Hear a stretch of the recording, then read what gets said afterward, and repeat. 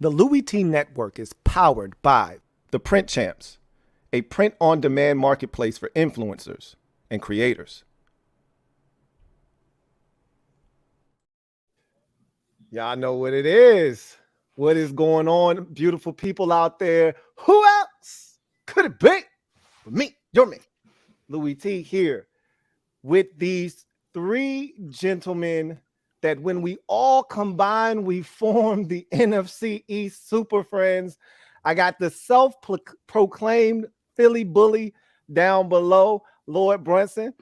Of course, next to me, I got the superstar of the group, Law from Law Nation Sports. And down below him, I got Bad Dog from Bad Dog Sports. Y'all know what it is? Gentlemen, how are you doing? I don't see any gentlemen on this panel. I'm good. That's good. The Listen. first of many digs of the night, just so y'all know, okay?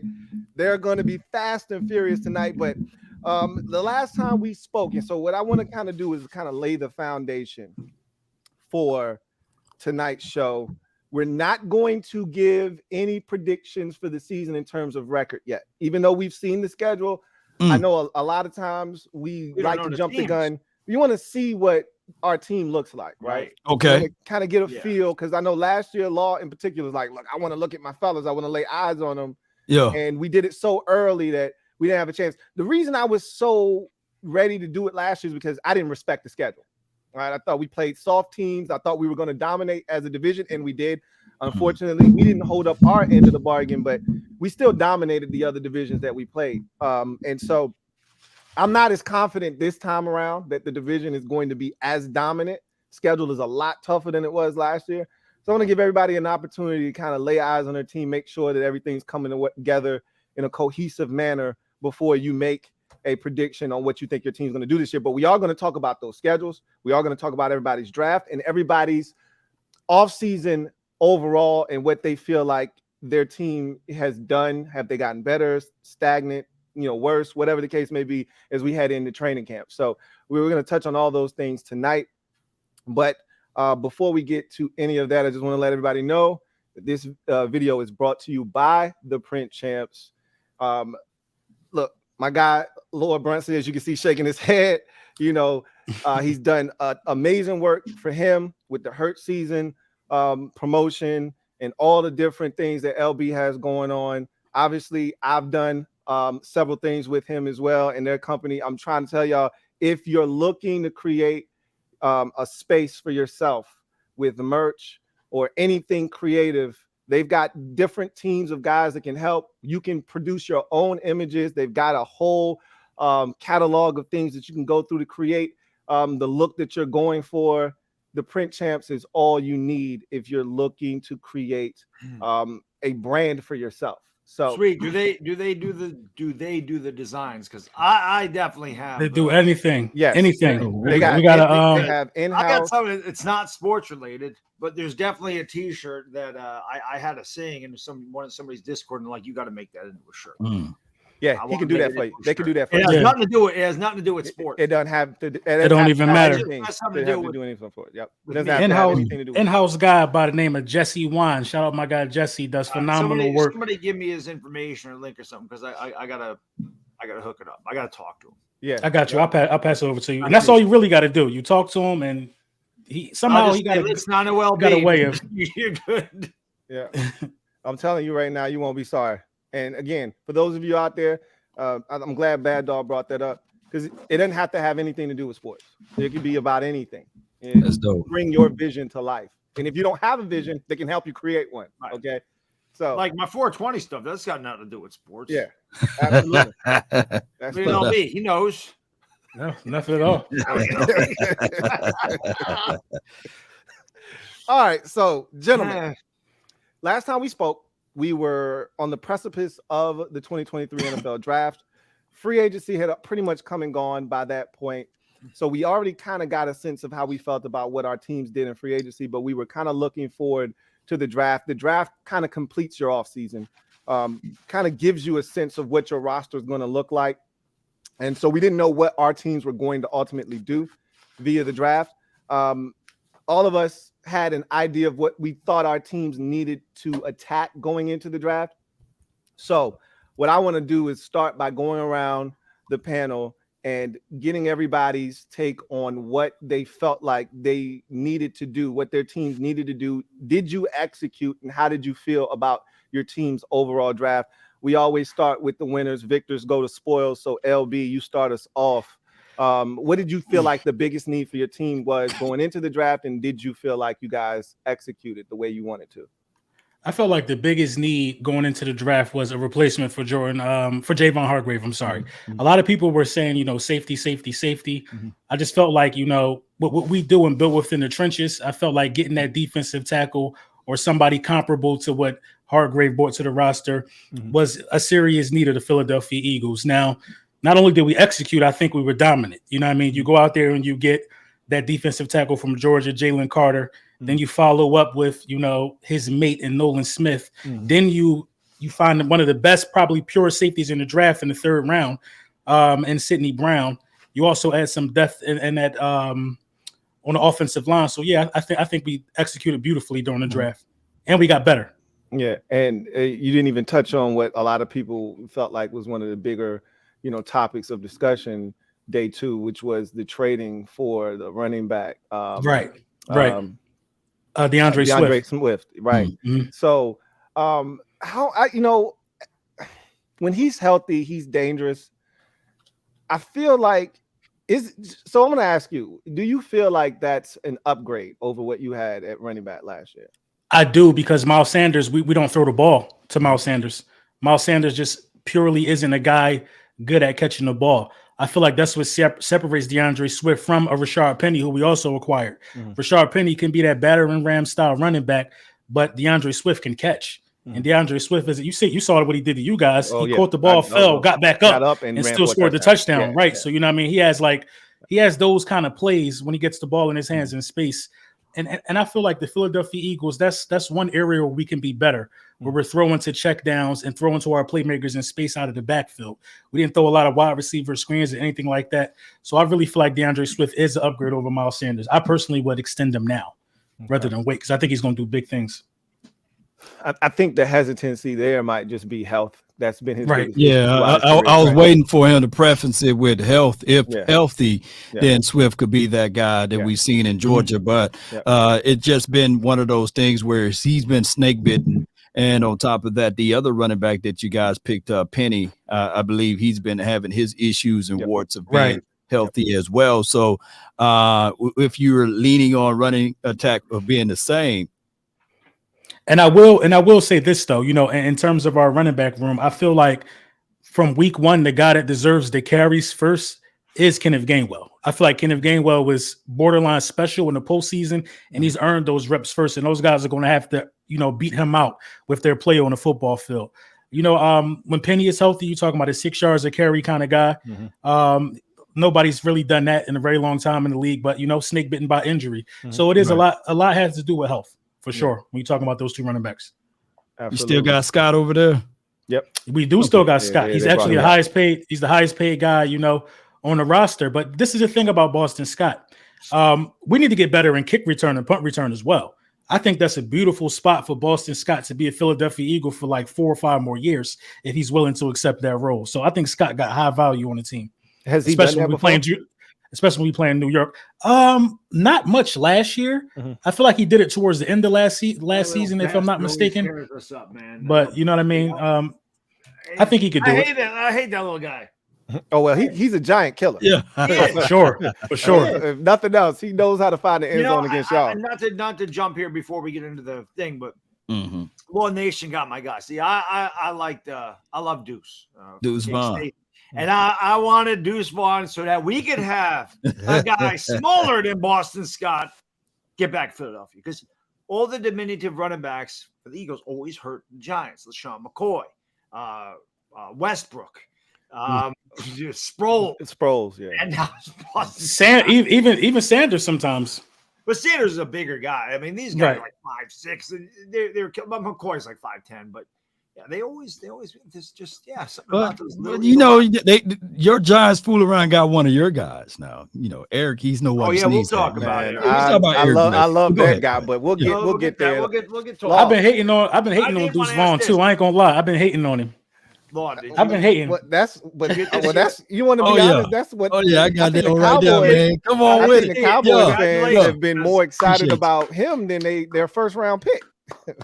Yeah, that's listen. Before we go any further, I definitely want to congratulate my man Law for getting 100K. Brother. Hey man, I appreciate listen, it, man. Louie, Thank we y'all got so two people. much, We got 2 people with a plaque, Louie, on the panel. We got to listen. We got to hurry up, Louie. Give me a little about 6 more years. Told I got it's like 6 more years. Yeah. Come on with it, for man. me, it's probably like get it in more order, like 50 more years for me. Yeah. Y'all, hey, those 2 dudes, man, I got to give them the treatment, man. No, y'all really, are definitely grinding, royalty bro. up here, man. It's ridiculous. I love it. It's crazy. Law, do you do any other sports?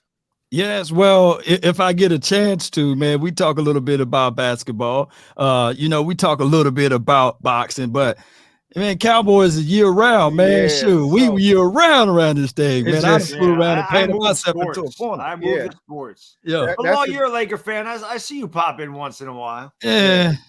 Pop in once in a while. Yeah, that's the thing that's impressive with Law, because Bad Dog has a lot that comes from his NBA coverage, especially with the Lakers. Then he does the Yankees as well. He'll dibble and dabble with a little bit of hockey if the Rangers are any good. But for the most part, he's got such a different, variety of stuff he can throw at you. Whereas with Law, a lot of his content is just Cowboys driven. So to see that number go where it went just based off of that for the most part is crazy. It is. So congratulations, appreciate man. it, man. I thank y'all, man, so much, man. I thank y'all. Well deserved, my friend. Well deserved. So appreciate it. You're up next, Law. Talk to me about what you were, and I think you were pretty spot on about what the first round pick was going to look like, defensive tackle. I think you were all over that. You were already setting the table for about 2 or 3 different dudes that you were really interested in. They took the guy that I think you thought they were going to take in Mozzie Smith. So just elaborate on your draft. Did they execute the way that you wanted them to? Because I got a little something to say about y'all draft. Man, come on with it, man. Precisely. Shoemaker. Those who draft the most need it the most, right? So when we look at the draft, we're just trying to fill in some of the voided areas. And when I look at a guy by the name of Mozzie, it should help alleviate some of the pressure that my guy Micah Parsons may have.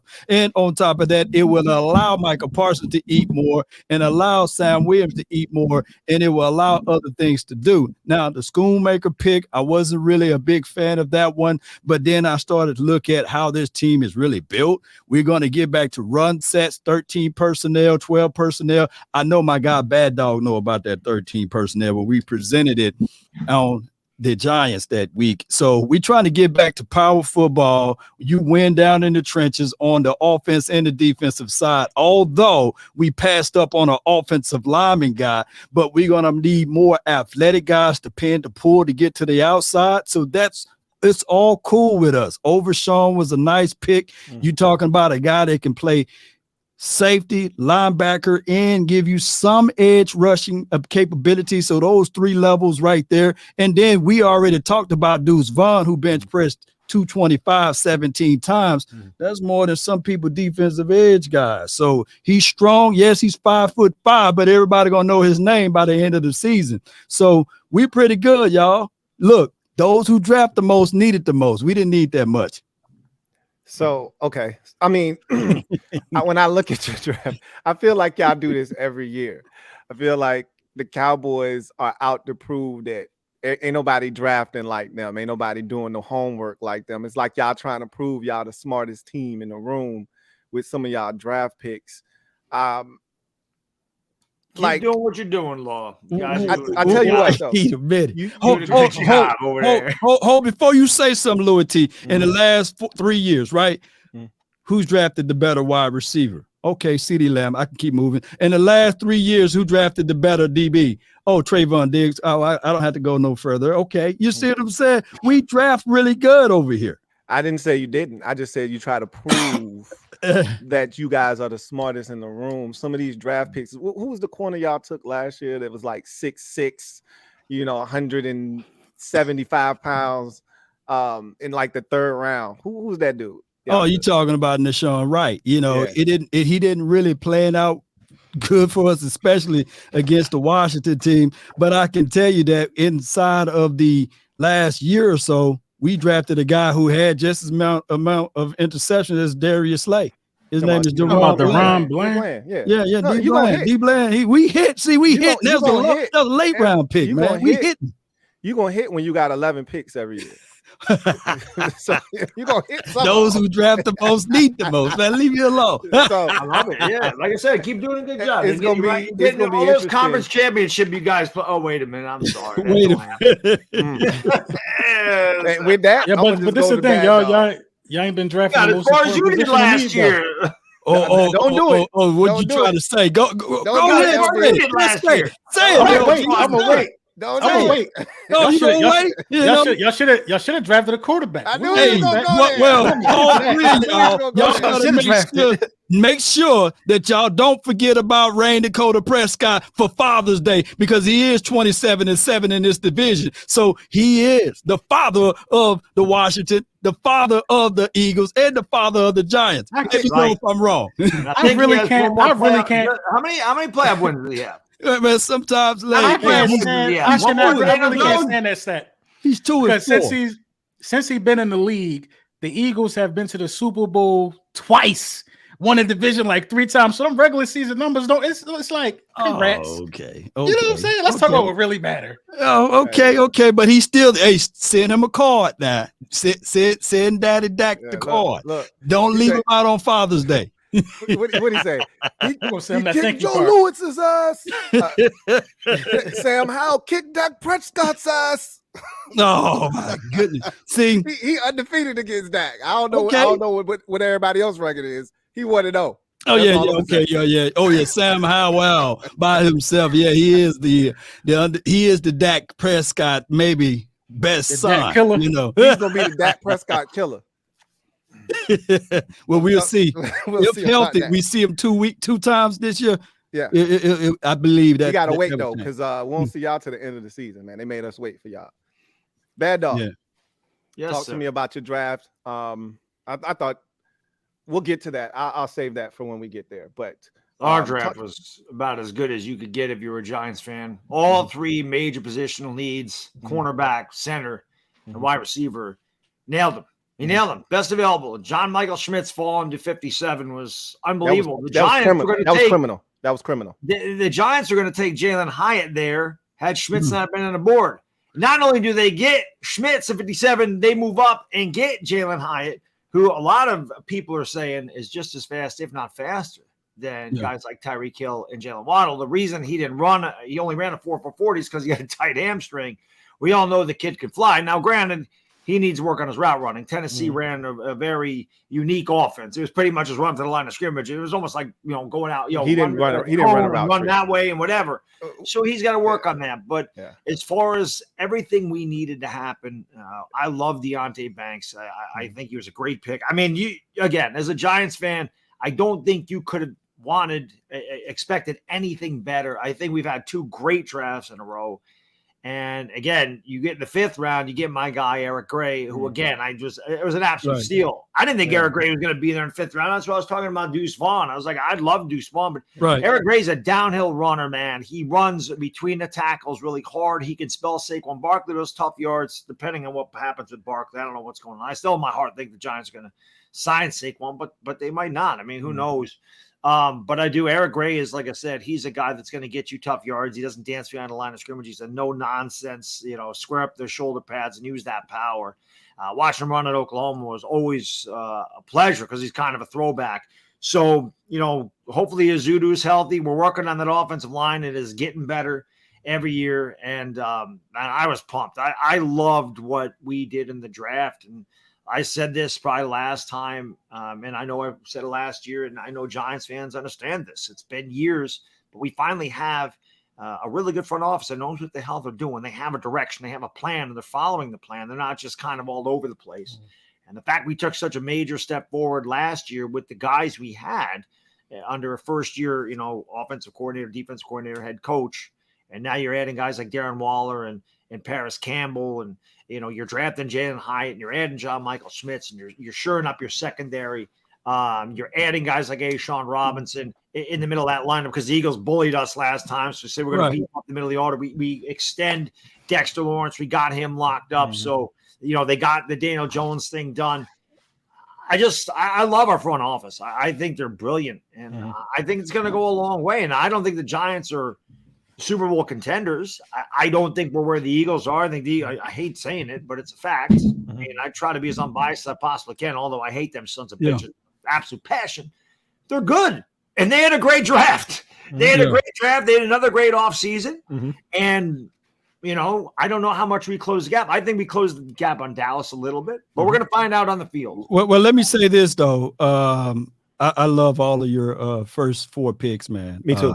Eric Gray, Jalen Hyatt, Smith, Deontay Banks.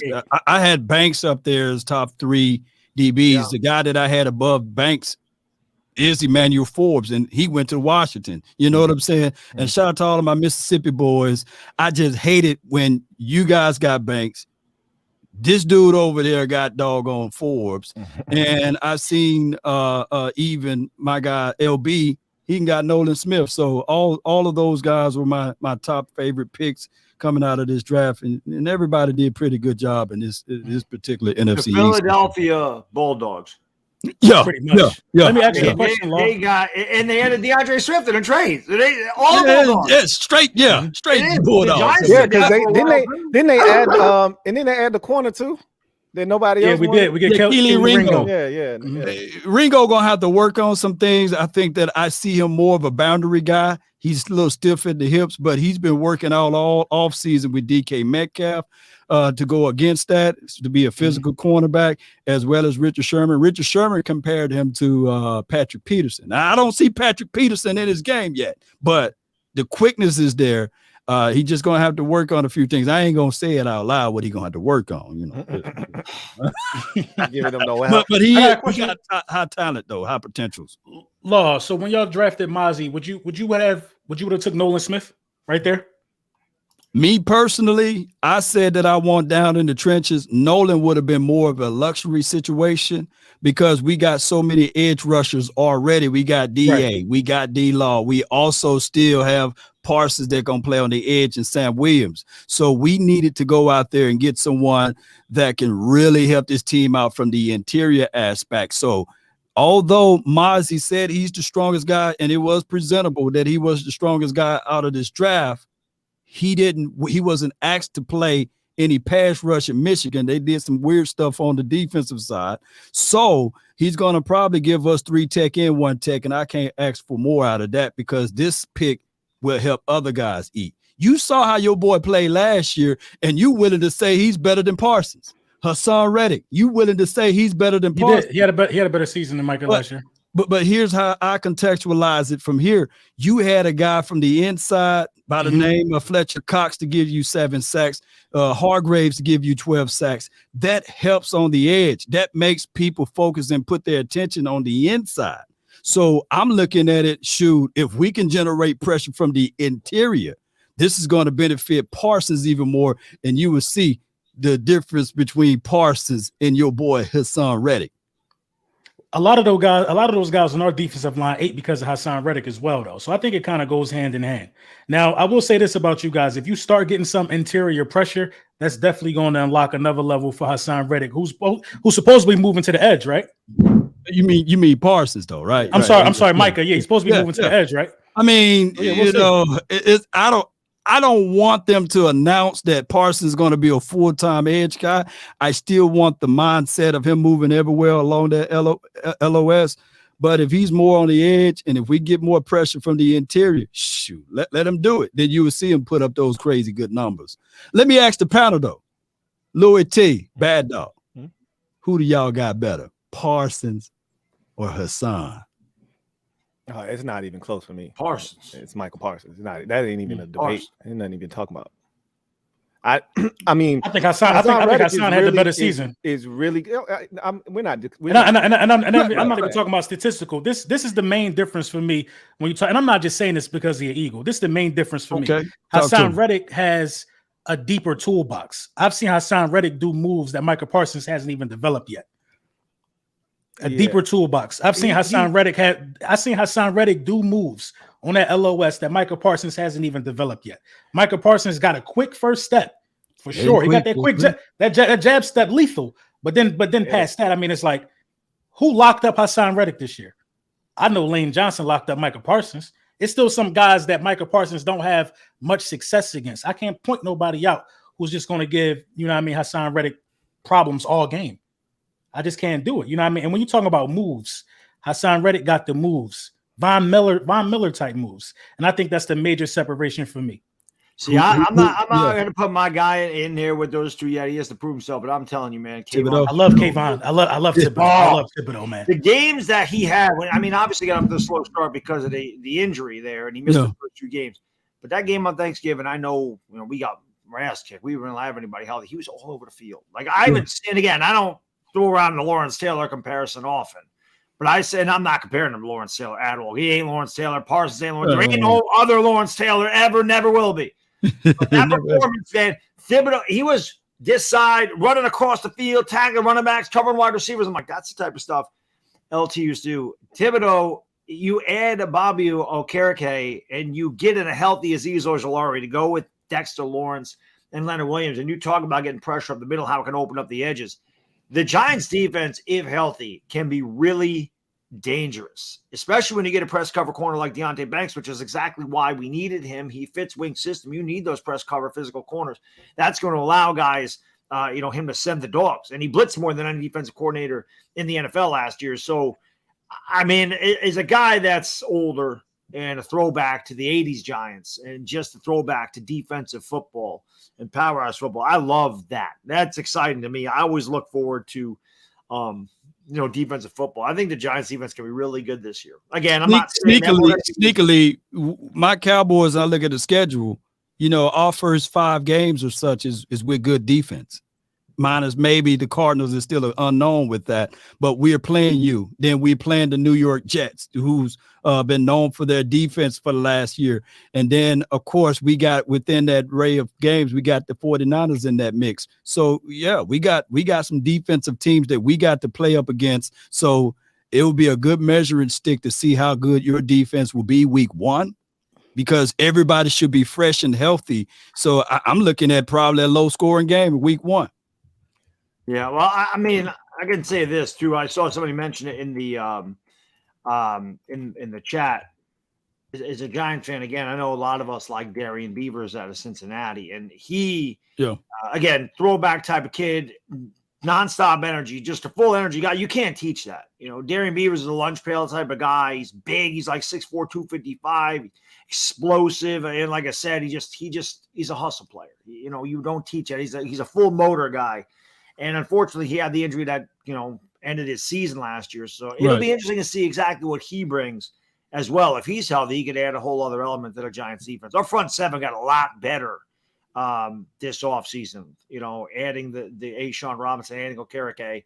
I'm excited, man. I think the Giants defense can be really good. And they're going to be tested because this division, Cowboys and Eagles especially, we don't know what Howell's going to be yet because he really hasn't done much. But we know that as Giants fans, we watched Dallas's offensive line push our defense around. We certainly watched Philadelphia do it. I'm not going to count the last game of the season because that is what it was. But in that playoff game, it was just Jalen Hurts going here.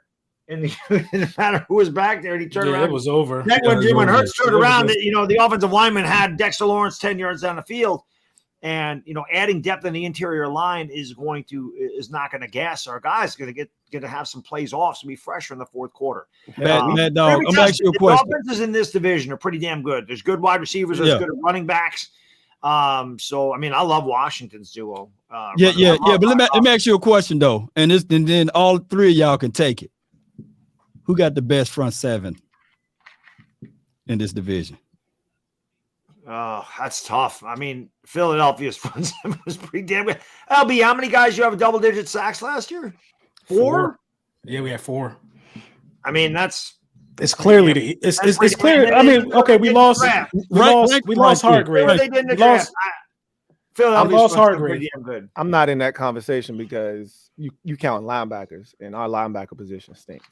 I love Corey Holcomb, bro. I don't know why, bro. He's always around the ball. I love that guy. Well, he ain't on the team anymore. So you guys gonna say he's not on the team? 1A, Eagles 1B, Cowboys 1A, Eagles 1B. I think the Eagles front 7 is real. I think the Giants front 7 has a ton of potential, but they have to prove it. You both your teams proved it. There's no. You already know it's the Eagles' law. I mean, I don't know why you. Come on, man. Come on, Cowboys 1A, Eagles 1B. The first game we played you guys last year, you guys set a record for like hurries. Daniel Jones was hurried like 28 times or something ridiculous. Yeah. I don't even know how the hell Daniel Jones survived. You talking about that Monday night game, right? Monday night, yeah. That was crazy. That was the Cooper Rush. Yeah, that was crazy. How many times he got rushed in that game? I can say this: out of all the teams in the division, we were the only one that could stop the run last year. Hell yeah! Yeah, we couldn't stop. That's what we were the only one that could stop the run consistently, and we did that without great linebacker play. So it speaks volumes about our defensive front. But when you start adding linebackers into the mix, I gotta take a step back. But is that the reason why y'all went DB? Well, so we minimize the linebackers in our system. So we play a 4-2-5, right? So. Right.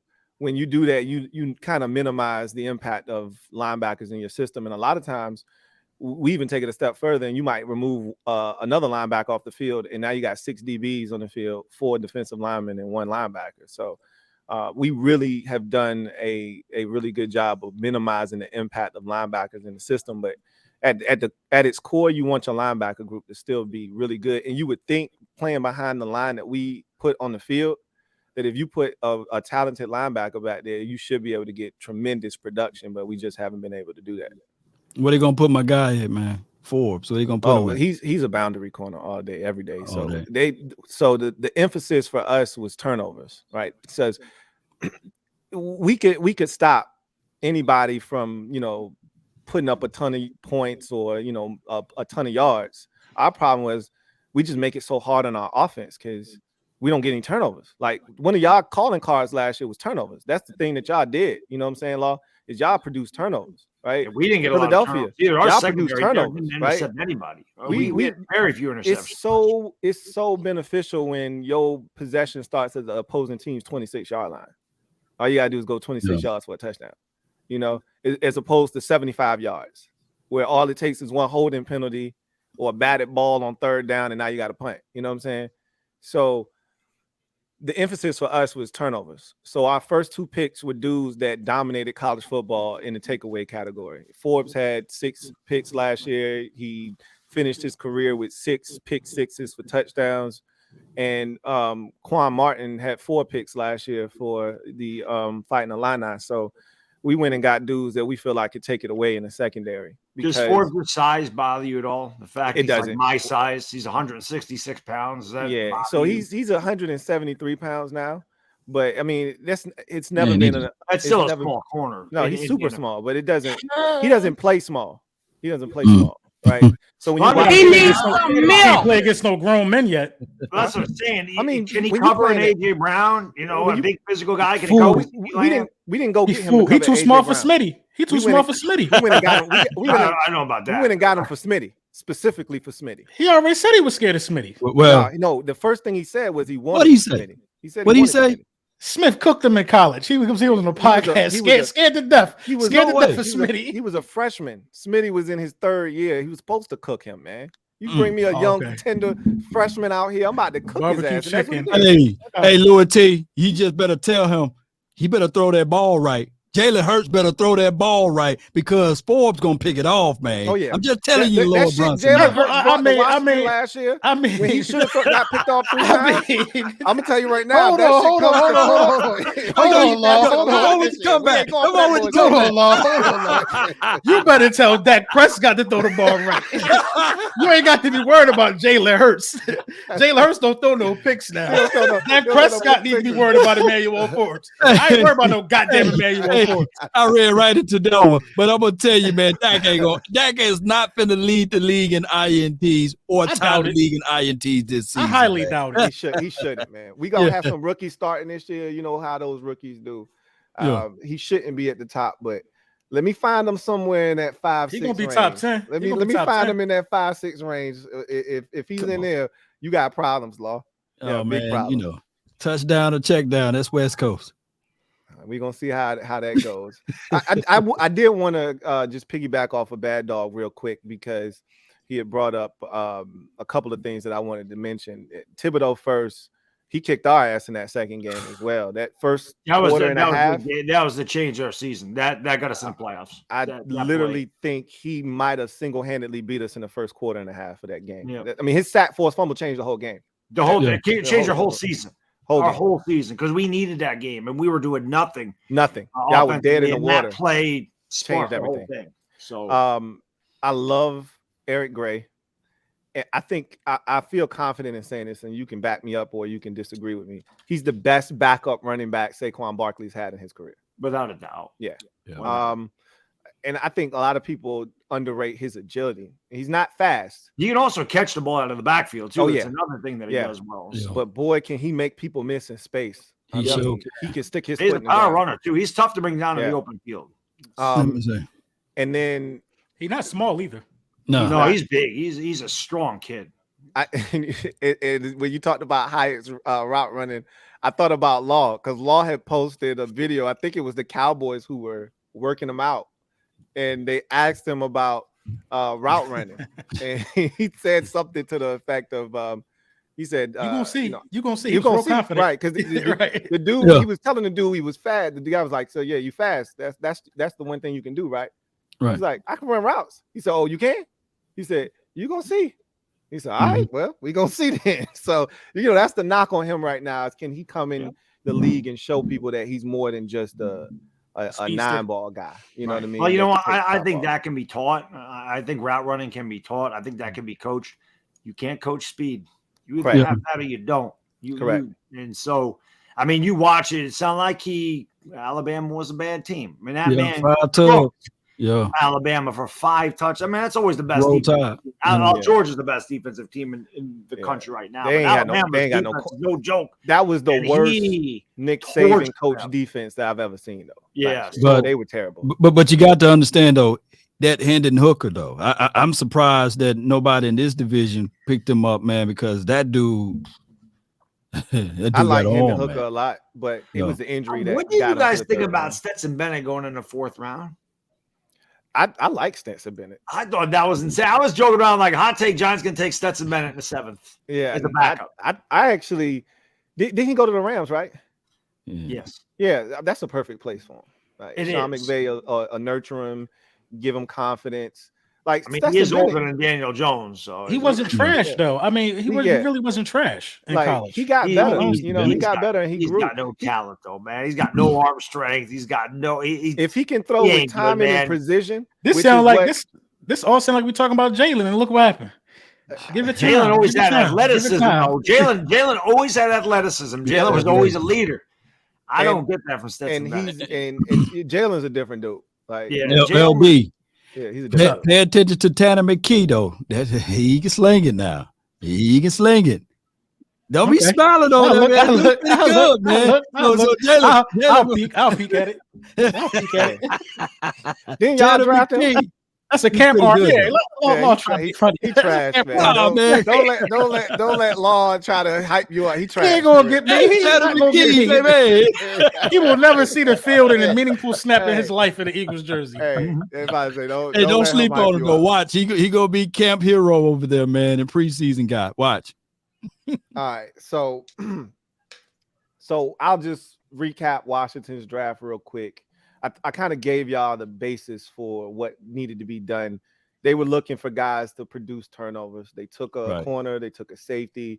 The biggest thing that I thought needed to be done after finding a new offensive coordinator, which they obviously did already and we talked about, was fortifying the offensive line. Our offensive line was terrible after week 1. They got hurt in week 2 against Detroit. And from there, it was a constant uphill battle trying to protect whomever was under center. So they were aggressive in free agency, and they were aggressive in the draft. They got a center, which gives them some more positional flexibility because they got Nick Gates. They could play him at center or guard. I think they're going to start Gates at center.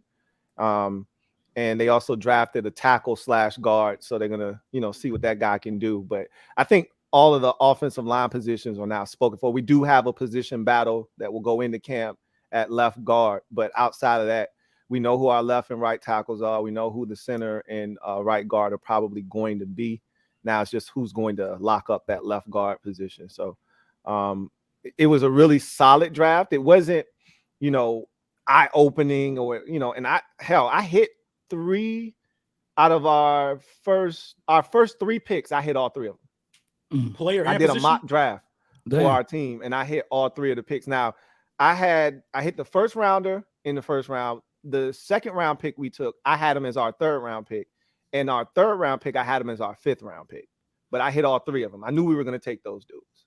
So I said all of that to tell you this. There were no surprises, really.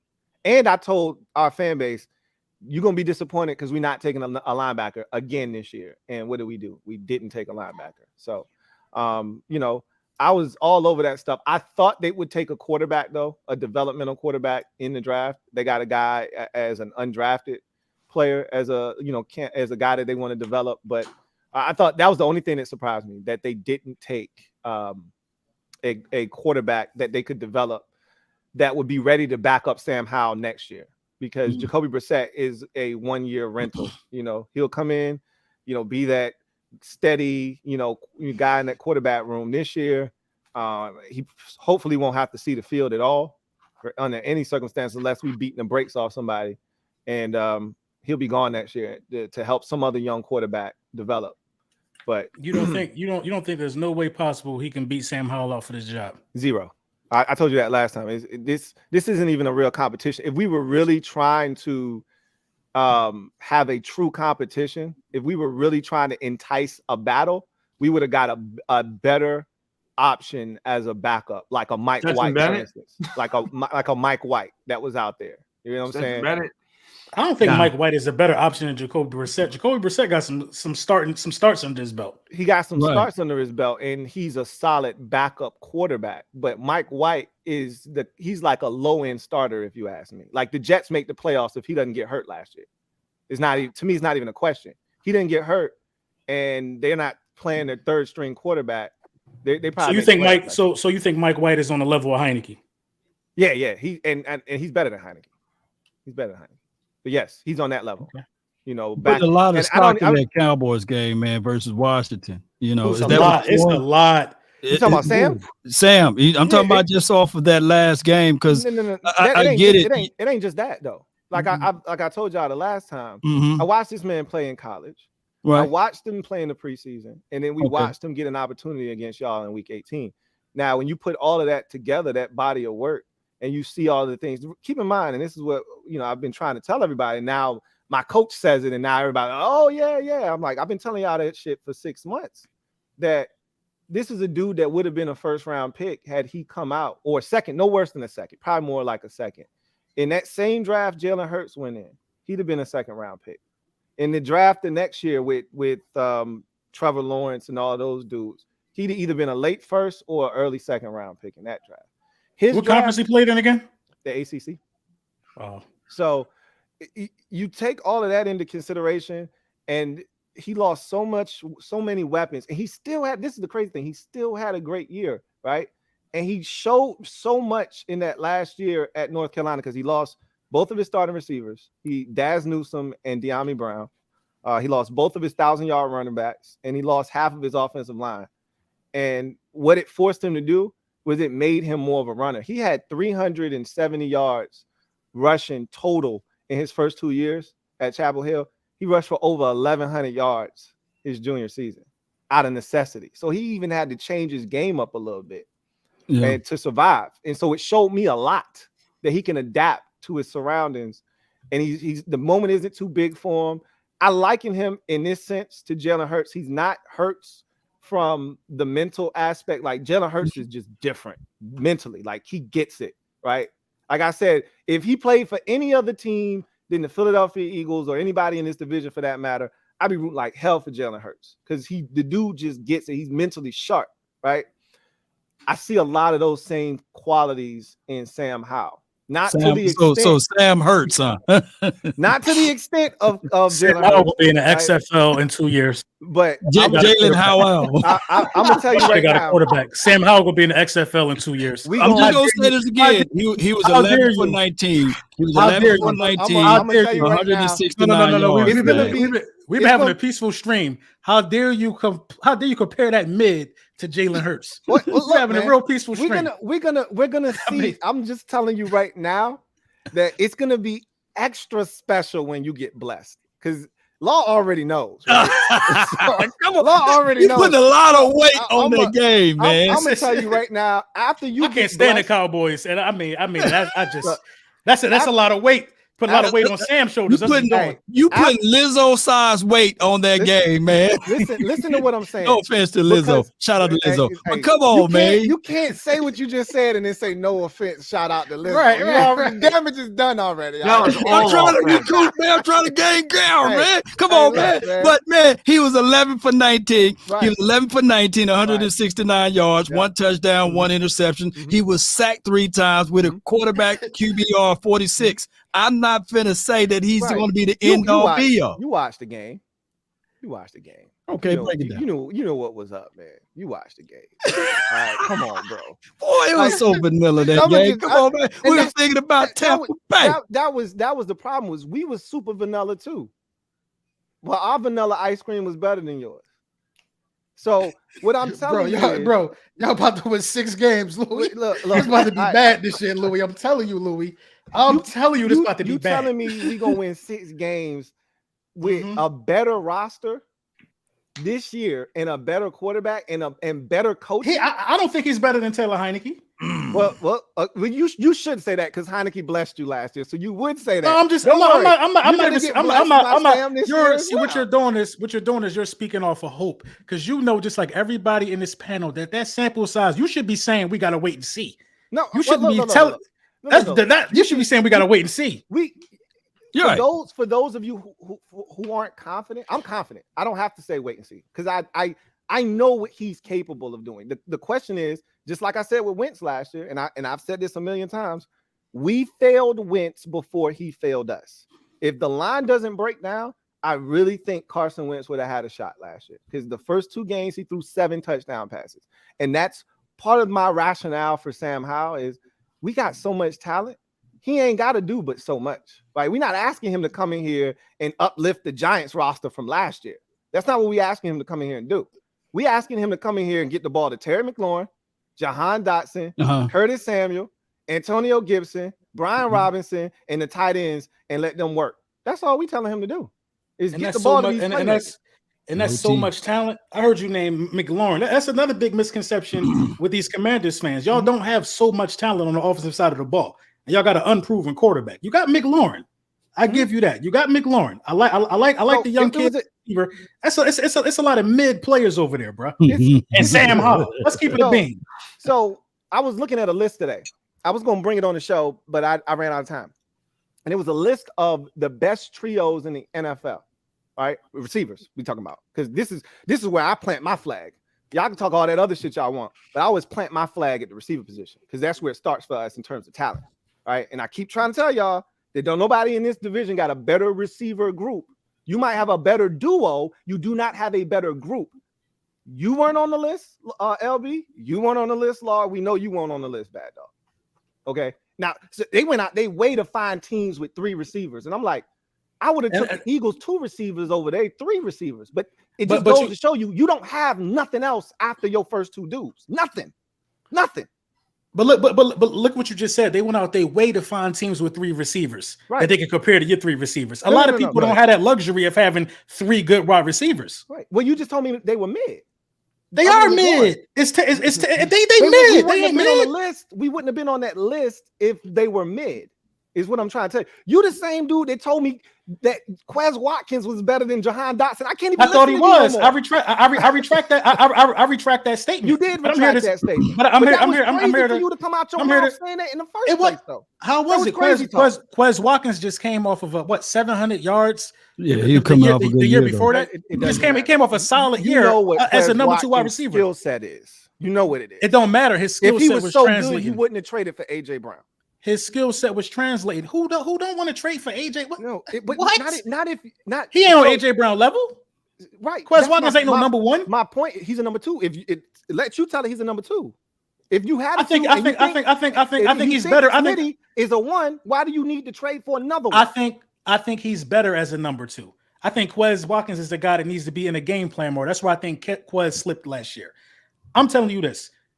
Our 2 wide receivers, 1A and 1B, 1A and 1A, whatever you want to call them, are just so good that they're better than your wide receiver core not better than ours. No matter what list you look at. It is. That's just blasphemy. I don't give a damn about your wide receiver core. You can't beat Daniel Jones. Daniel Jones owns y'all. So this talking about blessing somebody. Daniel Jones always blessing. This is the beauty of it, Bad Dog. This why I wore my shades today. I wore my shades because I got target practice on y'all. So I wore the shades, the target practice shades on y'all today. I'm sniping y'all because I knew you was gonna go there, Bad Dog. I was sitting. Well, it's a truth. No.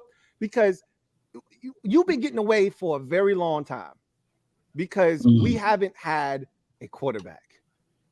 And that's the only reason you've gotten away for this long. Okay. So anytime Daniel Jones has been injured and you've had to come to quarterback hell with us, we've beaten your ass. Okay. The only difference has been. So are you grading the fact that Jake Fromm? So Sam Howell would be a better quarterback than Daniel Jones next season. I didn't stutter the last time we were here. I told you, I said, and I left it to y'all imagination, and I'm gonna let y'all do what y'all do. Listen, the reason why we asked you the same by the questions, end of this season, trying to give you a chance. By the end of this season, Sam Howell will not be last in this division when we start ranking quarterbacks. I told y'all that the last time. Now y'all can put him where y'all want to. He's dead last right now. That's where he belongs. After this season, he won't be there. And he might be on the bench. Is up to y'all. We'll see. He might be last in the conference, not just in the division. Okay, we'll see about that. Bryce Young better than him already. Bryce Young better than Sam Howell. We'll see about that. He should be because of where he was drafted. If that's what everybody thinks, because he's a 5th round pick, he can't be any good. We'll see. You know, I'm not gonna keep talking to y'all about the same thing. Actions speak louder than words. So we'll let them bless y'all. We get y'all nice and early, LB. He started with us. You see what the Cowboys did. I guarantee we sweep y'all this year. Oh, don't do that. Don't, because we always got to start with Dallas. Look, every year. I don't want. Do it again. Do it again, Lou. Do it again. Do what? Bet again. I ain't gonna spare you this time. I guarantee you we sweep y'all this year. Do it again. You bet not do it again. All right. If my squad looks like they legit, I definitely bet you. Because this the difference. Y'all might gotta wait to do record predictions. I could do mine right now. I could already do mine right now. Y'all gotta wait right now. I can do mine as well. Y'all gotta wait. No, you gotta see your squad. I already know what's about to happen. I need to see my offensive line. I don't need to see my squad. I need to see my offensive line. That's what I specifically need to see in action. Once I see that they're straight up front, Sam is about to have a field day. No doubt in my mind. So if I can just pin down 5 dudes that can do the job against the defenses in this division, you think he's gonna have a field day? Yeah, because y'all can't nobody in this division cover our receivers. We 7-11 over here, man. We always open. We always open, man. But he was 11 for 19 with a touchdown and a pick. That's nothing. With a vanilla. It was 2 scoops. If Daniel Jones had a game like that, John's gonna be like, get that. This guy freaking sucks, man. He's terrible. You know why? Hey, that 11 for 19 holds a lot of weight. And I ain't gonna say Lizzo because I'm my bad about that, man. I'm gonna keep saying my bad. I apologize, nation. Don't come after me. That holds a lot of weight. Sam Howell is going to lead the league in picks this year. That going to pass that torch to Sam Howell. You wrong so often that we don't even keep receipts with you no more. I don't even take stuff back no more with you. You don't have to. I predicted a tie, Lou. Look, you can't. That don't happen. That don't happen. He didn't do. You know that what don't happen. You know what I'm right a lot. You know what I did last year? Missed the playoffs. You know what I did? I told you I was coming for your undefeated season when we were 1-5. When we were 1-4, matter of fact. I told you what I was doing, right? You said it. Okay, so we even. So like I said, you said it. But like I said, when the season's done, Sam ain't gonna be in last. That's all. I'm gonna just leave it at that. And who is he gonna be ahead of? Huh? Who's he gonna be ahead of? I'm leaving it to your imagination, man. You can tell me. If you're talking about backups, if you're talking about all the quarterbacks in the division, maybe you're right. But starting quarterbacks, no, he's gonna be last amongst the starting quarterbacks. Definitely. Hey, y'all, he damn sure ain't gonna be ahead of Jalen Hurts. He didn't mention that. He said he ain't gonna be last. Look, no, he ain't gonna be behind Jacoby Brissett. Hey, look, that very well can fold. I'm gonna say it like this so you can understand what I'm saying, because you're trying to now you expanding the pool. He gonna be top 4 and he not 4. Yeah. All right. So we're gonna leave that. I'm gonna leave it at that. All right. So we got some super chats. I want to get to some of these super chats. Then we're gonna go to the next conversation, which is schedule. Everybody's had a chance to look at their schedule. How do you feel about it? Because I've already said, and I'm on record, and I said this last year, we're gonna crush this division as a whole, gonna crush this schedule, and the division did exactly what I thought they were gonna do. I do not see our division doing what it did last year with this year's schedule, but we're gonna come back to that. Let's get to some of these super chats real quick. Rev Rebel 95, thank you for the super chat. Greatly appreciate you. Thank you for that. Toba O, thank you for the super chat. Greatly appreciate you. Who writes, happy birthday, bro. This is the best birthday present. Thanks. One of my guys. Happy birthday. Happy born day, bro. Hey, man. Glad we could be a part of it. And cheers. Here's to many, many more, man. Cheers. Absolutely. Salute. All right. Chris Devers, my guy CD. What's going on? Thank you for the super chat. Greatly appreciate you. One of my favorite Cowboys fans, right? Sup, LT. Enough with how. What my boys love what my boys did. Yeah. I like the 2 trades that y'all made.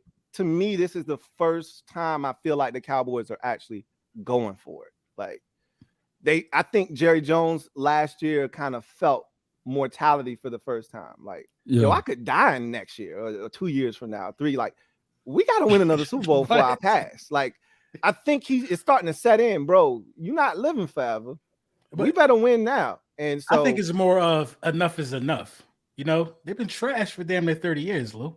Yeah, it's enough. It's enough. You got to start doing things different. Trash is a very subjective word, because winning 12 and 11 games ain't trash to me. They trash when it matters most in the playoffs. How dare y'all talk about my team while I'm in this room right here, man? How dare y'all, man? Come on, man. So we've been trash for 30 years. Well, how come you haven't collected the trash and kept up with the trash, or passed or surpassed the trash? What's going on with that, LB? Talk to me, man. Come on, talk to me. Listen, the Philadelphia Eagles have done a phenomenal job of putting themselves in position to compete for Super Bowls. When you don't get to a conference game in 28 years, you are not competing for it anymore. You are just looking for regular season success. You know what I mean? You gotta win when it matters most. We have been in. We've been in 8 championship games. 17. So you selectively putting your history on the line. In case you forgot, Law, even playing in the NFC Championship game is exciting as a fan. Yeah, but it's also there, knowing that you to watch y'all lose, too. You know, so of course it is. Of course it is. Yeah, of course it is. You know, of course it's exciting when you see us lose, but knowing that your front office is doing enough to give you a shot, that's exciting. You know what I mean? Knowing that you got players competent enough to give you a shot, that means something. That gives you hope for next season. What hope do you have? What hope do you have that something going to change this year? Because I know it ain't.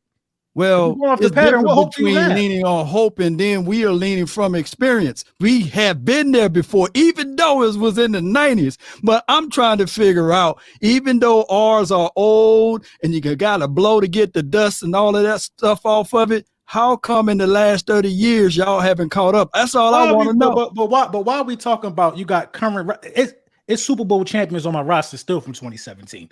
Why are you talking about y'all been there before? Like them guys playing golf. Some guys got great grandkids now, Law. Y'all ain't been there no more. Y'all don't know what it feel like to be there no more, Law. Your coach is a new Eagles team. 17 ain't there no more. You know what I'm saying? But he's in Jacksonville. Let me tell you, let me get team come back. You can't win this, Law. You're not gonna win this one, Law. You can't win this one, Law. Why I can't win? Because his argument, Louie Tee, is that we never seen a chance of our team winning the Super Bowl in HD. Right. Yes, that is a good argument, but we never saw our team lose in HD as well. We never saw them lose in HD. The last time the Cowboys won a championship, I was 19. I'm almost 50. All right, that is all you need to know. Hey, look, that is the expiration date on those championships. It ain't though. And this, you know what? This would kill me about Cowboys Nation. Y'all refuse to keep it 100 and say that this ain't make or break for Dak. Let's cut it out. If he performed how he performed last year again, y'all got to do something at quarterback. Y'all over here talk about extension like he earned one. This is make or break for Dak Prescott, Law. Let's leave it to the panel. Louie, is it make or break for Dak? Make or break is strong. I think if he has another year like last year, then I think the Cowboys are going to be actively looking. Will they do something? I don't know, but they gave him a pretty hefty contract, right? And that was very recent. And you can't get out of it. Drop that thing can't get out of that and contract. move on from him. I think they would be in a position where they're maybe actively looking, even via the draft. But to just say that this is make or break, like they can get out of the contract next year, I don't see that happening. But look, I will say this: gave y'all the blueprint how to get from under a bum. Still, here it is. Even a hobbled Dak Prescott with a broken thumb coming back off of that in the NFC East, he was still 2-1. By the way, there was only one team that beat him in the NFC East. Can you raise your hand? Yeah, there was only one team that beat him last year. So even if it's a make or break, even if it is a regress Prescott, he was still able to put up 40 points. Right. He put up at a regress state. He put up 40 points on Law Brunson wasn't y'all number 1 or number 2 defense in the National Football League. He put up more points on your team than the Super Bowl champ Chiefs did. Did he put up more points than the Chiefs? But how many did he put up against San Fran in the playoffs? 19. Look, you can't. That's when it mattered, though. You can't allow me to squeeze respect off of somebody from the 49ers doing something that you guys can't do against us. You know what I'm saying? So you try to take credit from what the Niners doing. You see, if there was the Niners guy on the panel, I'll go back and forth with him and he will be winning. But as far as the Cowboys versus the Eagles, we pretty much dominated versus y'all. Right or wrong? That's why Dak Prescott had to beat the 49ers and meet us in the NFC Championship. And we would have dominated. So you need to be we would never know. Eagles fans need to be reaching out to the Niners and saying thank you, because that's one team we can't beat, and you guys found a way every year to beat them. Come on, man. As I always like to say, with Eagles fans, you'll never win. Because all they're going to do is go back to, hey, we was in the Super Bowl. Where was y'all at? They can't win no arguments other than that. But we not. Yeah, that's a good argument. That's false. That's false. Look, that's false, though. Somewhere else. That's false. It starts somewhere, and then it ends up, hey, y'all trash. Y'all ain't do this. You ain't do it. That ain't, but that's not that's not what just happened. The topic is winning when it matters. No. Talking about putting up 40 against us. That ain't got nothing to do with what we talking about. Is it a make or break year for Dak Prescott? Listen, Dak Prescott respect got to be earned at the quarterback position. Cowboys fans, for some reason, they can't understand why Dak Prescott gets scrutinized the way he does. We all know this, right? It's because he doesn't win when it matters. If he wins, nobody will have anything to say about Dak Prescott. If he wins, 27-7, you can't respect him for 27-7 in his division. What is that? Oh, his record in the division? In his division. Law. Y'all can respect it all y'all want, but the national media, nationwide, nobody else respects it, Law. It's a good record to have. I think any quarterback could have beat the Giants the last 5 years since 2017. Come on. I mean, 2016 we swept Dak Prescott. Y'all would have. 2017 everything fell the hell apart. Everybody beat the Giants. Y'all were the most stable team in the division at the quarterback position since 2016. That shouldn't be surprising. Your record against us. Just give us the respect. That's all we saying. It got to be earned, bro. It got to be earned. I think he earned his I'm going to say this right now. First of all, Tiki Barber was better than Emmitt Smith. Oh, we need a view button.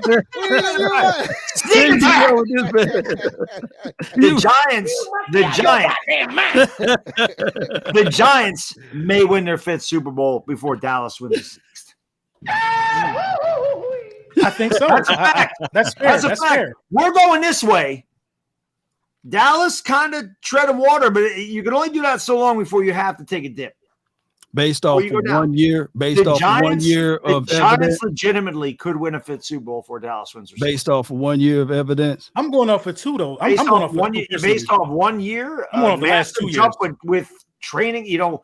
Practice squad players and a first-year head coach, first year Mike Koff could be the offensive coordinator, first year Joe Shane, tons of injuries. Yes, I do believe based on what they're building there in New York. Based on what they've done with these contracts, based on the fact that we have a guy that understands how to utilize the cap, unlike Dave Gettleman. Dave Gettleman was a good scout, terrible capologist. That's why the Eagles are always competitive. Harry Roseman knows what the hell he's doing with the cap. Knows how to work it. Well, we got guys. Brandon Brown, our assistant GM, came from Philadelphia. Joe Shane came from Buffalo. Those 2 organizations know how to use that cap. They know all the loopholes. Well, that's what I base it on. That cap, I hope they can win some games versus the Cowboys, because when I look at it versus the Giants, I'm still looking at Daniel Jones. He's 1-7 or 1-6 versus the Cowboys, and as well as we're gonna find out. We'll find out more. And even Saquon Barkley, he's 0-7. He was supposed to be that guy, to be that change of pace guy that can change over the organization. So it's just 0-7 versus the Cowboys. It's just Jones. It has nothing to do with the other 51 guys on the organization. Well, it's got nothing to do with Joe Judge. Has nothing to do with Jason Garrett being our offense. Come on, boy. Even with my guy LB, I appreciate your boy going all the way to the Super Bowl, Jalen Hurts. Hey, we all liked him in the Super Bowl, right? We all enjoyed him. Ain't that right, Louie Tee? Ain't that right, Bad Dog? We all enjoy that. Yeah, it's the best $100 I ever spent. See how he can rebound from that. On that. Best $100 I ever spent in my life. Yeah.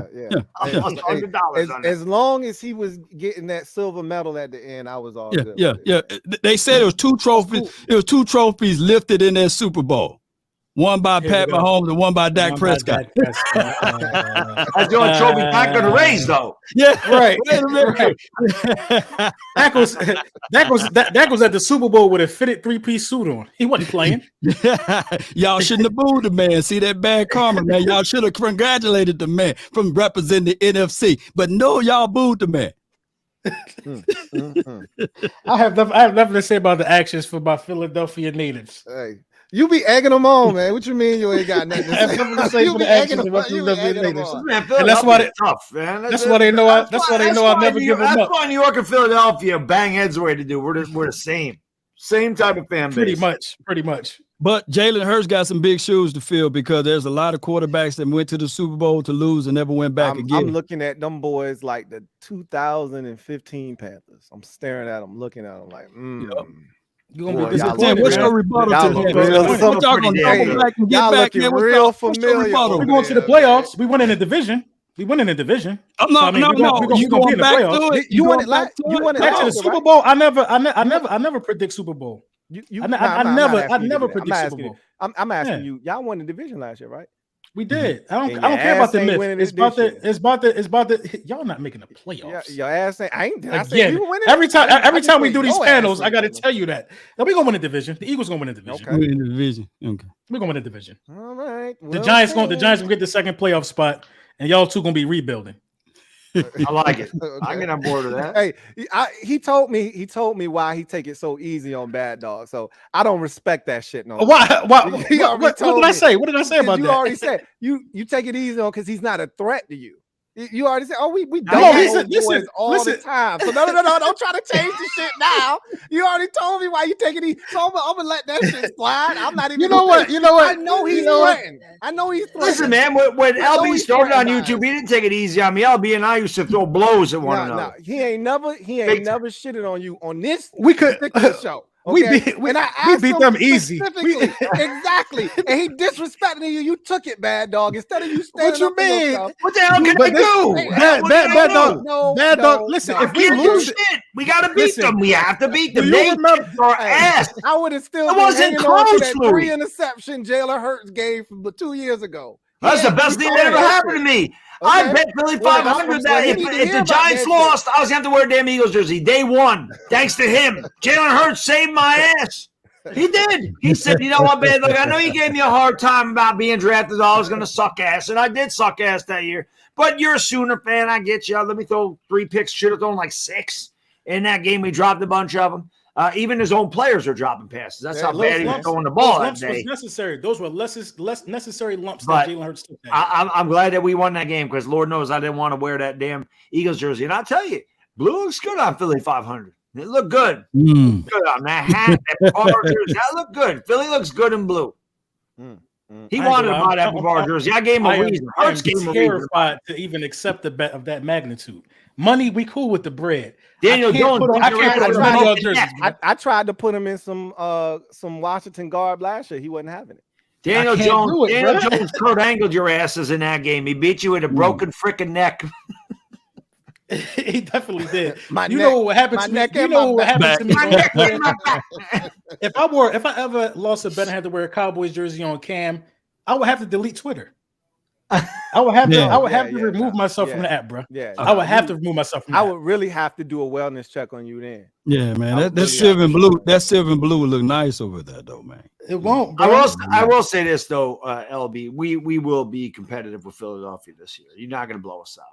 They still got to prove me that they can beat you guys because we can't. I mean, if y'all can't give a resistance to that offensive line, we ain't gonna even throw. We're just gonna run it and get the game over with. We're gonna see. That's why we beefed up that line. And that's why we added Okereke, and we'll see. Darian Beaver's gonna be coming back, so we'll see how it goes. But I do think that we shored up some spots that we needed. I think what we did this offseason, without a doubt, signing those interior offensive linemen and re-signing Dexter Lawrence or extending Dexter Lawrence, I think that had a lot to do with what Philadelphia and Dallas did to us. Dallas ran the ball over us too. Actually, everybody ran the ball over us. But what you guys did in that playoff game, that was hard. And it's funny because I tell you, man, losing the Eagles always sucks. I hate it. It's awful. It's gut-wrenching.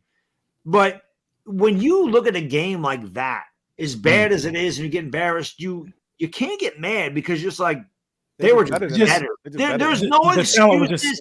God, what if this happened? What if this happened? What if this bounced that way? What if we got this goal?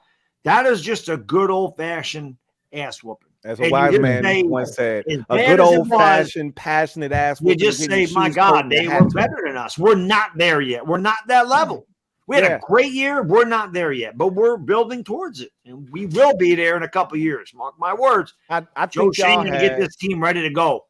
I think y'all had the most improvement with your roster this offseason. They did. Yeah. They did. I think you did. Metaphor, thank you for the super chat. Greatly appreciate you. Thank you for being a member of the MOBB who writes, bless you, LB, because it's Hurts season. First to worst. So he thinks your Eagles are going to worst out to last place. I can't see that, but I know they won't finish in first this year because that's not what happens in the NFC East. At some point, that streak has to end. I don't think it's this year, though. LT, thank you for the super chat. Greatly appreciate you. Writes, D-Hop can admit Hurts is top 5. Why can't the NFC East? I mean, he's entitled to his opinion. I don't know if he was necessarily calling him top 5 in the league as much as who he would like to play with. I think the question phrased it was more his top 5 quarterbacks he would like to play with. So, but Jalen Hurts is top 5. The rest of the world is saying he's top 5. The world is okay. Yeah. All right. I missed that memo. Shout out to him. Shout out to him. But yeah, right now, if you're making a list, he's got to be the top quarterback in the NFC. Exactly. I don't think all the quarterbacks are in the AFC. So I don't think that makes him top 5 because I think you can find 5 on that side before you get to him. Probably 6. I think he's somewhere in that 7 range right now. Where? What, in the AFC? Yeah. Mahomes, so you got Mahomes, Burrow, Herbert. No, Herbert ain't better than Jalen Hurts. Herbert ain't better than Jalen Hurts. You a damn lie. Herbert ain't better than Jalen Hurts. You ask any Eagles fan who they would rather have. Why? If they're real. They're real. What you mean to be real? What you talking about? I'm from the soil. If I go to Philly, they only gonna tell you Patrick Mahomes. They only gonna tell you Patrick Mahomes if I go to Philly. I'm being realistic. Of just this year, of just last season, right? And last season was a pretty big year. So that is the elixir. That is the elixir to put them up in top 3 categories quarterback in the National Football League. Jalen Hurts was top 10 in passing yards. Jalen Hurts was, I think, 4th in interceptions, and Jalen Hurts was 4th in QBR. Dak Prescott ain't never do that in his career. That ain't easy to do. See if he can do it and run it back again. Once again, Jalen Hurts had the exact same season. He had the exact same season for the numbers of what Dak Prescott did his rookie year. Because Herbert's done it multiple times already. Herbert's already done it multiple times. I'll say this too. I'd also take Trevor Lawrence over Jalen Hurts. I'll take Trevor Lawrence. We being blasted, and y'all saying it all for 1 year, right? Y'all saying it all for 1 year because none of y'all wouldn't talk about no Trevor Lawrence being top 5 last year. I didn't say it's top 5. I said I would take him over Precisely. Jalen Hurts. Okay. Yeah, we talking about his talent. I'm gonna tell you why. I'm gonna tell you why. I'm gonna tell you why he's gonna do it again. I'm gonna explain to you why he's gonna do it. We listening? We listen. Last year we was finishing games by halftime. This year that's not going to happen because the schedule is tough. Listen to me when I'm talking. The stats are going to be more. I know you understand this concept. The stats are going to be more inflated this year. Yeah, I feel like he's going to play 4 quarters more this year. Well, listen, and the numbers y'all love to see, you're going to see them with the wins. Listen, just run it back to back. Nobody in the league quits at halftime. I don't give a shit what the score is. You up 24-0. You don't hit the brakes, bro, at 24-0 in the NFL. As Bad Dog. Huh? As Bad Dog. Jalen Hurts threw 3 touchdown passes in the first half of the divisional round, and then we proceeded to run the clock out. Right. Yeah. But you're not playing the Giants every week. Oh, wait a minute. Jalen Hurts didn't throw no 3 touchdowns in no divisional round. But yeah, he did. I think it might have been 2. Like 152. He didn't throw a single touchdown until he got to the Super Bowl. That's cap, though, Law. That's what y'all make up to try to devalue him. That's cap. He threw a touchdown. That's not true, Law. He wasn't. Don't listen to Cowboys Twitter. He wasn't good. Don't listen. He wasn't good. Let me go look up his touchdowns. As Bad Dog happened in the first half. As Bad Dog happened in the first half. Okay, what? As Bad Dog happened in the first half. Everybody wants to say the game, and you must have turned it on at the second half when it was over. Nah, I watched because he had over 100. He had over 130 passing yards. Oh, yeah, he threw 2 touchdowns, not 3 touchdowns. It was how many passing yards? How many passing yards he had? 2 touchdowns in the first half, yards, man. 154 16 in the first half, right? I mean, come on, Kenneth Gainwell ran for 112 yards, and Miles Sanders ran for 90. When it's over at halftime, the Giants were an embarrassment. Run up stats like that. What I'm talking about running all day, man. Come on, man. What I'm telling you is we're gonna see, because you're not playing Jacksonville, Tennessee, Houston, Indy. You're not playing Chicago and Detroit, and Minnesota, and Green Bay. You're not gonna have these teams like we did last year, where you can run up the score on these boys.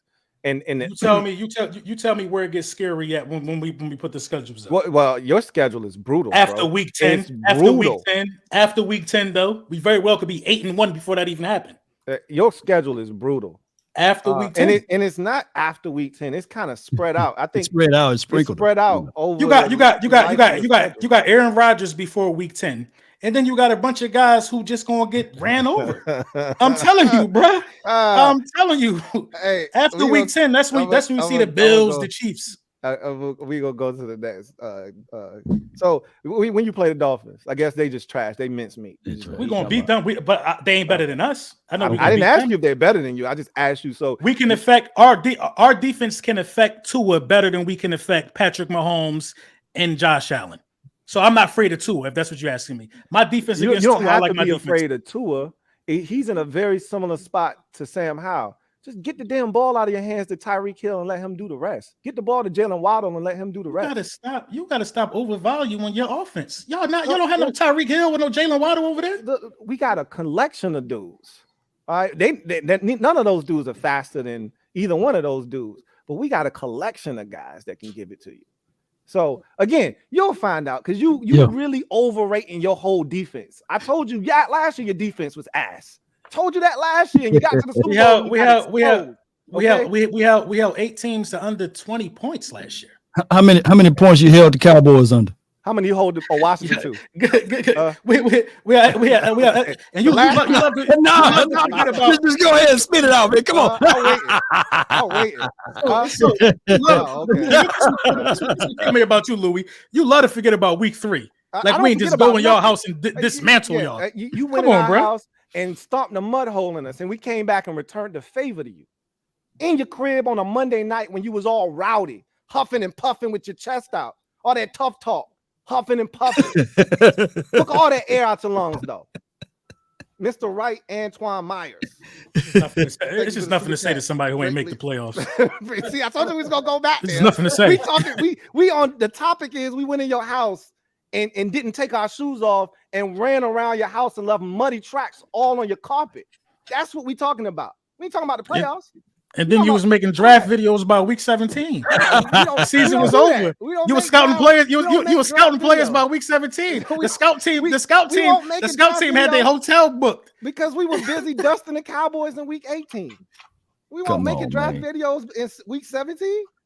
Anyway, bro, come on now, dog. Here, for my homeboy Law. Good show, Louie Tee. Hey, I appreciate it, man. Appreciate it. And Law 3 teams in this division made the Final 4 in the NFC. Isn't that crazy? That's crazy. Isn't that crazy? That is crazy. John Livingston, thank you for the super chat. Greatly appreciate you. Thank you for being a member of the MOBB. My guy, JL Smooth writes, Lou, way too long for YouTube. Please check Twitter. Uh-oh. You got a lot to say. John, appreciate John. All right. Is that a Bills? He a Bills fan. We play the Bills this year. You know he like to talk shit. Diggs versus Diggs. We're gonna see what happens this year. Samuel Mays, thank you for the super chat. Greatly appreciate you, Rice. I believe this year the NFC East Division crown will be between the Eagles and the Giants. They both got significantly better, in my opinion. I don't think the Eagles got significantly better. I don't think they got any worse. A lot of people assume because they lost so much stuff that they got worse. I can't say that they got better, but I don't think they got any worse. The only thing that I want to see, and LB's kind of trying to diffuse this, and he might actually be right about this, I can't say, is that I want to see what they do with a new offensive play caller because they lost their offense. I wanted their defensive coordinator to stay. I was like, shit, Arizona, why you take him for? You know? To y'all three, where did the Cowboys got worse at from last season? I don't think y'all got worse either. I think we got better. Running back. Okay. I don't. Well, I told y'all. Zeke worse because Dak's gonna play the whole season this year, so you got worse. I told y'all. Come on now, I told y'all Zeke was washed 2 years ago, and y'all laughed at me, and El was like, "I'll take him." I said, "Well, you take his." I will say this. That second game, Dallas and Philadelphia, Gardner Minshew won me my fantasy league in that second game. I had to take him because all my quarterbacks are banged up. I had Gardner Minshew for like 3 weeks. Killed it for me. Yeah. He killed it in that Saints game? No, the Cowboys game. He did. Killed it in that game. He had a couple turnovers, and man, he killed it in that game. All right. So my guy JL Smooth writes, "Hey Lou, finally able to catch another live. So happy it's the Super Friends. Respect to all of y'all, not just your teams. Just not your teams." He laughs. He says, "Anyway, update on his dad. So his dad is battling cancer. Stage 4 cancer in his prostate. Didn't spread anywhere else. God is good there, man. Really appreciate you telling us that. Glad to hear that, which is very rare." He says, "God is good, man. Thank you to you and the mob for the prayers. He won't need chemotherapy."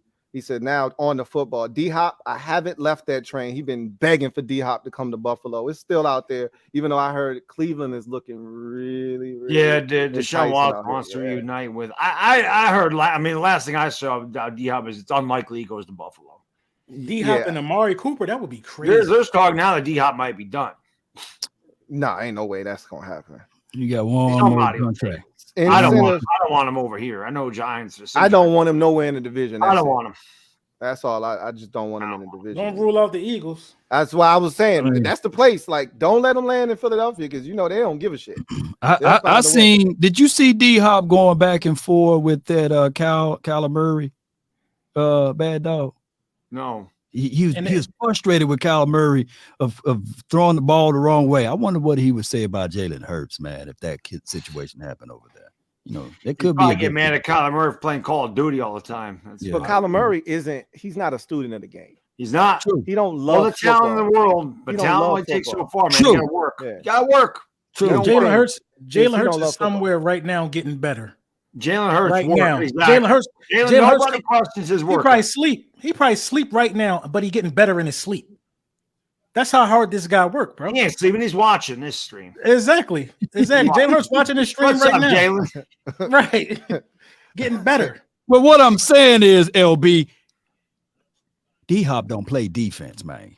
So if y'all get D-Hop, it's still gonna be the same. It probably is. That's how good we are. I mean, the offense is fine in my opinion. Nothing really changed add there. A third weapon to that receiving group with Dallas Goedert at tight end. Hell no. You won't be able to stop anybody over there. You will not be able to stop anybody. That'd be crazy if they did that. No way. I don't. But my thing is, it takes away from one of our traits, our superpowers. You know what I mean? Physicality and running the ball too. We still got to remain true to that identity as well. But yeah, if you add D-Hop to this offense, it's a wrap.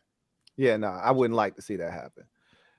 He says, I haven't left that train. Incentive-laden contracts are the thing that don't count against the cap. He wants to play with Josh. I hope we can make it happen. The thing that's on your side is that the Cardinals are still paying his salary for this year. So he could, I've heard that he's like, I don't care they pay me. I still want top dollar. You know what I'm saying? I still want good money. Whereas he could really take a low cap. He could take the vet minimum because he's already making good money already. Exactly. He could take the veteran minimum. I don't think he's looking to do that though. Yeah, I think whoever takes D-Hop, I think he's going to want an extension. It's going to cost like $10 million for a 1 year rental. Yeah, that's the going rate for a player like himself. 1 year, $10 million. That sounds about right. Sandman fly, Eagles fly. Thank you for the super chat. Greatly appreciate you. Writes Law. Dak threw 3 picks since this video started. Long here. You got a goofy soundbite now. Hey, go ahead, man. Drew, thank you for the super chat. Greatly appreciate you. Writes Louie, puff pass, please. You know what? I actually took my first edible over the weekend. Why would you do that, boy? Why would you? Don't ever do that again, Lou. Hey, trust me. I did it. It was actually a really nice experience. No. I don't know about puff pass, man. I think I'm good over here. That body high, man, it really had you thinking Sam Howell is Pat Mahomes over there. Right. It made me feel like Sam Howell was going to be a good quarterback. Sam Howell was going to be good. Sam Howell. If I would have taken it while I watched Sam play his college ball in that Week 18 game in the preseason, I might have came up here and said he was going to be better than everybody in the division. But it might be. I'm not doing that. I'm level-headed enough to know that he'll just pass one quarterback in the division. How long did it take you to get off of it, though? He's assuming Sam Howell was going to pass Daniel Jones. But hey, Louie Tee, man. That's what he's assuming. How long did it take you to get off of that, man? Daniel Jones is about to pass Dak Prescott. Is he really? Well, that's why I'm leaving it to y'all imagination. 3 years ago when I said this, you can go back and look at the video. I have a video. Daniel Jones is better than Dak Prescott. My face is like this. I'm 435 pounds. You can tell me right now. A heavier version. But I said, Philly 500 makes fun of me for that. But it may come to fruition. Hey, Louie, I heard Magic Johnson he's part owner, right? Correct. He a Cowboy fan. You know that, don't you? I saw the little video that's circulating right now. You know, he's back from like 2000 and whatever when y'all were on Hard Knocks and he gave the little speech or whatever. I don't give a damn about him. He's a Commanders fan now because he owns the team. So he just cares about the bottom dollar. Look, he ain't making no decisions. No. He's not in that position to be making any real decisions. But you know, he's a face. You know, and as I told y'all, he the ops man. Come on. He was the ops. He's no longer the ops. He gonna be still sending me the information. He's no different than a dude that grew up a fan of a team, gets drafted by, like, for instance, our 5th round pick, KJ Henry, grew up an Eagles fan, right? He won't even say their name now because I mean he's a Washington fan now. He plays for the Commanders. So it's no different than that, you know.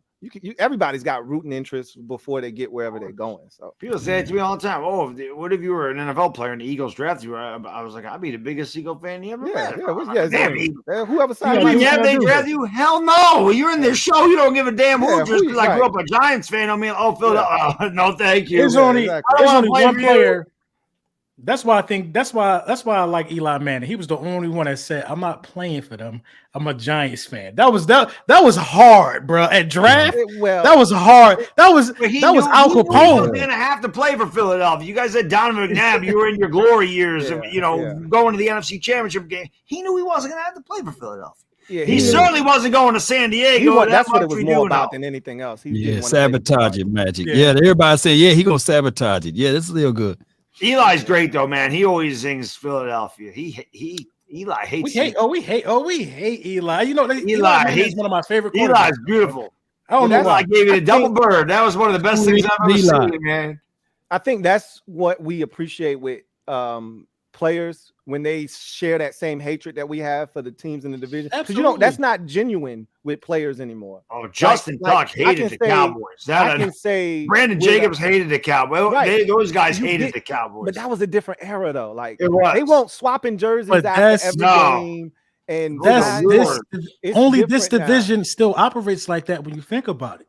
Only this division still has those key players. Grew up in Philly and was a massive Philly fan.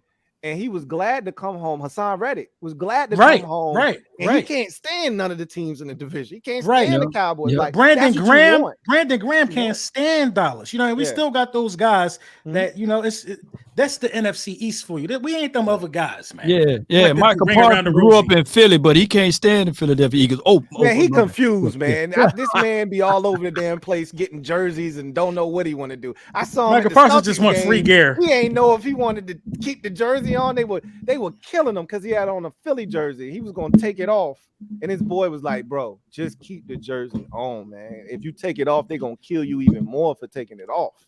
Your boy is young confused, kid, man. Young kid. He don't know no better, man. Young kid. Calculated.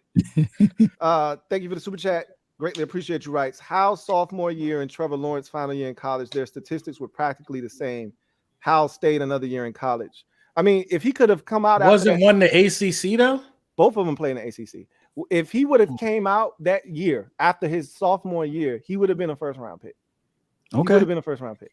Man, we're talking about Law. Can you help me out? Law, tell the whole story, especially in college football. They don't. I need Law to kill this. All you gotta do is look at those two quarterbacks. There is no way anybody with eyes is going to tell you Sam Howell's in the same class as Trevor Lawrence. I didn't say he would have went before him. I'm not saying he would have been a first round pick. I'm saying their stats are the stats don't mean anything.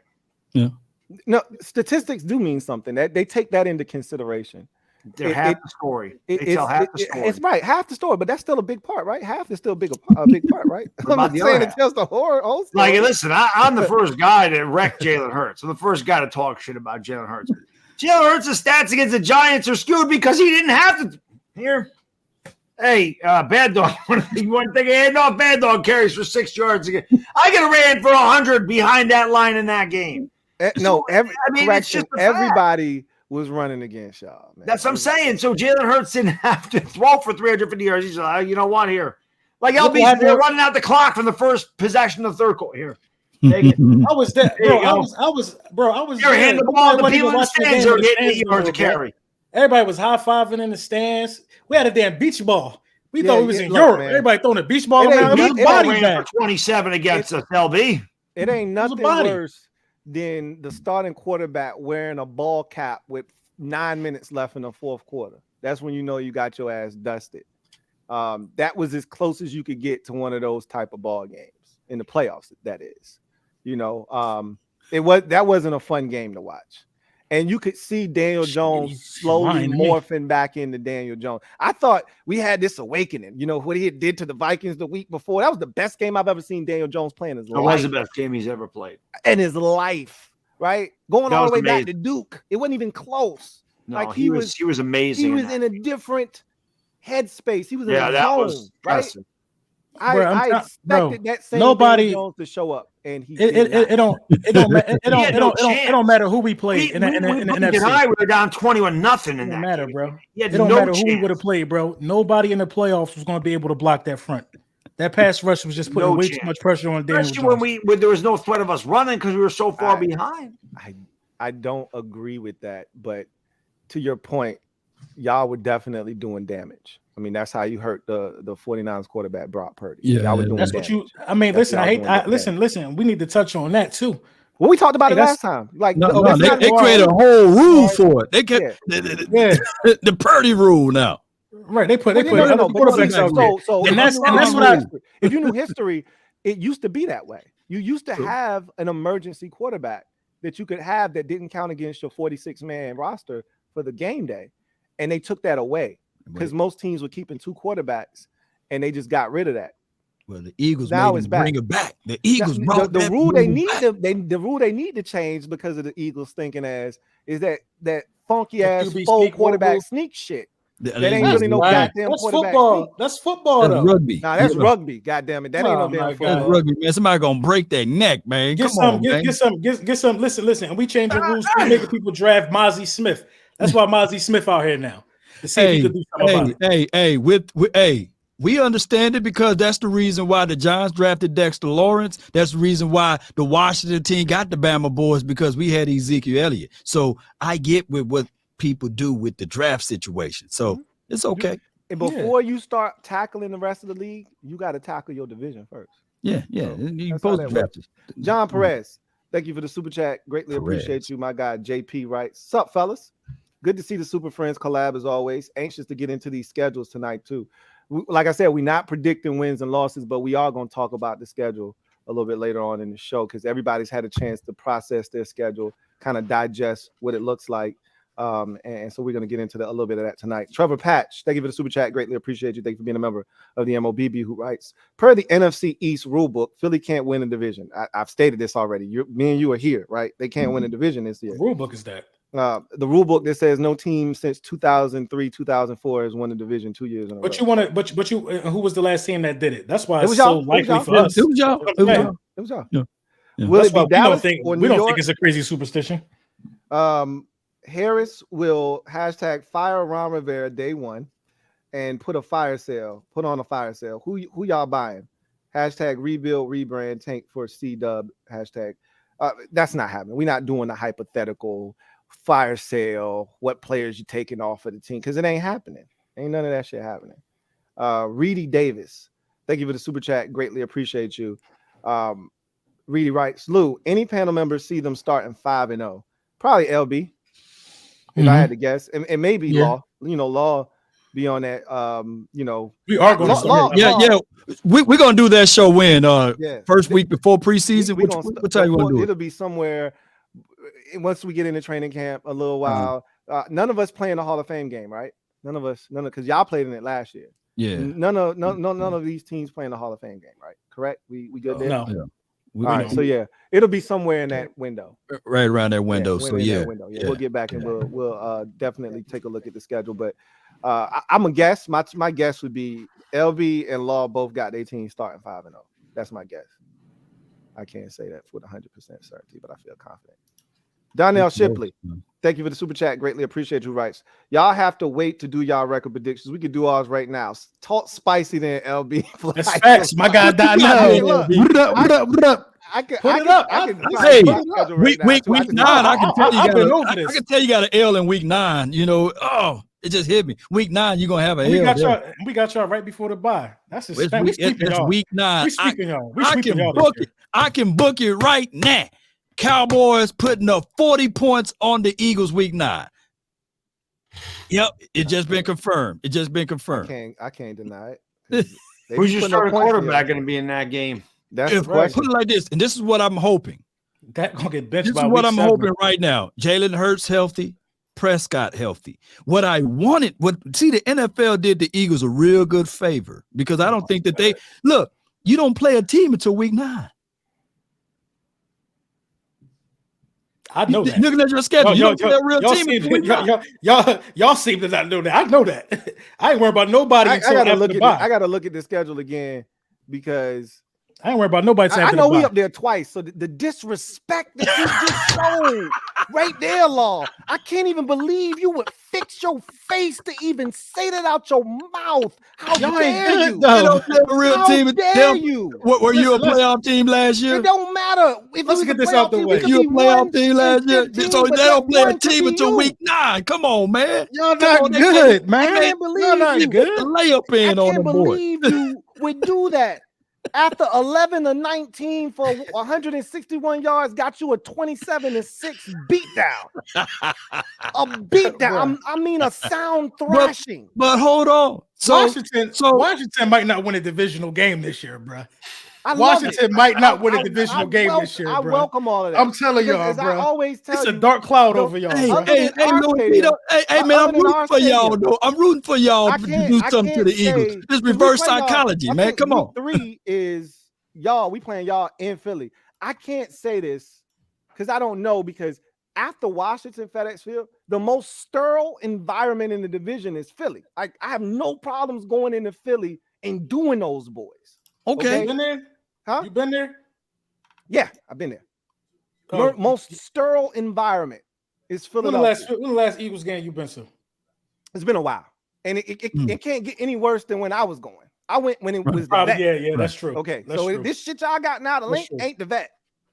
So listen. You ain't been to the link. Ah, shit. You ain't been to the link. I'll take my. Y'all caught us slipping. Y'all caught us slipping Monday Night Football. Okay. You ain't been to the link at 1:00, bro. Okay. You ain't been to the link, Lou. Y'all ain't coming out that joint. Listen, a 1:00 game is different. That Monday night stuff, people done ate already. They tired already. No, go out there at 1:00. Them tailgates. You won't say that when y'all did Minnesota in. What you mean Monday night? Hey, they said the vet.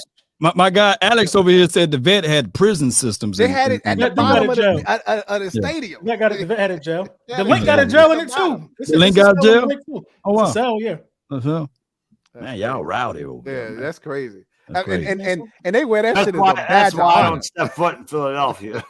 Hey, look, I had my shit zipped all the way up. Yeah, to the tippy top. Yeah, Arlington is nice over here. You know what I'm saying? I'm going to park over here in Arlington. When y'all coming down here, man? Have y'all ever been to a Cowboys game? I haven't. I haven't. I'm going though. I heard y'all can't even stand up in y'all stadium. Y'all can't cheer too loud. Man, it's a lot of rules. That's what I heard, bro. That's what I heard, bro. Come on, man. It's not a bad seat in the building, man. Yeah. I'm upset with you right now, Law. I can't even. Wait a minute, it's reverse psychology, man. Hey, you gonna really like me when I do my season prediction. You really gonna like me. You really gonna like me because I got something special for the Washington team or where they're gonna end up in the division. It's nice. It's nice. We gonna see about that. We gonna see about that. King G, thank you for the super chat. Greatly appreciate. I don't trust Law. I don't know what he gonna say. My grandma better than Sam Howell. DC for. Hey man, can your grandma go out there and bless them and put up 27? Oh, come on, man. You doing that? I mean, I don't know. Grams might have an arm. Dak gave you 7 of them. He did. Come on, both of y'all. Come on, man. Oh, no, what was that? What was that on the speed out? Dak arm weak as hell throwing them speed outs. Yeah. Hey man, that's pick 6 money right there. Hey, Louie Tee. That Joe couldn't have broke a pane of glass, LB. Louie Tee and Bad Dog. Right. Can y'all explain me the Hail Mary that Jalen Hurts threw? Can y'all? I don't want to know about it. That was on somebody's foot. But can you explain to me the Hail Mary? The ball either slipped out his hand or he stepped on somebody's foot. Nah, come on, Louie Tee. Can you break that play down for me, man? I just need to know. I don't want to hear from an Eagles fan. I want to hear from a Washington and a Giants fan. Let me ask you this. Can you break it down for me? Can somebody break it down? Let me ask you this. All during out that game, it was dimes falling from the heavens, bruh. That was an anomaly, bro. All throughout that game, all throughout that game, it was lasers. It was a bad thought. It was a bad ball. You know why? Because he was loading up trying to throw that bitch as hard as he could. I got $20 that grandma could throw a better ball than that. Oh my God. He was loaded up with all he had. That failed Hail Mary attempt was better than the last two plays that ended for Dallas offense. No. You had a running back at center. You had a running back at center last year. You had Zeke at center last year. And then y'all had my man couldn't even spike a ball. Like, what we talk about? Hey man, but that Hail Mary. That was crazy. Hey, you know y'all only lost by 3 points, man. He could at least got a PI, anything. It wasn't even possible for a PI. I was looking in the air waiting for the ball to hit the air. And where the ball at? I think the ball slipped out of his hand. You see the type of balls that dude was throwing all year. The ball slipped out of his hand, man. Stop it. All right, man. Stop it. Well, it is in HD, so I'm gonna need for somebody to zoom in to point that out. You know what I'm saying? The ball slipped out of his head. He was running them Tom Brady balls. Maybe they deflated that one before they put it in play. Maybe that's what it was, bad dog. Maybe that's what it was. Bad ball. Put a little lead in. Maybe put a little lead. It's like you threw that like it was a shot put. Yeah. And my man had a bad shoulder. So that one. Now the shoulder. Now he want to bring up the shoulder. The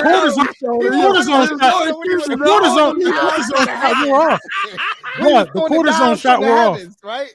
The cortisone shot wore off. What we talking about? Hey, so Jalen Hurts, he had the bad shoulder, and Pat Mahomes had the bad leg. You know, so one of those bad working. I had enough. While you worry about that pass, you need to be dissecting them 15 passes that Dak threw to the other team. Hey, that's okay. That's okay. Y'all had the best defense in the league, and y'all couldn't even touch a man with one leg. You know, how many sacks did Hassan really had? He had the same amount of sacks. That's sabotage field. Oh, come on. I don't even want to get into it. But it was bad for y'all. The field was good for them, but it was bad for y'all. The field was good for all the offenses. I'll tell you that. Both offenses had a good field. Chewy Eastwood, thank you for the super chat. Greatly appreciate you. Chewy writes, let's get the predictions going. It ain't happening tonight. Everybody want those predictions. They scared to do predictions. We're going to get the season starts. Predictions then. I'm gonna wait. We got another one coming. Can we enjoy the summer? I want to enjoy the summer. I'll be honest, man. I love chatting it up with you guys, chopping it up. It's great, man. My mind ain't on football. My mind is on the lake. My mind is on vacation. Yeah. My mind is on sun tanning. Yeah. Look, my mind is on grilling. Sun's out, guns out. You know what it is with bad dogs. Sun's out, guns out. So it's on now. He ready to take his shirt off. That boy swole. Yeah, he ready to take his shirt off. Hey, can I drop my link? Can you guys, a lot of you on my channel knows this, but a lot of Louie Tee, you know, Lord Brunson, LB, might not notice. You better give us an old question, Louie. I'm trying to be featured in Muscle Fitness Magazine, right? Okay. So they started with 8 groups of 50. We're now down to 8 groups of the top 10. I'm still in first place because my chat is amazing. Okay. But I have to hold this lead for the next 10 days because in 2 days, we're going to cut it down to the top 5. And then in a week after that, we're going to name a winner of the group. Then I got to go against winners of other group. But if I win this thing, I get a 2-page spread in Muscle and Fitness Magazine. So this is the link. Now I'm going to warn you. You click this link, you're going to see my shirt off. So if you can't stomach it, don't do it. Okay. I'm about to say, oh my God, Bad Dog. Eagles Nation. You click on that. You can vote. You can vote one of 2 ways. There's something called the Warrior Vote. I'm not asking anybody to do that. What that is, if you donate to Wounded Warriors, however much you donate, that's how many votes they get. But I'm gonna pin it to the top of my YouTube page. Do that. Y'all support my guy Bad Dog. I'm a Wounded Warrior. I'm telling you. Vote. Do both. Do the Warrior vote. I did a 24-hour stream for Wounded Warriors. It was the best charity stream I ever did. It's a great cause, but I'm not telling people, hey, go, you know, you should donate money to my cause. I'm not saying that, but it is a great cause, obviously. I'm just asking for free votes. Every vote counts. Hey, you guys do me a huge favor. If you scroll down, there's a little, you get to see Bad Dog cleaned up, which you don't usually see me cleaned up. Nice shirt, nice tie. You know, my wife says to me, she goes, you look a little model-esque there. I'm like, oh, Bad Dog thinks I look all right. So, but I appreciate it, man. Like I said, my chat's been amazing. And I'll tell you, they do use the Warrior vote. There's a lot of people that have donated to the Warriors. So it is a great 750 people watching from my channel. I need all y'all to go vote for Bad Dog. There's no reason why you shouldn't win this. This is a win. That's a lot of guys in my chat said, Bad Dog, you're winning. We ain't letting you lose. Yeah, we ain't about to let Bad Dog lose. I appreciate it, man. Same here, man. Y'all know what to do. Show some love. Appreciate it. Let's go. 47 years young. Eric, my guy, always gives me the little super sticker, and I do one of these, and then we do one of those for Eric. Let's go, baby. Go. Sleeper physique. That's what we call me. My guy Thumbo with the $5 super chat said, Louie, y'all need Cam Newton because 32 quarterbacks ain't better than him, including Samuel, I guess. Hey, look. I thought Cam was a good fit. Cam is washed. Yeah. Cam is washed. Somebody said I'm sending everybody to my OnlyFans. I should have an OnlyFans. I don't, but maybe I don't. That's where the money at, man. Go ahead and get to that bag, Bad Dog. Get to that bag. Man, you ain't lying. Laws only. I got a Laws Only fan page too, man. You know, I'm everywhere. Hey, I don't even want to know what y'all be doing on that thing, man.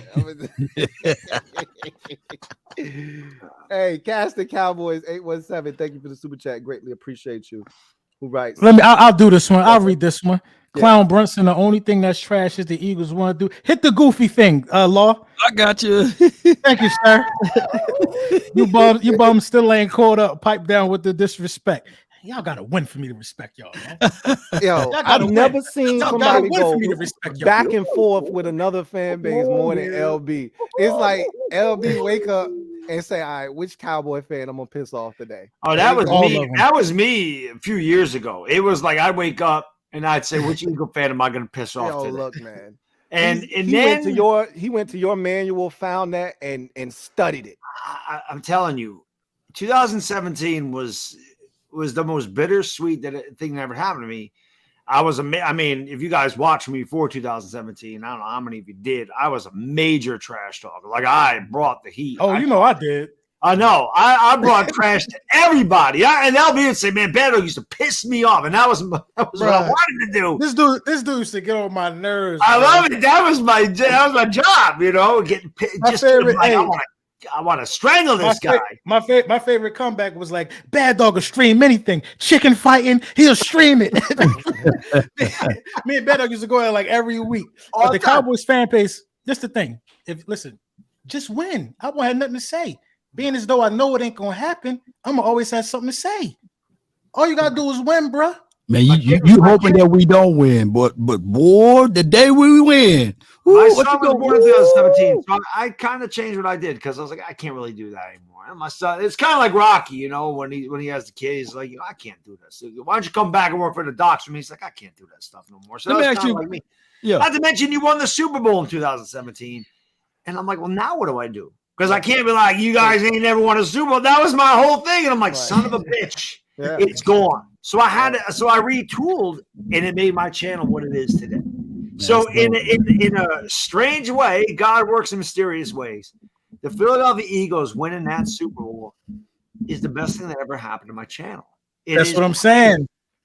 And that's listen, if the Dallas Cowboys win something in this modern era, I'll have something new to talk about. I like cars.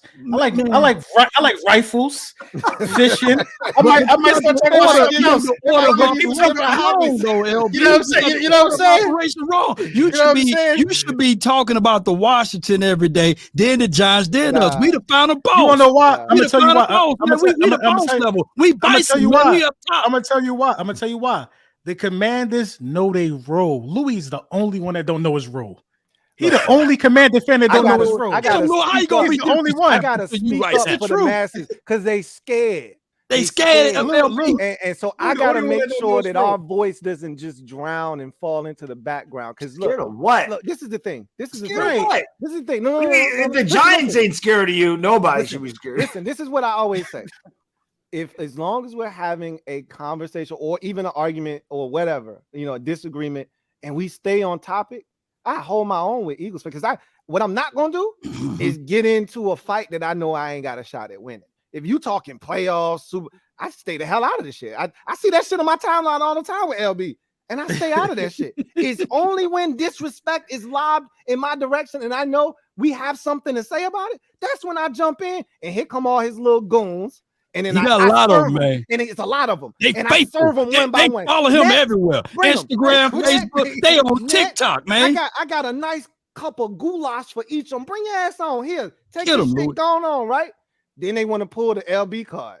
Y'all ain't make the playoffs, though. Y'all ain't. So it always makes its way back to that. And that's why Washington fans just be like, you know what? We done use the cards. We use the cards so much. This is what the card done turned into. We've been slamming that y'all ain't make the playoffs card on the table, and y'all's all crinkled up. See, that's what I had with the Eagles. They'd be like, "We beat your ass, man. I don't give a shit. You didn't win no Super Bowl. Yeah, win a damn Super Bowl. I'm not gonna back down. I'm not. And it's nothing. And it's nothing we can say about that. I can tell you this: Sam Howell going to get blessed by Kayvon Thibodeau this year. Kayvon going to be what? No Angels. Kayvon better be lucky. He better understand. Sam got wheels. He can use Dallas. Dallas. He cut back twice on the Cowboys' whole defense and scored. Sam Howell ran for 1,100 yards in college in one season. In his junior year. That's impressive. He ran for 900 and some change, but in college they take away rushing yards with sacks. So if you go back and you subtract the sacks, he rushed for over 1,100 yards in his junior year. He's not a statue back there. All right, just so you know, we got a quarterback. How was he throwing on the run? How's he throwing on the run? Great. He can do everything. That's what the hell he gonna be throwing against Philly. The biggest that offensive line. The biggest issue for him with everybody evaluating him is his size. He's not a big dude. Yeah. Well, real quick, what I need a soundboard. I can't find my stream deck. What kind of soundboard do you use? We use a Rode over here. Roadcaster? Yeah, Roadcaster. That's okay. I gotta write that down because right in RODE. I got the first edition though. They got another. Look at Bad Dog coming up with the sounds he would play in his head. I know you're over there just brainstorming. So I do Yankee games with my guy Pete from NYY News, and he has a soundboard. Mm-hmm. And I asked him what he used, and it was the same thing. I just hope I figure out how the hell to. It's a lot. You just got to program everything. That's what he said. He goes, it was kind of confusing at first. I'm like, oh shit. Well, it is what. If you're willing to devote the time, you can do it. Yeah, it's pretty nice too, though. It's very beneficial, man. Oh, we see. You're a master of it now. I was still cracking up when you played the Jerry Jones when Bad Dog said that Tiki Bomber was better than Emmitt Smith. Damn right. Better than Emmitt Smith. What was the soundbite? My favorite one is the Boosie one. Yeah. Get your damn act together. Get your damn act together. I actually made that into a short on my page when you muted me. That's a classic. I'm going on about it. So everybody got a hill they would die on. That's your hill you died on, Bad Dog. The Tiki Barber is better than Emmitt. Dying on that hill, LB. Okay, I ain't mad at you. I'm dying on that hill. I will go to my grave telling you Tiki Barber was better than Emmitt Smith. Because this is my thing. I think Hassan Reddick and Michael Parsons last year was closer, and I get torn down every time I bring it up. Last year, I get torn down. Like, can we give Michael Parsons a couple? Can we give Michael Parsons a couple more years? Yeah, nah. Michael Parsons be invisibility cloak in the playoffs. He got the invisibility cloak out there. I just got a little frustrated when Cowboy fans telling me in his rookie season that he was Lawrence Timmons. He had a phenomenal rookie year, but LT is LT. But when you start talking about total body of work, man, and what LT brings to the table is crazy good. Yeah, it's not comparable. Benjamin Wynn, thank you for the super chat. Greatly appreciate you. My God, Ben. Legend didn't win. Hey, look, I love Ben. Win. He says, Louie Tee, you know what we did last year? LB missed the playoffs, laughing my ass off. Last time Cowboys Super Bowl win, my pops was 32 and I wasn't even a molecule. Look, man, this is why I don't engage in those types of debates, because I know I don't have a leg to stand on. But that's where the Eagles fans always take the conversation back to, right? That's 17. That 2017 holds a lot. I'm not looking for that smoke. We're not that smoke. We ain't talking about 2017 though. We talking about championship games. We talking about playoffs. We talking about. I'm not looking. We talking about anything. None of it. Take Super Bowls off the table. Just like when Bad Dog. So you still know that you still way behind us in that number, right? You know, I'm just saying, collectively playoff win, championship. We're talking about 1996. So you selectively take a piece of 1996. Law, stop. What piece of history? The current history. This is a current streak for you. Cowboys since 1960. Like, why would I do that? I wasn't born. Neither were you. Way above y'all. Why would I talk about? Why would I talk about when the Beatles was on the radio? I'm talking about. So you only using selective history. You're not gonna win. I'm sure. I already selective know. History. You're not gonna win, man. Why would I talk about? Not collective. I understand. How many years was the 60s, Law? 1960 until now, since the Cowboys were birthed in the National Football League, we have 5 Super Bowl rings. We have more. We still have more playoff wins than you all. We still have more conference championships than you all. Collectively, and we are a better franchise organization than the Eagles. And Martin Luther King was alive. DC was a segregated city. You know what I mean? A carton of eggs was 45 cents. Gas was true, but all of that counts. Wasn't Dr. Martin Luther King great? We did not have a black president yet. You know what I'm saying? You can't win, Lord. Let it go, bro. We're in the present time, bro. You cannot win, present time. Man. It's a female vice president, Law. You need to update what's happening. It's different now. You're not gonna win. Man. The Dallas Cowboys all-time record versus the Eagles is 73-55. That's not. We shouldn't even be a rivalry of y'all. You know what I'm saying? We are up here. We chilling, eating noodles. You know what I'm saying? And we are watching y'all throwing rocks at us, and y'all rival with the other teams. Come on, you are a rival with the other teams who also haven't been to a conference game in 20 years. The Commanders. Who else? Ain't it like the Dolphins? You rival with them bums, them D-level franchises. But you haven't caught up. So in 30 years, how come you guys haven't caught up with that Cowboys? What if the Dallas Cowboys? What has the Dallas Cowboys given you good to cheer for in the Romo era and Dak Prescott? The last 28 years, what have you had great to cheer for being a Dallas Cowboys fan? The same thing that you had great to cheer for before 2017. That didn't make you so you became a fan in 17. No. Were you still rooting for the team before that time? Before you the Super Bowl in 99 and 20 before the Super Bowl though, Law, we was in NFC Championship game. The McNabb era wasn't an unsuccessful era. So you was ultimately happy with McNabb there and I was happy. I was happy with seeing playoff runs. You ain't seen a playoff run in 28 years. That's why I was happy seeing playoff runs. So your happy level make you happy? So that made you feel good, right?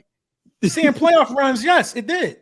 But it made me feel good. It made you feel good, but it made me feel good too to see y'all get there to fall ultimately for your quarterback to be throwing up inside the Super Bowl. It was throwing up everywhere. The only quarterback that got a statue that won the Super Bowl for y'all got rid of your last feel good moment is from the Eagles. That's what I'm saying, Law. Yeah, him throwing up the last feel good moment is from what we did. Hurts fumbling the football. That was a real good feel good. Hey, Louie Tee and Bad Dog, didn't y'all feel good on that Hail Mary? Let me know. Did you feel good watching that Hail Mary? Let me be real. Did you feel good watching that? I felt good when the game was tied at half, whatever that was, 24-14 at halftime, and I had 4-4 on my Super Bowl squares. I was glad because I got that $100. I got that $100 back, and then some. That dog talking about money. He cost me because he couldn't throw that Hail Mary. Money. It cost you, so you feel bad about that. I bet $100, and I never ever bet like that. I don't bet that kind of money on anything. I said, if the Eagles are going to win this Super Bowl, I'm damn sure winning $100. And if they lose, it's the best $100 I ever spent. I wasn't losing that Super Bowl. When I hit that Super Bowl score, I said, God is looking out for me. I said, it's going to be a good day today. And it was. Yeah. I like when they lose because we can't do it to them. So I got to root for somebody else. Yeah. But shout out to y'all for what y'all did in 2017, though, LB. I'm not taking that away from you all. No, you can't. It's a Super Bowl. And y'all finally got one, right? So when somebody when they first get their first starter home, we happy. We go over, we bring baskets of food, clothing, and say, "Hey, you finally got your house, man. That's very good, man." You know what I'm saying? But we over here, the Washington team, the Giants, we walking around in mansions, man. Y'all got your nice starter home. It's good. It's cool. Shout out to y'all, man. We really appreciate you. Now that house getting 7. That's how old that house is now, about 7 years. You see how hard it is to get back there to win one, huh? Law, we've been telling you ain't gonna win this one, Law. He is. It's been too long, Law. It's been too long, Law. It's been too long. I would just let him go over and do it. I want everybody in the chat to understand something. Because Law got some people that's in here right now. Yeah. A playoff run is not getting to the divisional round. That's not a playoff run. It can be if you have to to get there. Right? You got to win a wild card game. Like winning a playoff game is huge. We were already in the divisional round. Exactly. Do that. That's what I'm saying. If you got to win a game to get there, but you still got, but you got to be the best team in your conference to have that privilege. So it kind of balances out. You know what I'm saying? Getting to the divisional round is not a playoff run, bro. That's not a playoff run. Championship football is what determines the success of a season. You ain't did it in 28 years. Y'all talk like y'all frequent visitors of this game. You're not. It's hard, man. We saw the LA Rams win the Super Bowl a couple years back. It took them 20 years to get back to there from 99. It's not easy, man, winning that Super Bowl, man. LB, it could be another 20 to 30 years, man. I'm not, but again, I ain't talking about that. Getting to the NFC Championship game, a lot of teams have done that in the last 25 years, except y'all and Washington.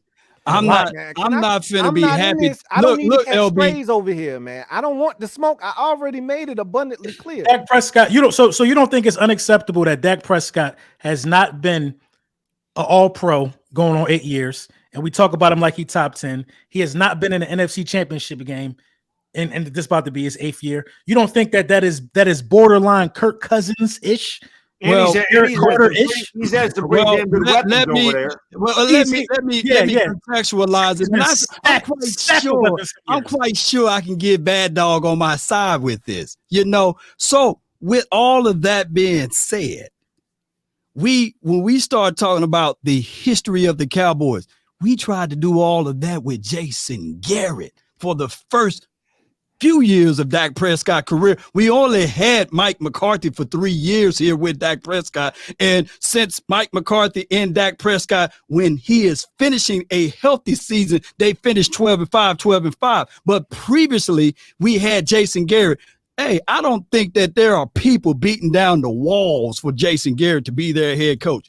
Now, they're beating down the wall. They want to throw Jason Garrett through the damn wall. They want him thrown through. So for what you did last year, Bad Dog, do you think that you would have did the same thing if you had Jason Garrett for another year as an offensive coordinator?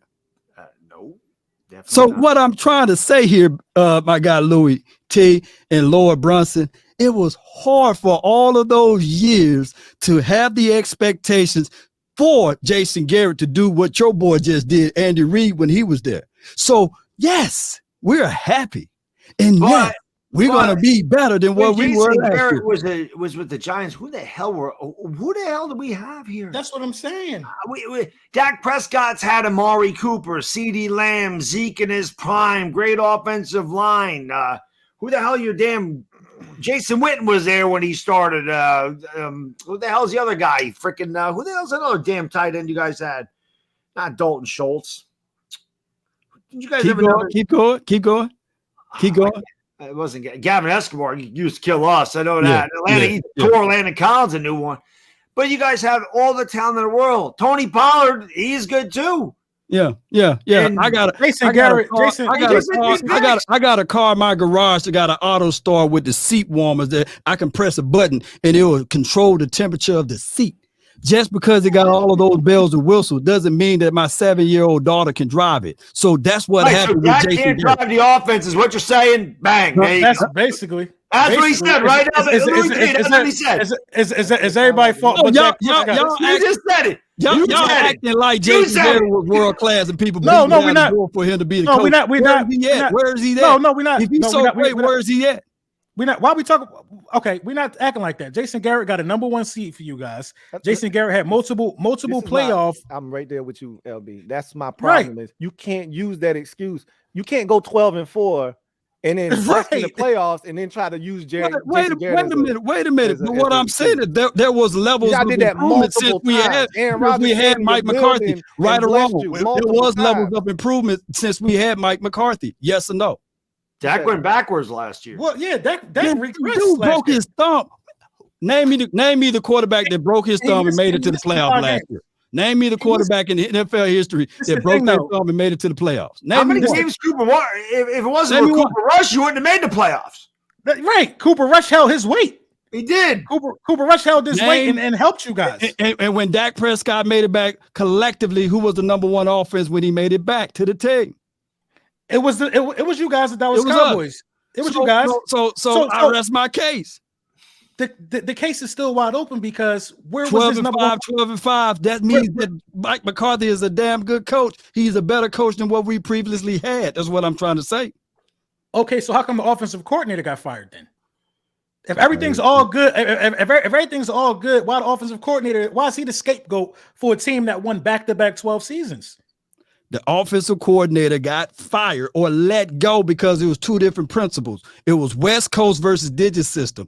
We all know that Mike McCarthy really pretty much had his back against the wall to pretty much get this dude who was with the previous regime, Kellen Moore, who was learning on the fly to get that particular spot. He had to make some type of concessions for that. So we all knew that Kellen Moore, you can't find in NFL history a guy that was the quarterback coach who got elevated to be the offensive coordinator, and before those two time frames was on this team. It's equivalent of you guys taking your backup coach, backup quarterback, and letting him be your play caller. That don't happen in NFL history, but the Cowboys do it, and that is us working against the grain because that's good old Jerry Jones thinking.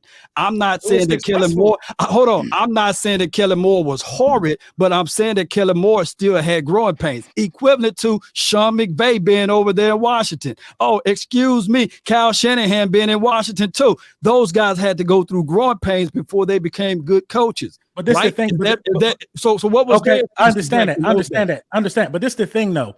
As great as we talk about, as great as Dallas Cowboys fans feel is Dak Prescott is, they talk about the 4,900 passing yard season, 37 touchdowns. His offensive coordinator was Kellen Moore. Dak's best years, his offensive coordinator was Kellen Moore. Now, all of a sudden, when he regressed, it's Kellen Moore's fault. According to who he regressed, he put 40 points on y'all. According to who he led the league in picks, he led the league in picks and missed 5 games. The league in picks, but everybody claiming that Josh Allen is such a great guy. Why did he lead the league in picks too?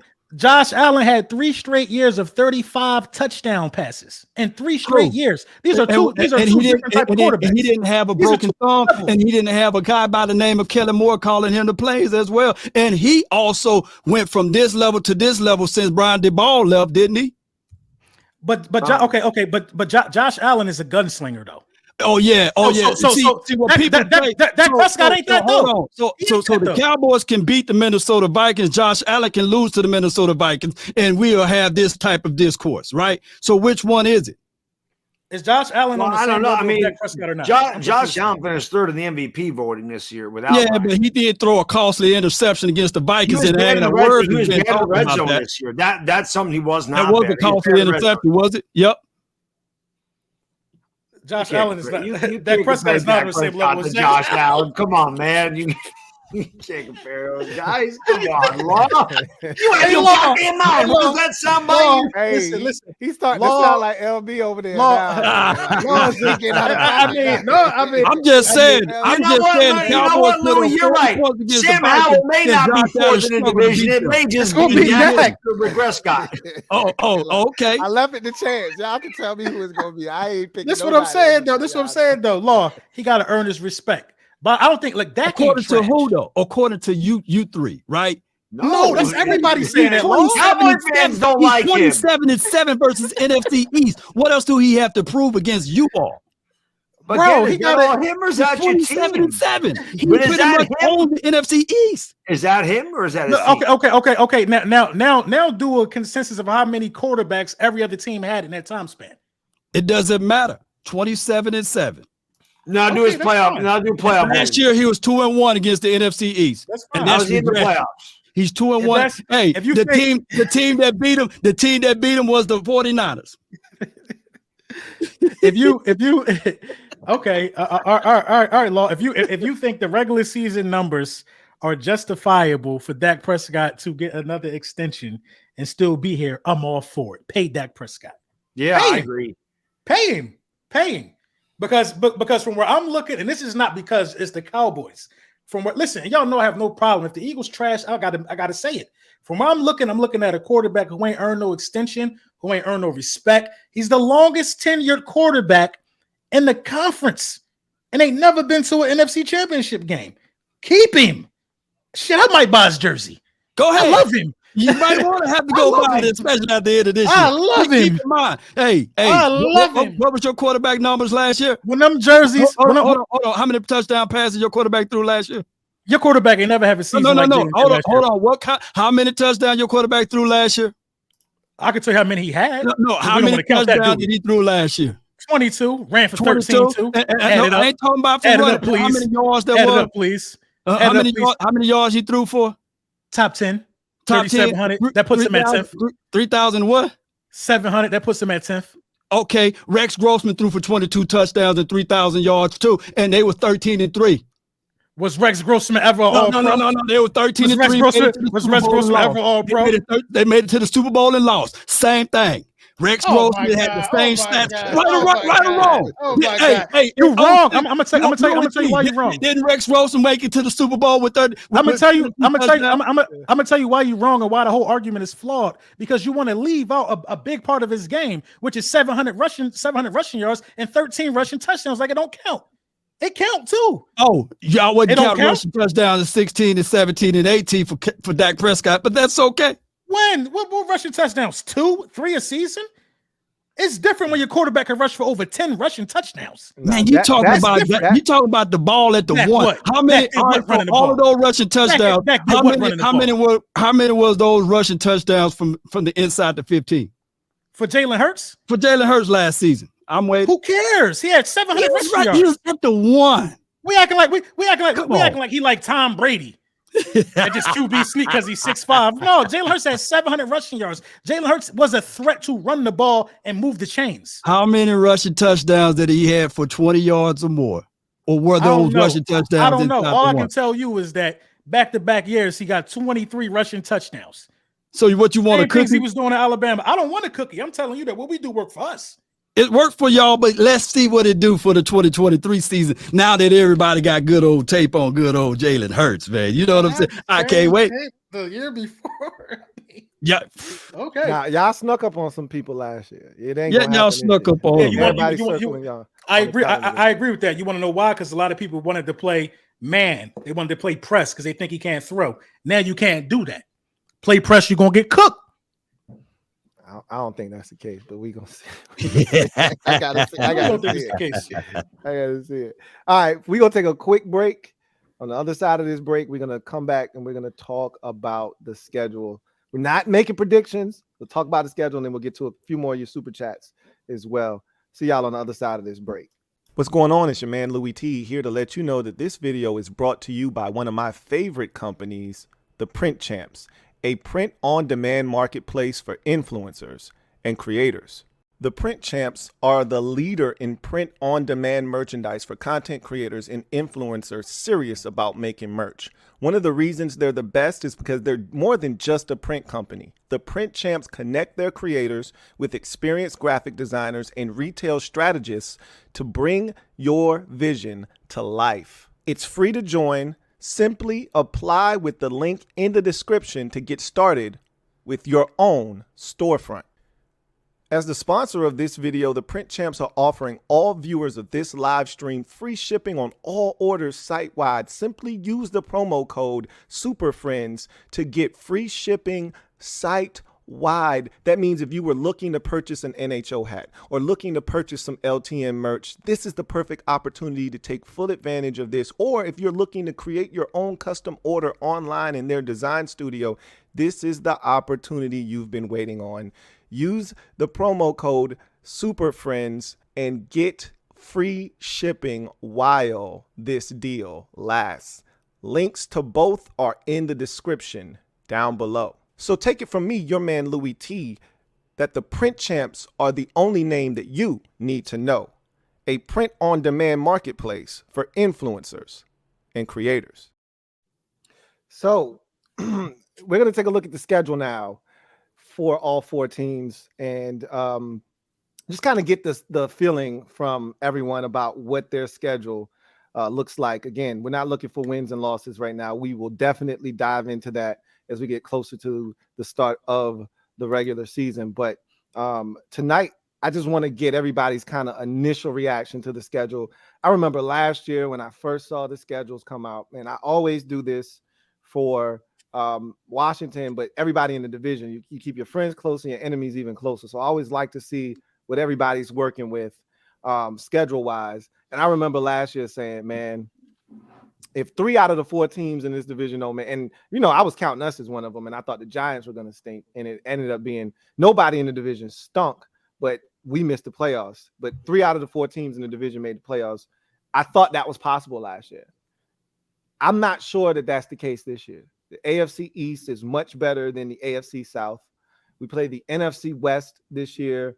I don't really know what the Rams are going to be. Cardinals stink, but the Seahawks aren't going to be a pushover, and we know the 49ers are tough. So I just think off the strength of that alone, it's going to be a lot tougher for this division as a whole to play the kind of football they played last year. So I'm anxious to see how you guys feel about your schedules. I want to start with LB again. To the victors, go to spoils. What's your initial thoughts about your schedule? So you've already made it abundantly clear that you don't play anybody until week 10, as you put it. Well, come on. Wow. That's what he said. He said it earlier. It's every given Sunday. I don't have the schedule in front of me. Right. I'm going to throw it up there. It's every given Sunday, but you know what I mean? The schedule doesn't get difficult for the Philadelphia Eagles until after the bye. You know what I mean? Let me pull it up real quick on my phone so I can see exactly who we have. I'm not going to give any predictions. Yeah. I'll have the schedule for everybody to see when we do our predictions. Let me see if I can pull mine up because I got a little spreadsheet. So we got all the games and all the prime timers and all of that stuff on one little right. So we open against the Patriots. Mm-hmm. Then we have New England. Then we have the Vikings. Then we have Tampa. Well, they got Baker Mayfield. That's like a smooth 3-0. That's look. I ain't gonna say nothing. Then you got the Commanders. Then you got the Rams. That's 5 right there. So if your first 5 New England, come on. Then the Jets. Aaron Rodgers, week 6. They should know who they are by then. Week 7, you got Miami. Then the Commanders again. Dallas. You know what I mean? Week 9, then you go into your bye. After your bye, it starts to get spicy right here. Because then you got Kansas City, the Bills, and San Fran. And we know San Fran, though nobody want to get their hands on us more than San Fran. You know what I mean? Then you got Dallas again. Then you got the Seahawks. Hold on, time out.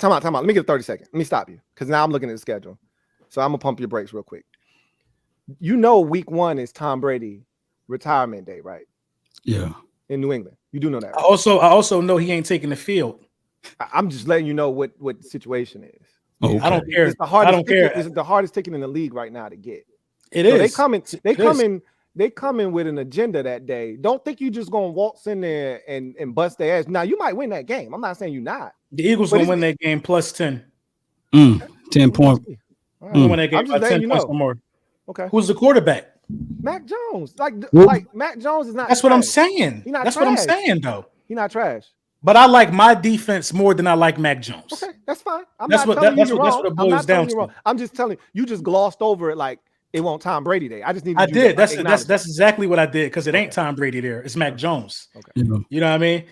Before I was rudely interrupted by somebody who ain't gonna make the playoffs. Okay. The Vikings.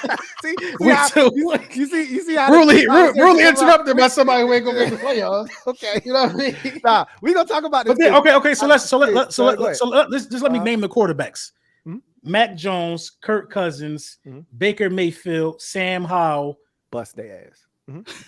That's 4 right there. I'm just not scared when you go by a quarterback. You know what I mean? Stafford, that's a quarterback. I got it. Aaron Rodgers is Aaron Rodgers. Tua, come on. I mean, how again? Wait, time. How again? I need a full timeout this time. How again? I'm not scared of nobody. I'm not scared of nobody.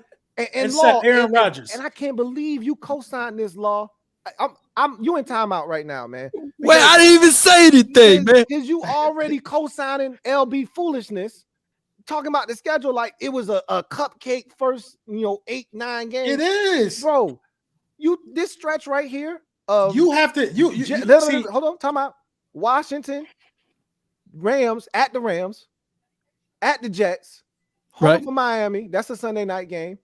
Why'd you name Washington? Why you keep naming Washington? Because it's a division game and we bust your ass in your building last year. That's why. I'm not worried about Washington. I'm not worried about the Rams.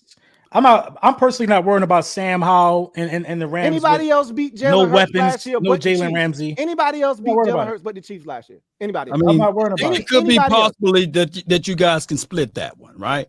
No, that's a sweep, bro. That's a sweep. I'm gonna let him be delusional, but like I said, we sweeping them, man. We sweeping. We don't know Washington. what the Rams are. We don't know what the Rams are.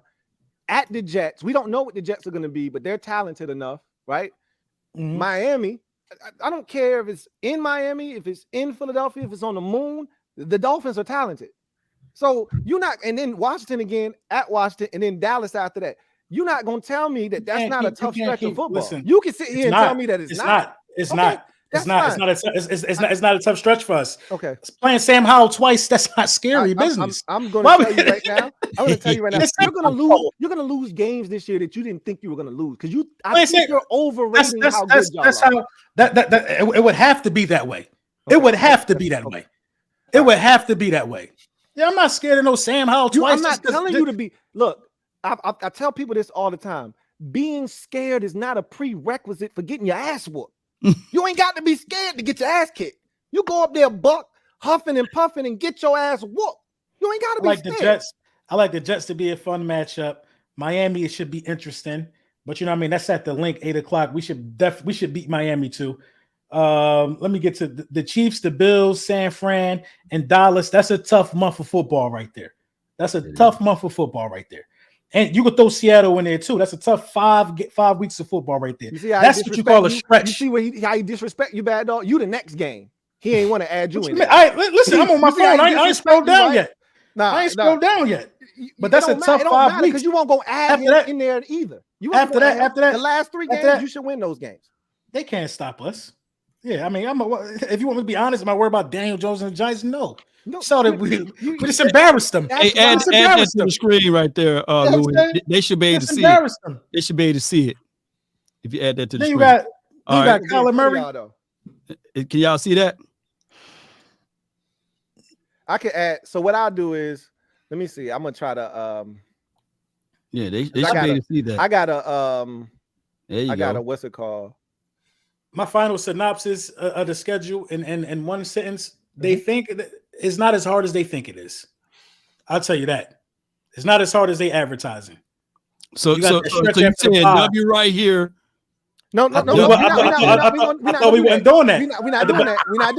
I thought we weren't doing that. But that would be correct. But that would be correct information. We ain't doing that though. But that looks something similar to what mine would look like. Oh, okay. Hold on. Let me get that back up there right quick. Hold on. Talk about some goddamn Mac Jones and Sam Howell. Hey, look, I'm not talking about. They're about to be fooled against this front. Against this front. I think you overrating your front too. I really do. You said that. You gave all the praise. I very vividly remember not having a problem with that front the second time we saw y'all. I don't remember any problems that night. I really don't. Hey, Louie Tee, for visual evidence, man, can you just put this back up there just for right quick? This is what he got. WWW. Pretty much. That's not pretty much. That is exactly what he had. Is that not? Is that W over all the first 8 days? Is that not likely? And then you said W gets done. Is that not likely? Not doing that again. It's what I'm trying to tell you. You're not gonna be what you were last year. I understand your feelings. No. I understand your feelings because you've never done that. So you don't know what it feels. We've done that before. You know what it feels to have that kind of hope. It's been a long time. But what I'm telling you is, you don't think y'all look real? Y'all look real Panthers 2015ish to me. No football has been played. You just hope that's the case. No. So do you think we're gonna sweep y'all or not? You don't think we're gonna sweep y'all? No, I told you that you weren't gonna sleep us. Y'all are trash. That's all I gotta say. Last year, nothing else more to be said. What we'll see. Nothing else more to be said. Yeah. So let's go to Dallas. You think y'all competition for us?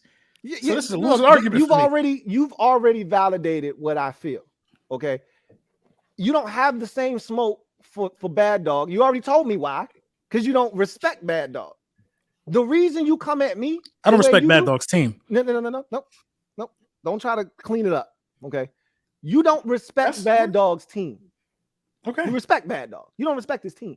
You don't respect my team because you don't think I have a quarterback. If I have a quarterback, it's already been. Hold on. I think it's some confusion. The Giants are better than y'all. Are they? Yes. We prove it year in and year out. Right. I think it's some confusion, huh? On paper, they're better than us. On the field, we're better than you. On the field, we're better than you. We already had this discussion. Your coaching staff was better than us. On paper, playoff team. We upgraded our. You know what I'm saying? On paper, don't match the product you put out on the field. Our problems with Daniel Jones, they end now that we have Sam Howell. That's what I'm trying to tell y'all.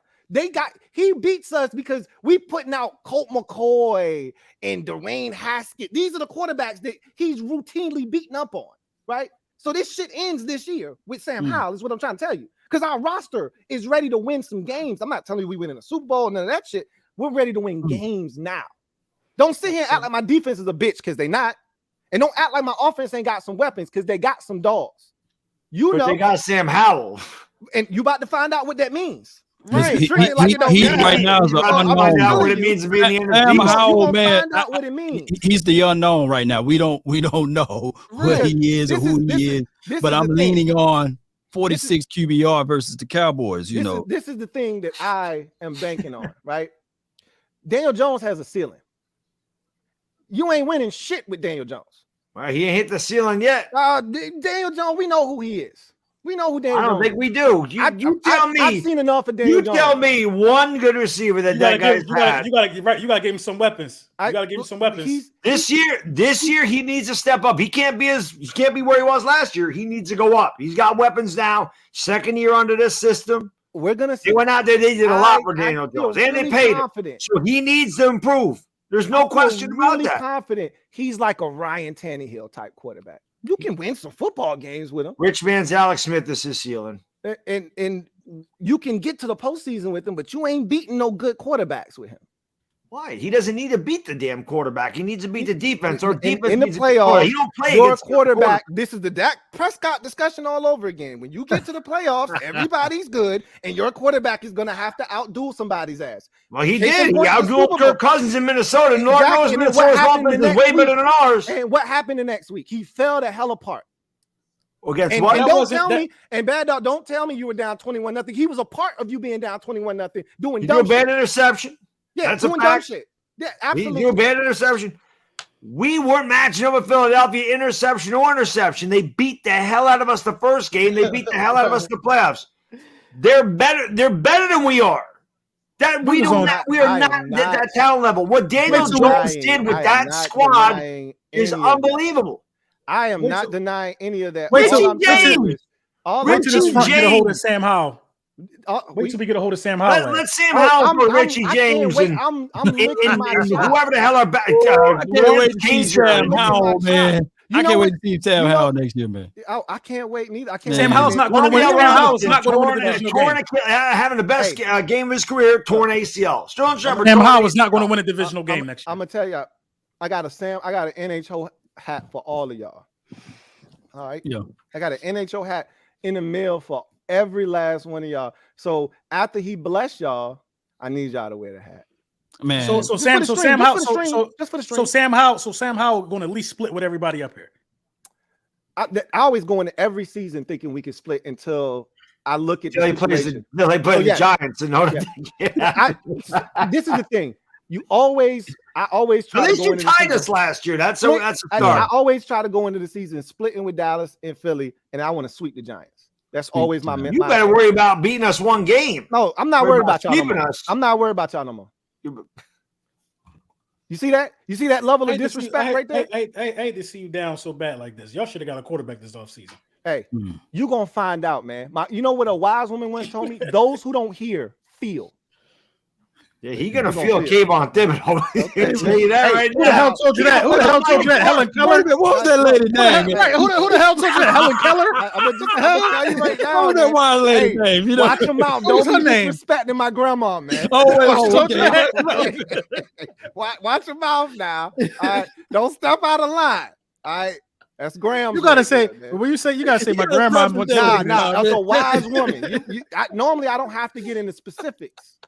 But you're gonna feel, don't worry. You don't want to listen. We're gonna see. You're gonna feel. See. A hard head make for a soft ass. It's the same thing. Like I said, Damn Howell's gonna feel it. Going against that Wink Martindale defense where he's sending all kinds of guys all over the place. Hey, don't make a mistake thinking because you got a corner in the first round, you can't get cooked. Send 7 dudes if you want to catch this slant and go on to the crib. Put somebody else's schedule up there. I'm already looking at Dallas schedule. You want me to put it up there, man? I'll just put it up there, man. I'm looking at Dallas schedule. Oh my God! I didn't want to put them on the screen. How y'all both got edit access? How y'all both could push it up?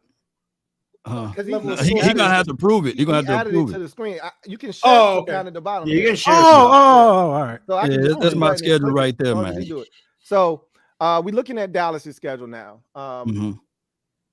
and starts with a game at the Giants. I don't know why they do this shit to us. Like Dallas and the Giants are some kind of. This ain't Eli Manning Giants no more. This is not a marquee matchup. Why do we keep getting this shit week 1 on Sunday Night Football? Because those are 2 playoff teams, and both them quarterbacks each won 1 playoff game last year.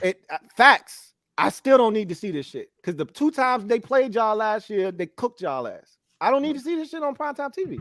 That was then, and this is now. We'll see. I hope y'all beat them, but I don't have any confidence in y'all doing that. They're at our stadium now. Yeah. I mean, they were on Monday night last year with Cooper Rush. Bro, that's a trap game for Dallas. That's a week one. When you're rolling out pretty much new territory with offense, it could be a slow start, but I just look at it like this. I'm not finna give out win losses, but I do respect New York Giants defense, the New York Jets defense. The Arizona defense could be sneaky. Nah, y'all gonna smoke them. Yeah, we gonna smoke them. But I ain't finna give out my predictions. But New England, I got San Fran circle big on the calendar right there, week 5. And then, of course, that should be a good game versus the Los Angeles Chargers. Y'all the only team in the division with a early bye. I think everybody else's bye is week 10 or later, if I'm not mistaken. Yeah. It actually helped us out a little bit because of the November stretch. We got not those games back to back now. They gave us 3 home games in a row. Also, when I look at the schedule, we do have 6 primetime games because the Cowboys pretty much carry the league or what have you. And then you can actually add in another primetime game if you add in the Thanksgiving Day game. So that will actually give you 7. That's bullshit. That's bullshit. But that's y'all gonna need that bye week 7. After y'all lose to Kellen Moore, y'all gonna need that bye week 7. We'll find out, man. You know, Herb is 0-2 versus the Cowboys, although they like to give Herbert praises or what have you. But we'll find out, man, what Kellen Moore and Justin Herbert gonna do. Elite Justin Herbert, since he's so elite, you know, he just can't find ways to beat the Cowboys. And he loved throwing to Trayvon Diggs, but that's a whole nother story, right? So I look at Philly week 9. That should be a real good matchup right there. I do look down the line with Washington. I can't wait to get revenge back on y'all, right? I'm not passing you up, Bad Dog, but that would still be a good game against the Giants. November the 12th. You pass you up because they don't have giant problems. Neither one of them do. That's why they just conveniently gloss over you. Dallas gonna have giant problems this year. Okay. Yeah. That's good. Okay, I feel you. We're gonna get them this year. I feel you. You know, I can't wait to see that. But I do see a stretch: Washington, Seattle, Philly, at Buffalo, Bills, at Miami, yep. Dolphins. That's a stretch right there. That's a good little. Stretch. Really, the rest of your schedule, it starts at Washington, ends at Washington, ends with Washington. But that's tough. After Carolina, it gets tough, bro. It's a stretch. It's a stretch. Yeah, that's gonna be if you make the playoffs or not. Right no, that's playoff ready, man. That's playoff ready, baby. I'm with Come you, on. I co-sign that. I put my. That's gonna be if you make the playoffs because you're not beating Aaron Rodgers. You're not beating the Chargers. You're not beating San Fran. Keep going. Not beating Buffalo. Keep going. Duh, you ain't beating Buffalo. You ain't beating Miami. Okay, keep going. I think you'll get Seattle. Okay. You ain't beating Detroit. Detroit gonna catch y'all sleeping right there. December 30th. That's when it's too close to playoffs. Yeah. So what you got? What you got? The Cowboys. I know we ain't saying. We'll hold. I'm just looking at the. I'm just looking at the placement. I'm just looking at the placement of some of these games. I already told you. Everybody W's, man, everywhere, man. W's, man. I'm looking at W's, man. You know what I'm saying? You know. All right, so you can pull that one off and pull up the Giants. Schedule. I'm already looking at the beginning of our schedule is brutal. It's 3 primetime games the first 4 games. Damn. It is brutal. The beginning of our schedule is brutal. It's 2. You got 2 in the first 2. No, it's 3. You got Dallas and you got Seattle. Hold on, let me pull it up right quick. I don't see anymore in the I was pissed off about the San Fran. We got San Fran on Thursday. Is that 15, September 21st. My sunglasses took the yellow off of the San Fran. My fault. So Dallas, San Fran, and Seattle. Why y'all list so long over here? Hold on. Let me see if I get the Giant list together. Okay, here it is. It's a brutal beginning of the year. Yeah, it is. And we're gonna find out how good we really are early this year. You know what? It was the same thing last year, though. Remember, your schedule was kind of tough. There it is. It's up. And if you could get past the first, like 5 or 6 weeks, I was like, man, the Giants got a shot. I remember saying that. I just didn't think you were going to navigate. Yeah, like nobody thought you were going to beat the Ravens before the season started. Nobody thought you were going to Arizona just a free dub. They are. You know what? I was so glad. Seattle Seahawks may be a sneaky look team. At that, like for the Giants, yes. Dallas is always tough. We haven't beat Dallas in years. Primetime game. We should beat Arizona. Yeah. San Francisco at San Fran, primetime tough. Versus Seattle, primetime tough. At Miami, at Buffalo, tough. Washington, and Buffalo is prime time. That's a prime timer on the road. This spooky. But then it gets a little easier after that, though. We match up well with Washington. The Jets, that'll be interesting. I think we can beat Vegas. Again, I'm not doing predictions, but Dallas, that's always tough. At Washington's going to be tough. New England, I think we can beat them. I don't think Green Bay. Dang. New Orleans, what? They got y'all on the road, 3 games in a row? Who? Giants. Yes. Yeah. Yes. Yeah. They got a nasty. That's a skid mark right there. That's what I'm telling you, man. It's uneven because their first after their week 1 game, their next 4 out of 5 are on the road. So you would think they was gonna catch a break. Then they come with another 3 piece. It's rough. Why did they do that to y'all, man? Yeah, I don't know, but they give us a I think after a bye, I think there's some winnable games. And now we do play Philadelphia at the end of the year twice, but again, we don't know where these teams are going to be. Philadelphia may have everything wrapped up. It ain't no way the Eagles going to be like they were last year. Ain't shit going to be wrapped up. You just hoping. I'm not hoping. Bro, you didn't even. You played your ass off last year and you ain't had shit wrapped up. I'm just saying. They gotta go. You know, the last week of the season, you never know what that bro, is. Bro, they gotta go to San Fran. They gotta go to Miami. They gotta go to Buffalo. They got to go to the Raiders. That ain't going to be an easy game. I think we beat the Raiders. Jimmy Garoppolo, the Raiders, I think we can beat the Raiders. Yeah, I'm not.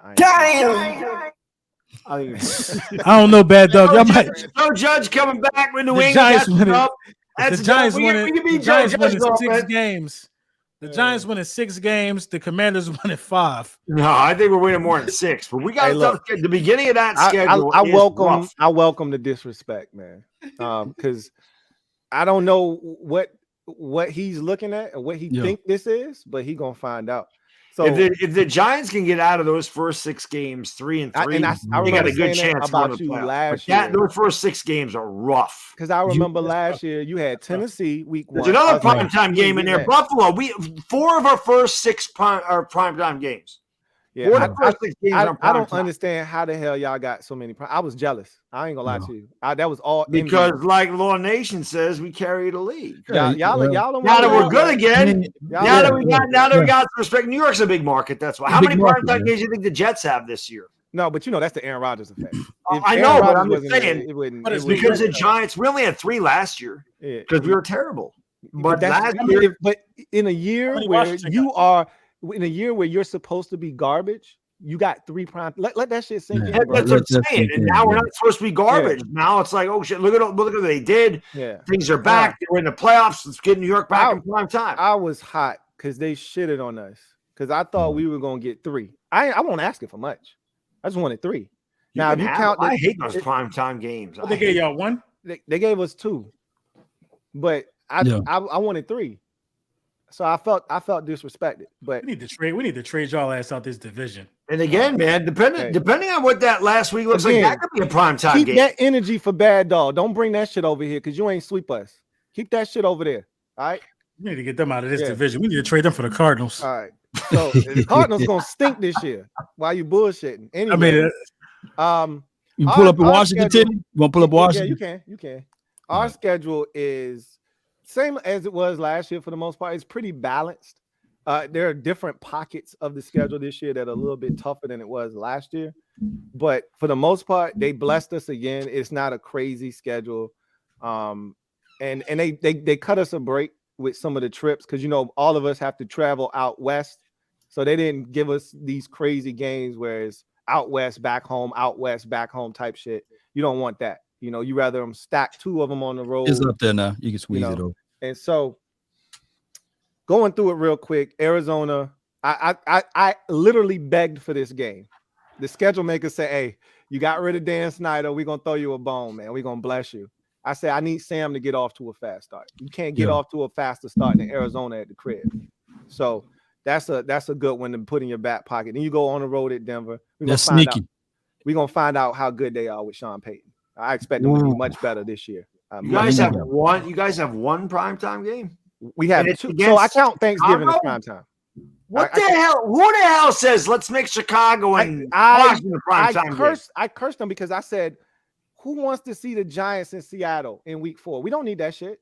Give me the Eagles on primetime week 4. You can have that Bears shit. I don't need that. Nobody needs that again. Who looked at that game on the schedule and said, yeah, we're going to run that shit back. There's so many other games. Give you guys a divisional game in prime time. Wait, they didn't give us one this year. Louie Tee, man, I'm gonna keep it 1,000 with you though, man.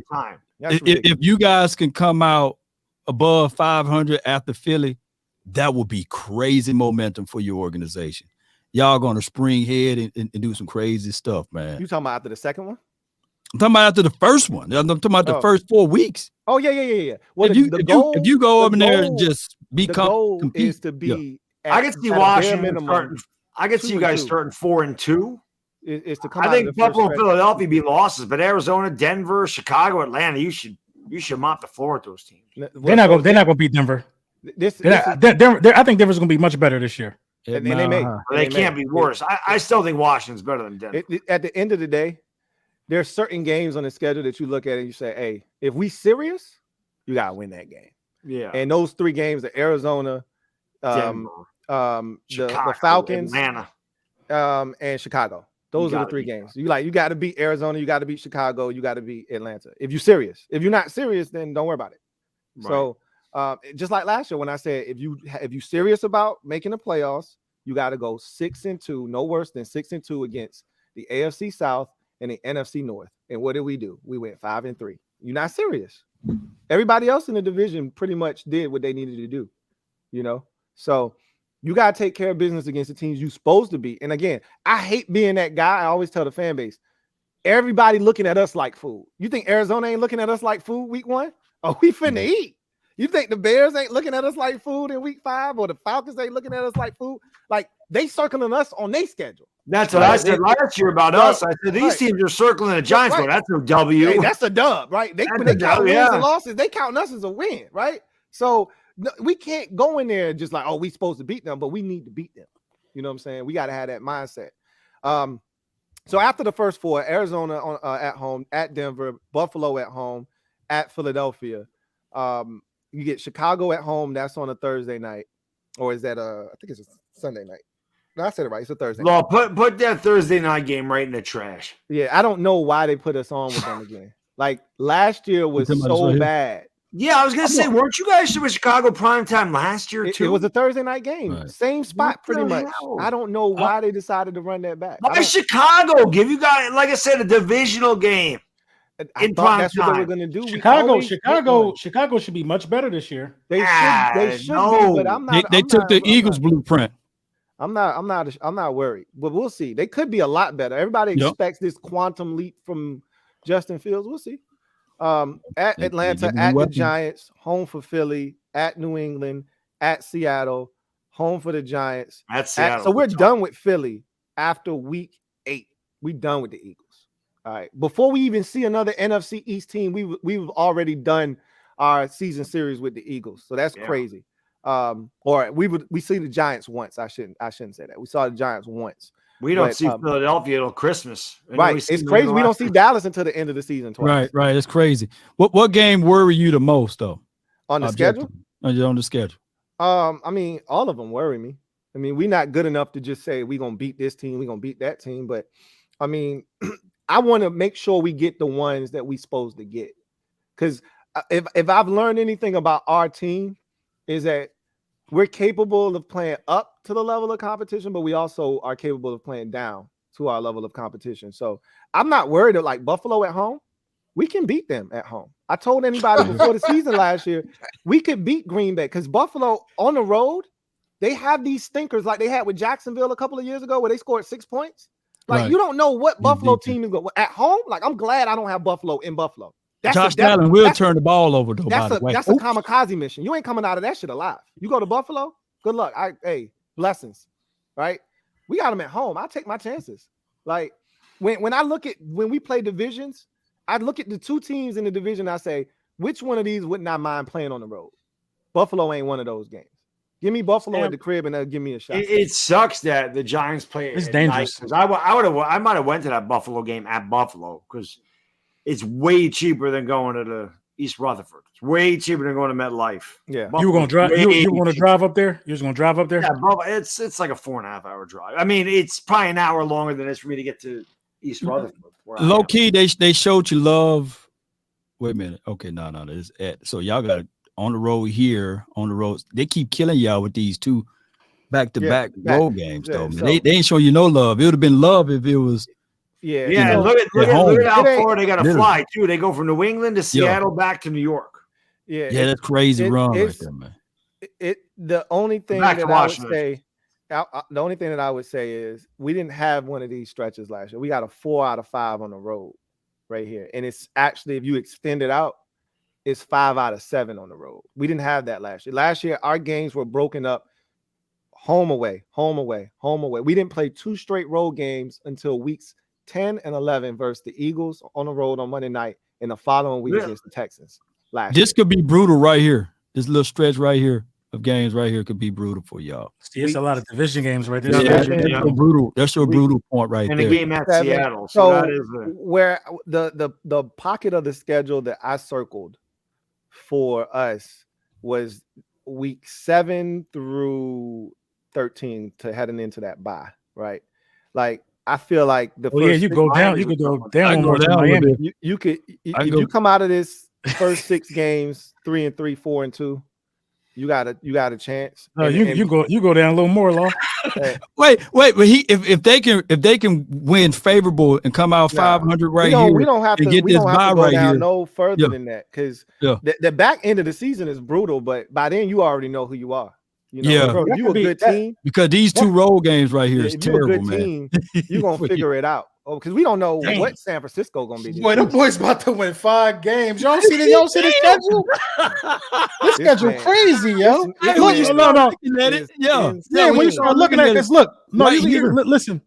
Yeah, this schedule crazy. You could even go up. Look, his confidence could be broke. September 24th, October 1st, his confidence could be shattered. Tell me when the Curtis line. Right there. No. Skip Skip Denver. Skip Denver. Skip Denver. Bro, look. But Louie, look at that chunk. I'm gonna just take it off. Wait a minute. Y'all talking crazy. Hey, man, I'm not even gonna let you. I'm not mad at you, man. I'm not even gonna let you disrespect us. But it's Sam Howell. That's a bad chunk for a first year starter. It's a bad chunk, bro.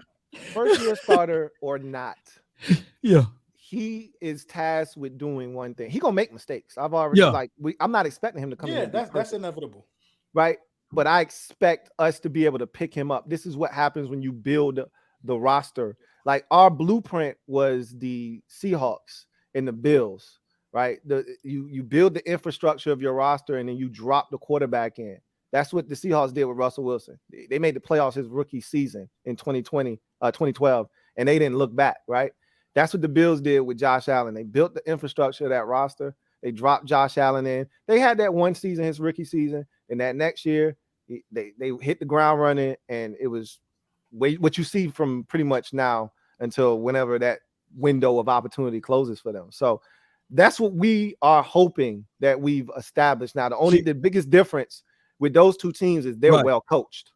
And can I just say this though, Louie Tee, objectively speaking, if you guys go in there and beat Arizona, Denver, Buffalo, and if y'all go somehow beat the Philadelphia Eagles, that will create all type of momentum that you would need for the. 4-0 is crazy. That's what you would need. That's what you would need for a young quarterback that's technically a rookie. Right. I would tell you that the first two games are going to be huge for his confidence. Right. Beating Arizona, going on the road, seeing if you can beat Denver. Right. If you can start 2-0. And then that week 3 game against Buffalo, that's massive. Right. Now you're going up against Josh Allen. Now you're going up against a team that everybody looks at as a potential Super Bowl contender. Now let's see what you got at home. You know what I'm saying?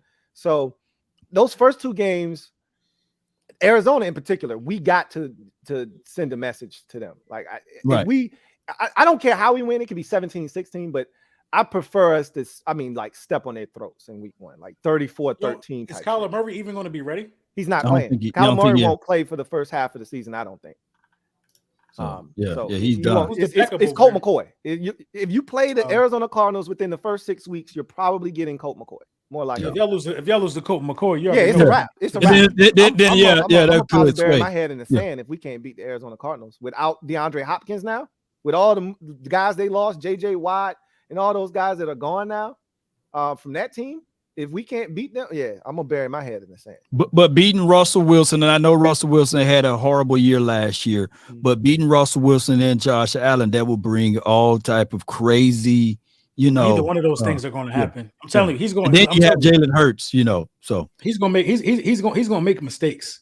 Yeah, it's all about. And then you talk about y'all going to have to pick him up. When you pick a young quarterback up that makes mistakes, you got to have solid veterans who've won before on the roster to make that transition easy. Who's going to pick him up? Who's going to pick Sam Howell? Who's going to pick him up? When y'all start losing, y'all going to start pointing fingers at each other. No, we don't. Ain't no winning coach over there. We that's one thing that we don't do, and we've had enough losing to know under Ron Rivera that we don't point fingers. That never seeps into the locker room. So I don't worry about it. It ain't no pointing fingers, pointing fists. Didn't 2 defensive tackles throw hands? Yeah, in the game that if you've ever played in sports and it gets heated and you're competitive, I've seen teammates fight all the time. That shit's not uncommon. That shit happens. You just get. But that's the signs. But that's the signs of a fragile team as well. It's not. Those 2 dudes are the best of friends. They're best friends on the team. Like championship teams don't conduct themselves like that. You're not wrong. That wasn't a championship team. That wasn't a championship team. You guys going to play 7 quarterbacks that can scramble. Denver, Buffalo, Philly, Chicago, Atlanta.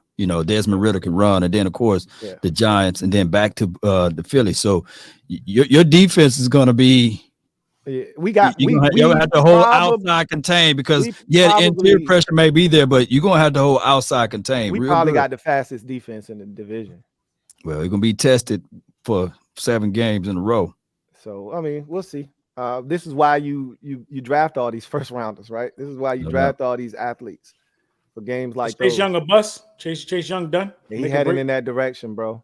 This is you want to talk make or break? This is make or break for him. Like this year. We didn't pick up the 5th-year option, right? So yeah, true. this is make or break.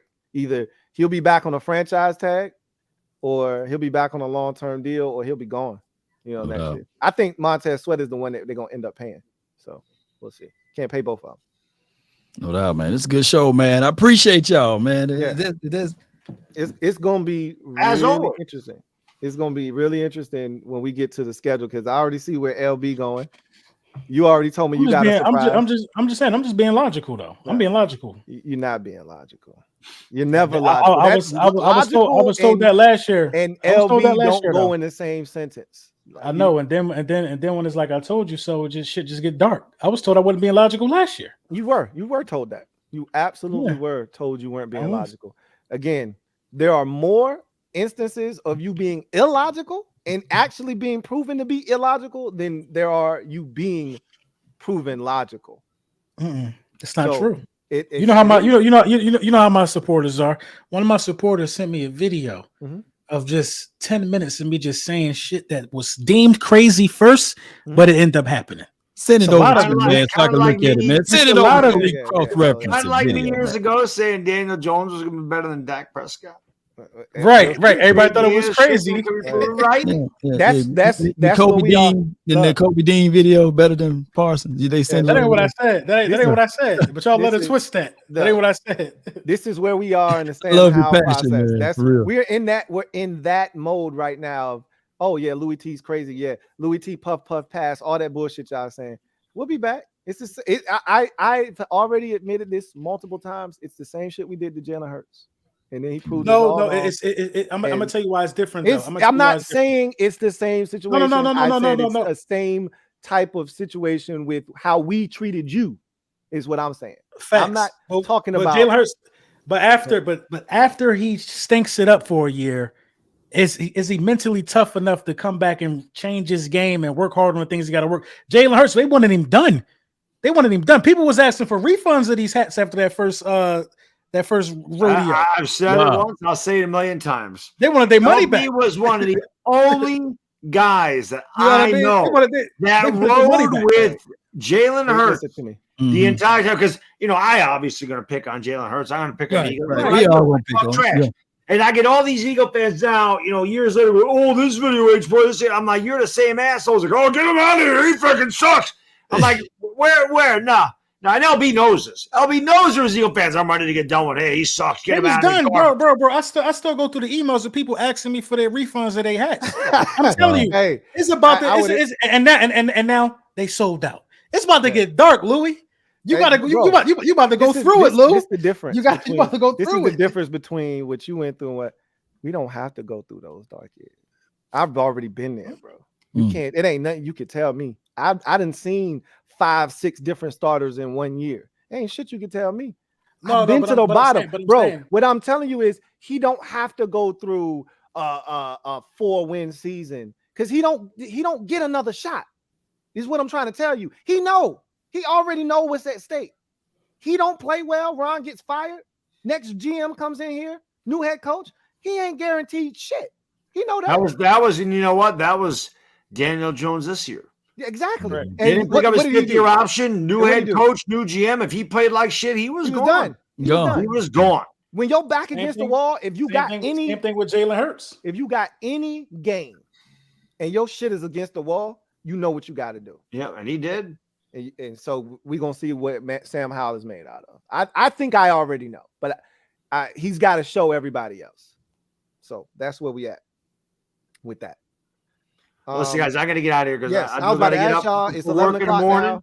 If y'all got to get out of here, please, by all means, tell us. Go ahead and get out. I love love doing this. It'll be a lot more fun in like 3 months when we do it again. We're in August. Get ready for the season. Then we turn it up a little bit. Oh, I'm just letting y'all know in advance. I am going to be on 12. All right. Oh yeah. By then. Okay. Yeah, so, That's good. But that's what we want. Like right now, it's just fun chopping. I mean, it's May. We don't know anything. We don't know who the hell's on our roster. We haven't in training camp yet. We don't know anything. But by August, we'll have a much clearer view of what our team. I mean, LB's their team is pretty much set, right? I know the Giants got a lot of stuff to work out. I know Washington's got a lot of stuff to work out. So kind of figuring out what they're going to do because there's a lot of moves there. I mean, the Eagles are pretty. You know what you're getting with them. They don't have to do much. I do know this much. It's the new Howler. You hope. New Howler. I do know that much. hey, Bad Dog, before you go, man, I just want to tell everybody the link is pinned to the top of my page. Be sure to support our frenemy, and what all that he does over there. And may your team have good luck until they play us. I appreciate it. I don't have that link. If you could send me that link so I can also disseminate that amongst the masses. I'll throw it in the chat. I'll throw it in the chat. Throw it in the IG chat or text group chat. Or something. I can throw it in the IG chat. Do that. And that, so I have it and I can. Well, listen, I know I saw the super chat earlier. So when you go through them, you'll see this. Whoever said that, I didn't catch who said it, but said, Bad Dog, this is like the best thing was ever created. Was this group of super friends? And I say it all the time, man. I love you fellas. I hate your teams, but damn, man, I love just talking football with you guys. It is a lot of fun, man. And I, like we talked about last year, so glad the NFC EAST is back. Yeah, it's so much better when we can all talk shit. Because for a couple of years, Louie Tee and I are just sitting there like, look, y'all have it. Y'all can have that. Yeah. Shit. But now at least we got something to say. You ain't gonna make me feel bad. I ain't make the playoffs, but you ain't gonna make me feel bad about my 8-8-1. No, I'm telling y'all, we gotta do a show from like a fire ass resort or something. You know what I mean? We gotta take a trip and do a show for one weekend. That's gonna be dope. It's gonna be dope, man. We working on that too. I got some guys, man, that's working on an unbelievable sponsor package for all of us. So don't think I'm not working. I just don't want to outspeak my wisdom teeth on it. I got you. It's working. That makes sense. That makes sense. But fellas, I'm gonna get out of here. Enjoy the rest of the night. Everybody in the chat, thank you for watching. Always appreciate all your support. And as always, like I said, man, we'll do it again soon. You guys, be good. Good wishes to your family. All you guys got kids and fams, so best wishes to the kids and fams. This is your time. If you gonna spend time with them, this is the time. That's what I'm saying. My son will be out of school here in a month, and that's what I'm saying. I'm thinking of the lake. I'm thinking of vacation. I'm thinking of hanging out with my little guys. So awesome. All right, be good, fellas. Take care. And thanks for man, dog. Later, guys. All right, so we gonna and anytime that either one of y'all got to skate, by all means, please do. I'm got an hour of super chats. Oh yeah, you know how it is. It says 64 of them. So I'm at 64, and the one I'm on is at 906. So that tells you how far behind we are. So I'm not leaving until they all answer, even if I can't answer them. So. JD from DC, thank you for the super chat. Greatly appreciate you. Writes, emotional damage. Get them, Law. Emotional damage. I got a button for everything over here for that one.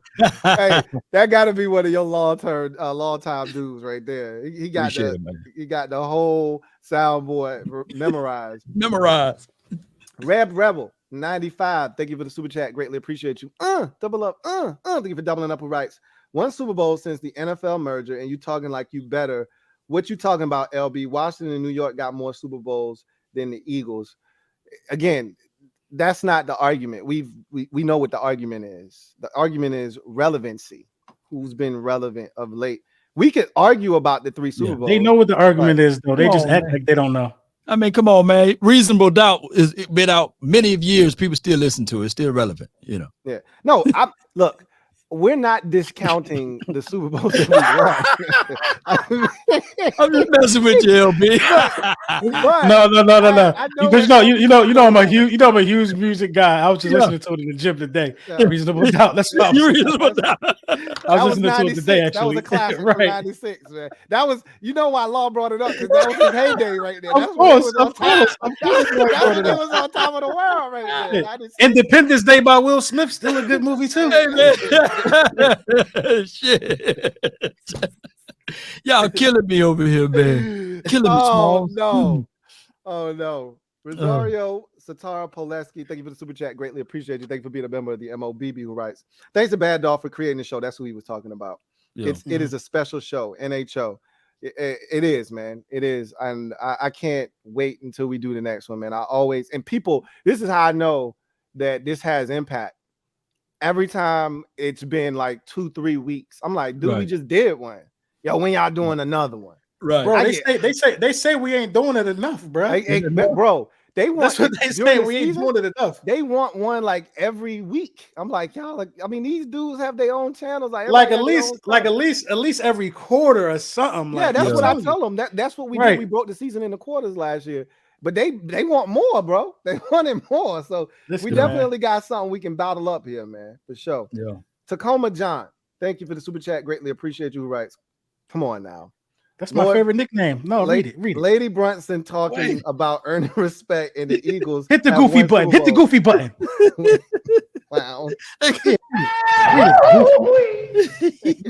the comment, Goofy. So that's their name for you, Lady Brunson. They call you Lady. They say Lady Brunson, Lord Bumson. They say all They say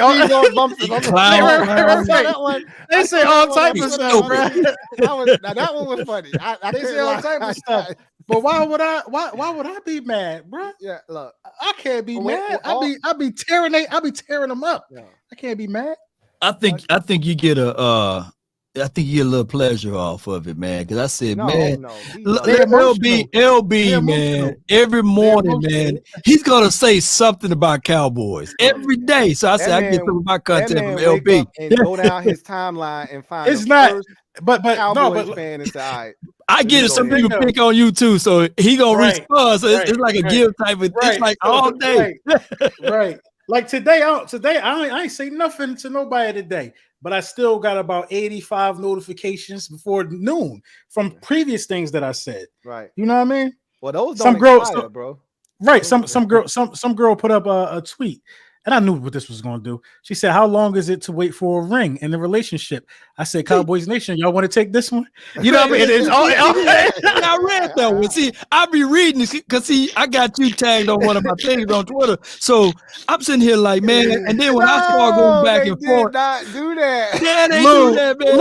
Louie, it's still retweeting. And that was like yesterday. That's what I'm saying. I do little stuff like that just to poke at him sometimes. He poke at us every day, man. He poke at us every day.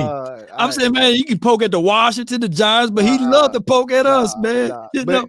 Y'all be asking for it though. But at the same time, he don't get tired of that. Look, he don't get tired, man. You're gonna learn about Washington fans. We know our lane. We don't swerve and we don't go in other lanes that don't concern us. If we supposed to be in the right lane, in the slow lane, we stay in the slow lane. When we can pick up a little speed, we'll switch lanes and get in the middle lane. But when y'all talking that Super Bowl playoff shit, that's that left lane. We stay out of that shit. Yeah, we don't really respond until you call us out. And hey, last time I checked, other than beating the Eagles, we ain't done nothing. We don't want no smoke, bro. I ain't gonna even lie though. Cowboys fans, you would have thought y'all won a Super Bowl 3. Y'all been to the Super Bowl 3 out of the last 4 years and won 2 of them joints. Bro, in 2020, we couldn't hush you though.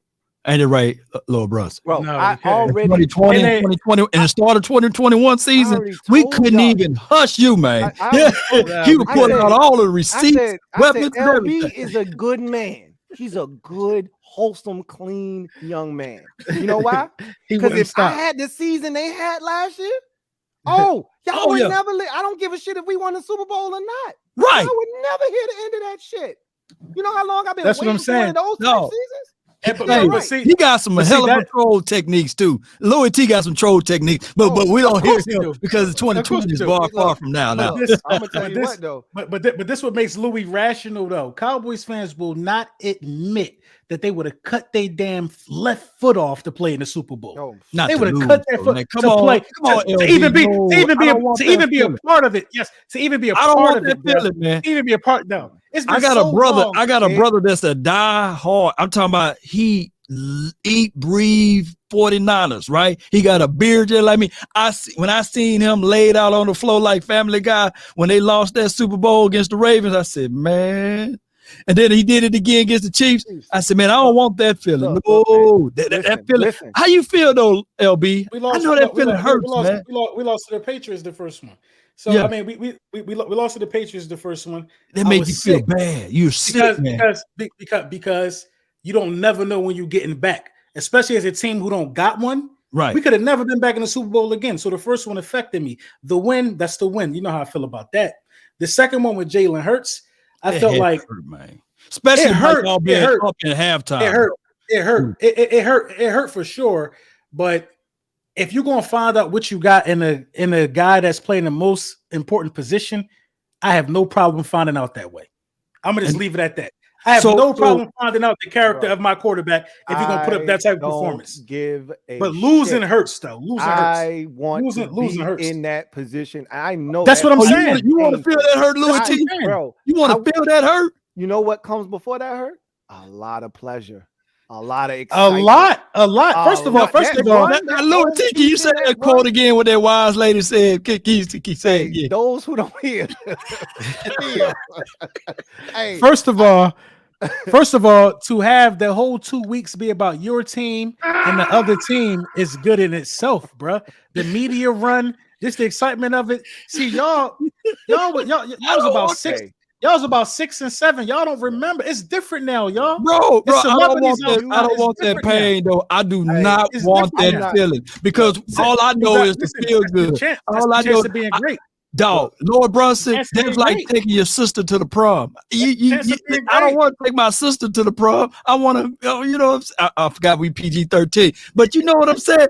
I don't want to take the sister to the prom. We ain't kissing sisters over here. This is the thing, Talk to me, man. Talk to me. And help me out.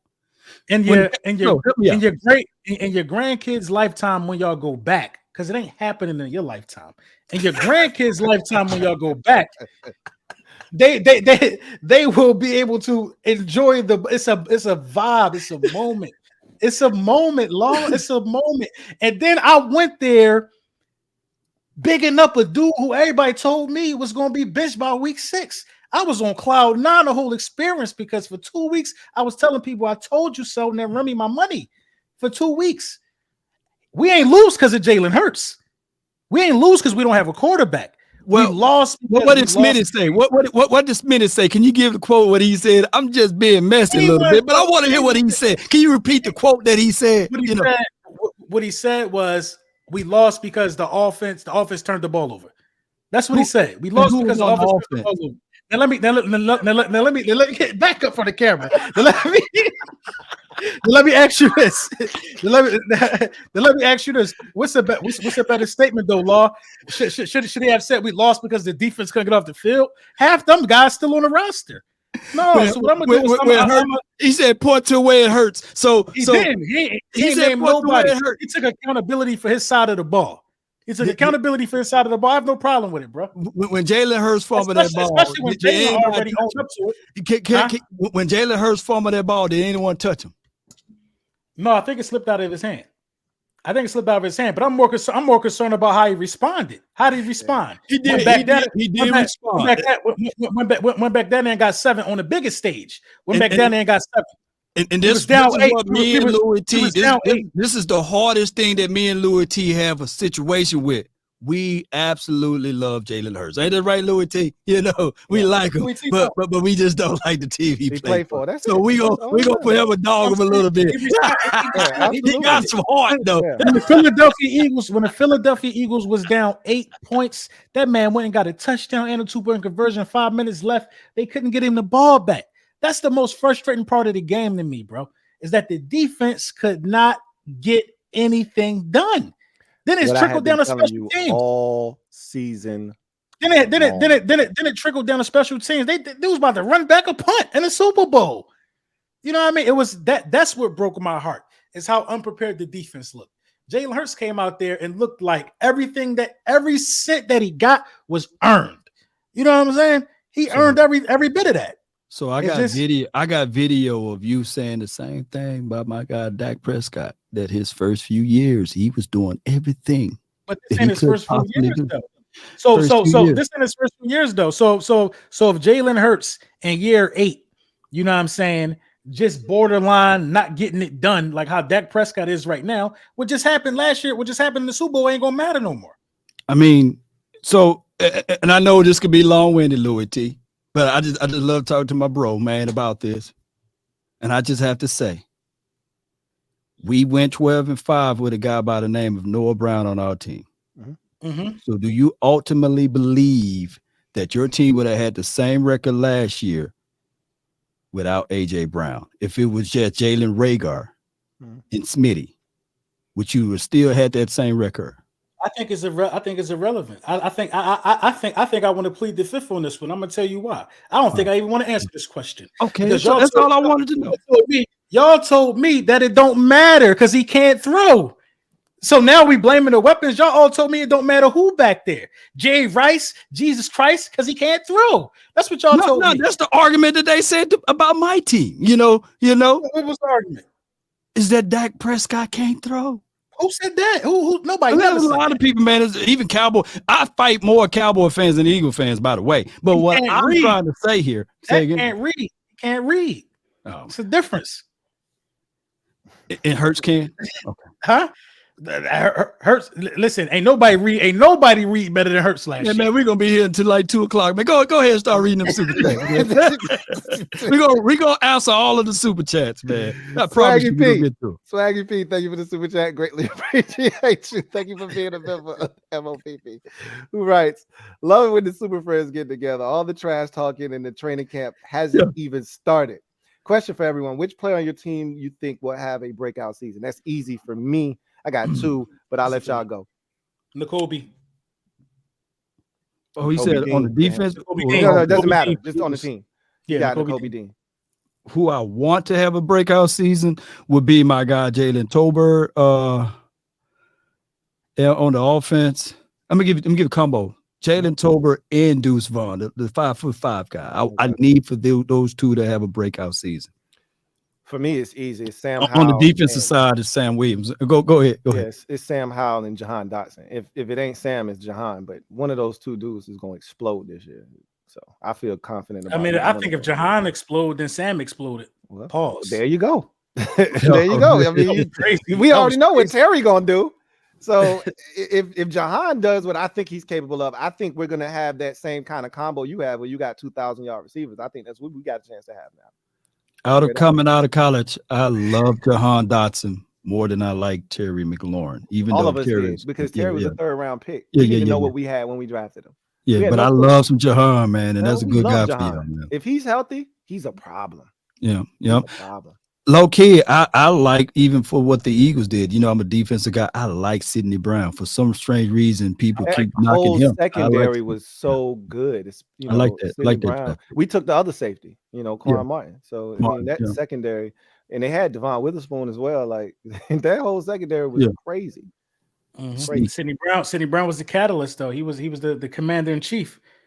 Well, we got a guy that was taking it away. So I'm happy with that. Enticed Ramen, thank you for the super chat. Greatly appreciate you. Writes, who was the last to repeat as division winners? We've already established that. It's only fitting that it's the Eagles that break the curse. Yeah. You would think, that's what Eagles fans say to help them sleep at night. Oh, it's going to be us. Nah, it ain't. It's going to keep going. And somebody's going to break it eventually. I just don't think it's the Eagles this year. But it could be the Eagles this year. We'll see. Right?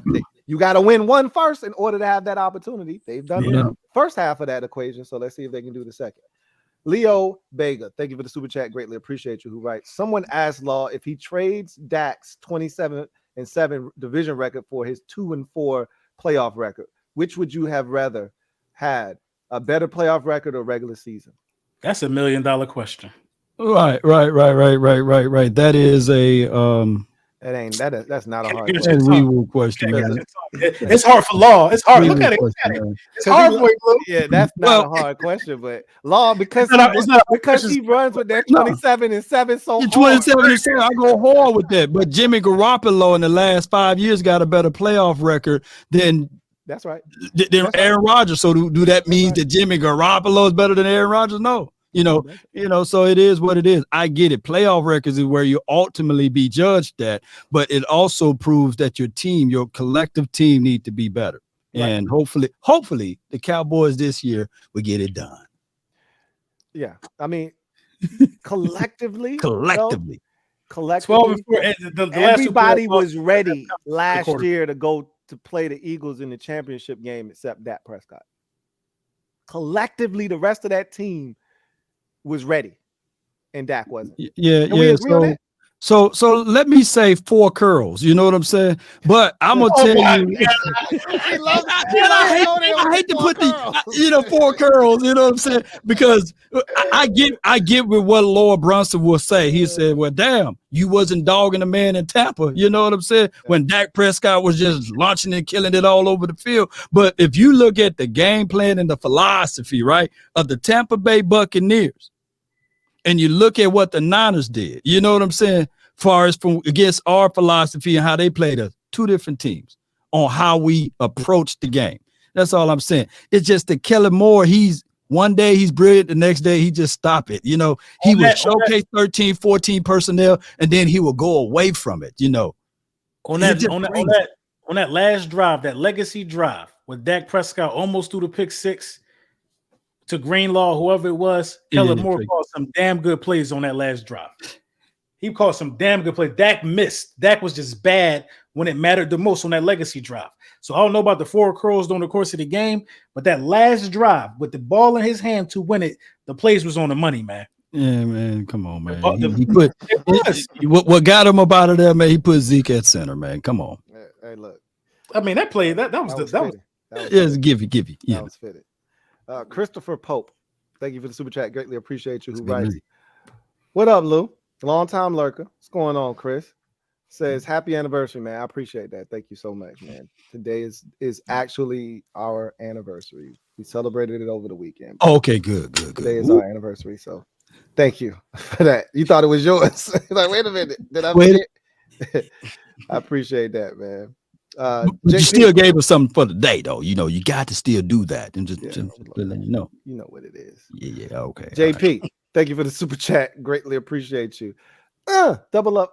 Thank you for doubling up. Who writes? Me personally, I actually think Howell can play. The others from their 22 draft, on the other hand, Willis and Ritter, those dudes are hot garbage. He'll be the best quarterback of that draft class. It won't be close, and that includes the first round pick that the Steelers took as well. He'll be the best. Tiny hands, yeah.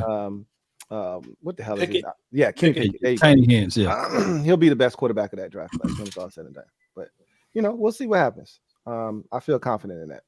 Cheese Comics, thank you for the super chat. Greatly appreciate you. Writes T. Why are you acting like you destroyed the Eagles when you won by a missed face mask?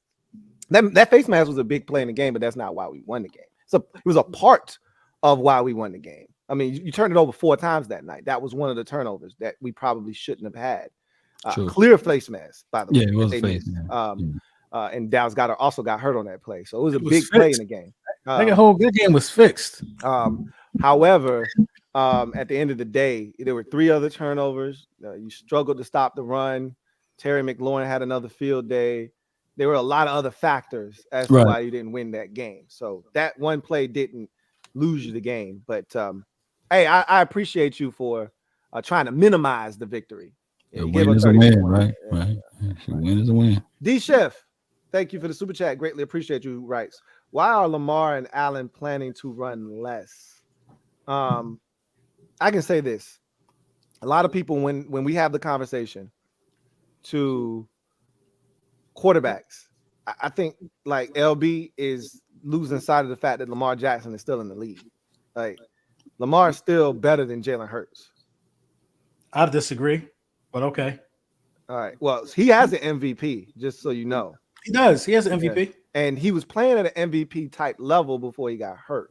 Now, I say maybe 2-3 weeks prior to that, he had cooled off a bit. But the first 5 weeks or so of the season, he was playing at an MVP type level. And there's no telling if he could have gotten back to that again. Lamar is better than him. I know you don't think so. Jalen Hurts was playing at an MVP level the whole season. Yeah, but what I'm establishing to you is Lamar Jackson has done this for multiple years. Your guy did it once. Right? Lamar Jackson has done what for multiple years? Played at a high level, a very high level, MVP caliber level. He's done that multiple times in his career and actually won it. Now, I mean, you could go to the playoff record. That's where Lamar struggles, obviously. But if we're talking about in the league, you taking a guy, I'm taking Lamar Jackson over your guy, Jalen Hurts. I mean, I'm not mad at you for that if that's what you decide to do. But Lamar Jackson only has one 3,000 passing yard season. Yeah, and we're gonna see because they gave him weapons this year. right? Like the offense that he was in, anybody that has played in it will tell you it's not quarterback friendly. It's tight end friendly. It's running back friendly. That's what they really like to feature in that offense under Greg Roman. So a big and also a big part of Lamar's game is the running game as well. You know what I mean? I think Lamar is a better runner of the football than Jalen Hurts. You know what I mean? I don't think he's a better decision maker. I don't think he's a better leader. You know what I mean? And these are about small. These are about small margins though. Like Lamar that guy.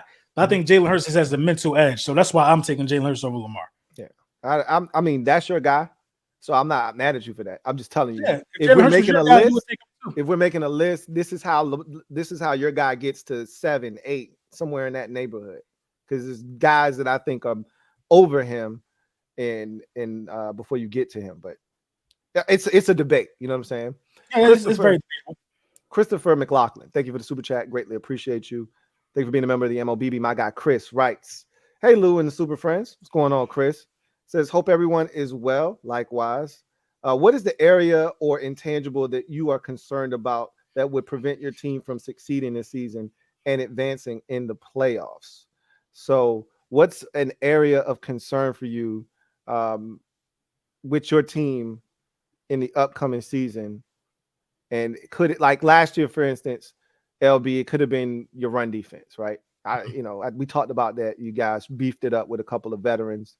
Could have been just the defense overall. Could have been your defensive coordinator. There were chinks in the armor last year, clearly. Yeah. Last year was definitely the defensive coordinator. This year, I'm going to say is the run defense. Okay. I'm not worried about the coordinators this year, even though we got a new offensive coordinator, new defensive coordinator. Right. I'm still worried about the run defense. I want to be able to stop the run at a better rate than we did last year. We lost the Super Bowl because the Ponchero ran down on us in the second half. Yeah. You know what I mean? I want to be able to stop the run from the beginning of the season to the end of the season. Yeah. I'd agree with that. Law. All right. So I just made it back. So the question pretty much is, yeah, what is the one intangible or area of concern with your team that you think can prevent you from winning and winning big this year? Let's hope the continuity will be there with the offense. That the defense still should be safe and secure. The kicker we need to find, special teams are very important, so we need to still find us a kicker, believe it or not. So I forgot all about his struggles. Oh my God, I forgot about him. Yeah, we don't have a kicker right now. So that's crazy. I forgot all about offense and kicker. We will see how the offense still should be better than what it was last year, but it could be a situation and scenario that it could be a little rocky on the start. But I would prefer that versus them guys trying to mask it up and not having things on the same page throughout the whole entire year. So go ahead and get your growing pains out of the way and see how all of this will work out and everything else will work its way in. Mine is easy. If the offensive line is good, we straight. Now, I still have my doubts about the defense and how good they're going to be, but they'll be good enough to keep us in games. They may not be dominant. A lot of people think our defense is dominant. I don't know what the hell they've been watching. Our defense is not dominant. Now we start creating some turnovers, maybe we can have a conversation. But our defense is good enough to keep us in ball games. Our offense has always been the problem. It starts up front. If the offensive line is good, Sam Howell's going to be just fine. If the offensive line struggles, then we're going to ask him to be great. Now he's got to use his legs a lot more. Now he's got to try to make things happen. That's when mistakes happen. So offensive line for me is clearly out in front as the biggest thing that I'm concerned about going into camp. They have to solidify it, find someone at left guard, and get continuity up front with 5 guys that you trust. It can't be any worse than it was last year. So there's at least confidence in that. But we'll see what happens. Lord Nova 85, thank you for the super chat. Greatly appreciate you. Who writes, LB is the most delusional Eagles fan ever. Cutting the F up.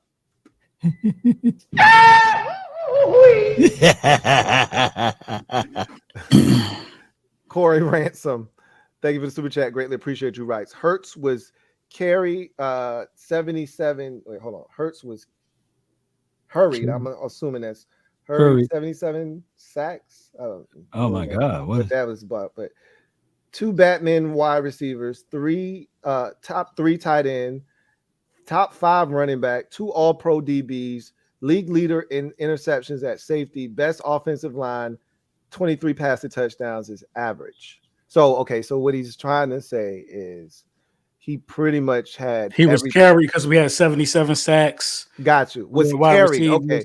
Okay, I got That's a lot of sacks though. I mean, they almost set the NFL record.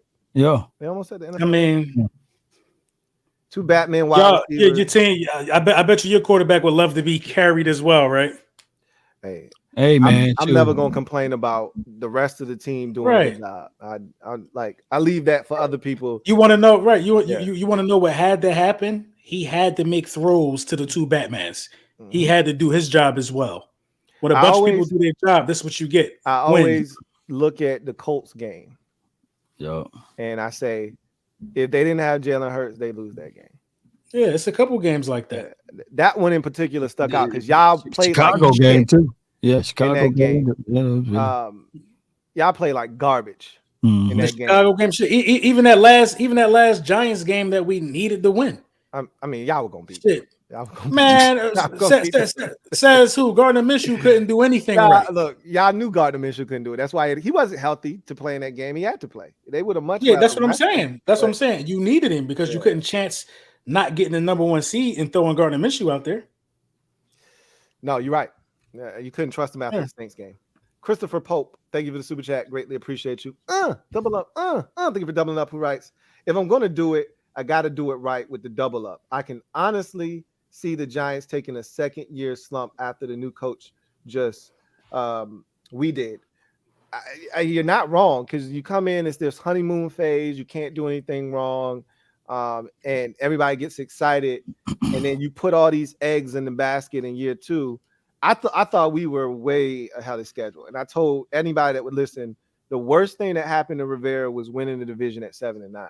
Because what it did was it put unrealistic expectations on his plate for a team that wasn't ready to win. Like we were still, our roster was trash in 2021, right? He got here in 2020 and the roster was horrible. It was one of the worst rosters in football.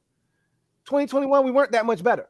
You know, we didn't take this monumental step, and then they went out and got Ryan Fitzpatrick. Like, what the hell did you think that was going to do? I came up here and I told the Super Friends, I have zero confidence in Ryan Fitzpatrick's ability to do any goddamn thing, right? I had no confidence in us winning that year. And he got hurt week 1, and Heineke came in, and it changed everything, and he gave us a shot. But, you know, we saw what he was. And so the biggest difference is the Giants roster isn't as bad as Washington's was. Like, they were terrible last year offensively. They got a lot better. They, like I said, they improved the most of anybody in the division, I feel like, in the offseason. What is it going to matter, though, is Daniel Jones really that dude? I don't think he is, personally. It's question mark. Listen, I wouldn't trust Daniel Jones. I wouldn't trust Daniel Jones. I wouldn't trust Sam Howell. Mm-hmm. And Dak Prescott get a little leeway because he's had some good seasons. If you want to be for us, be real about this. It's 2 untrustworthy quarterbacks in the division. Daniel Jones is an untrustworthy quarterback. Some would even argue that Jalen Hurts is untrustworthy because he only did it one time. Yeah, you know what I mean? I wouldn't put him in that conversation though. I wouldn't put him in that either. All you're looking for from Hurts is just do it again. That's it. Mm. It's not like we can't trust you. Just do it again, right? Whereas with Howell, doubt should be there. Every bit of it should be there. And Daniel Jones, I think there should be doubt still. Even though he played well last year, do it again. Same thing we're saying with Jalen Hurts. Do it again, but on a much larger scale now that you got talent. Now I won't want to hear that shit.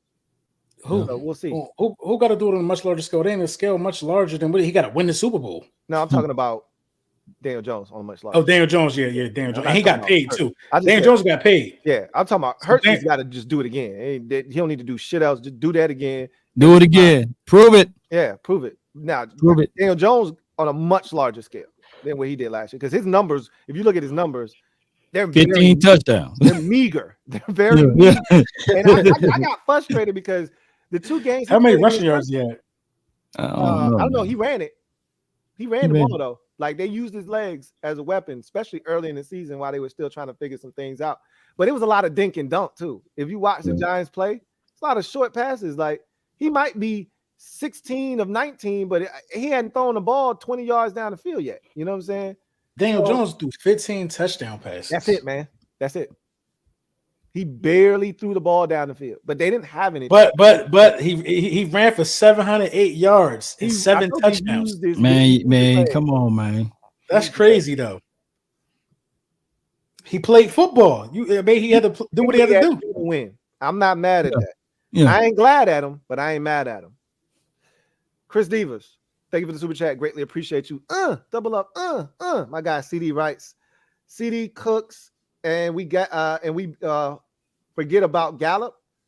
So I don't know that dude no more. I treat Michael Gallup like I treat Michael Thomas in New Orleans. I don't know you no more. Who is that?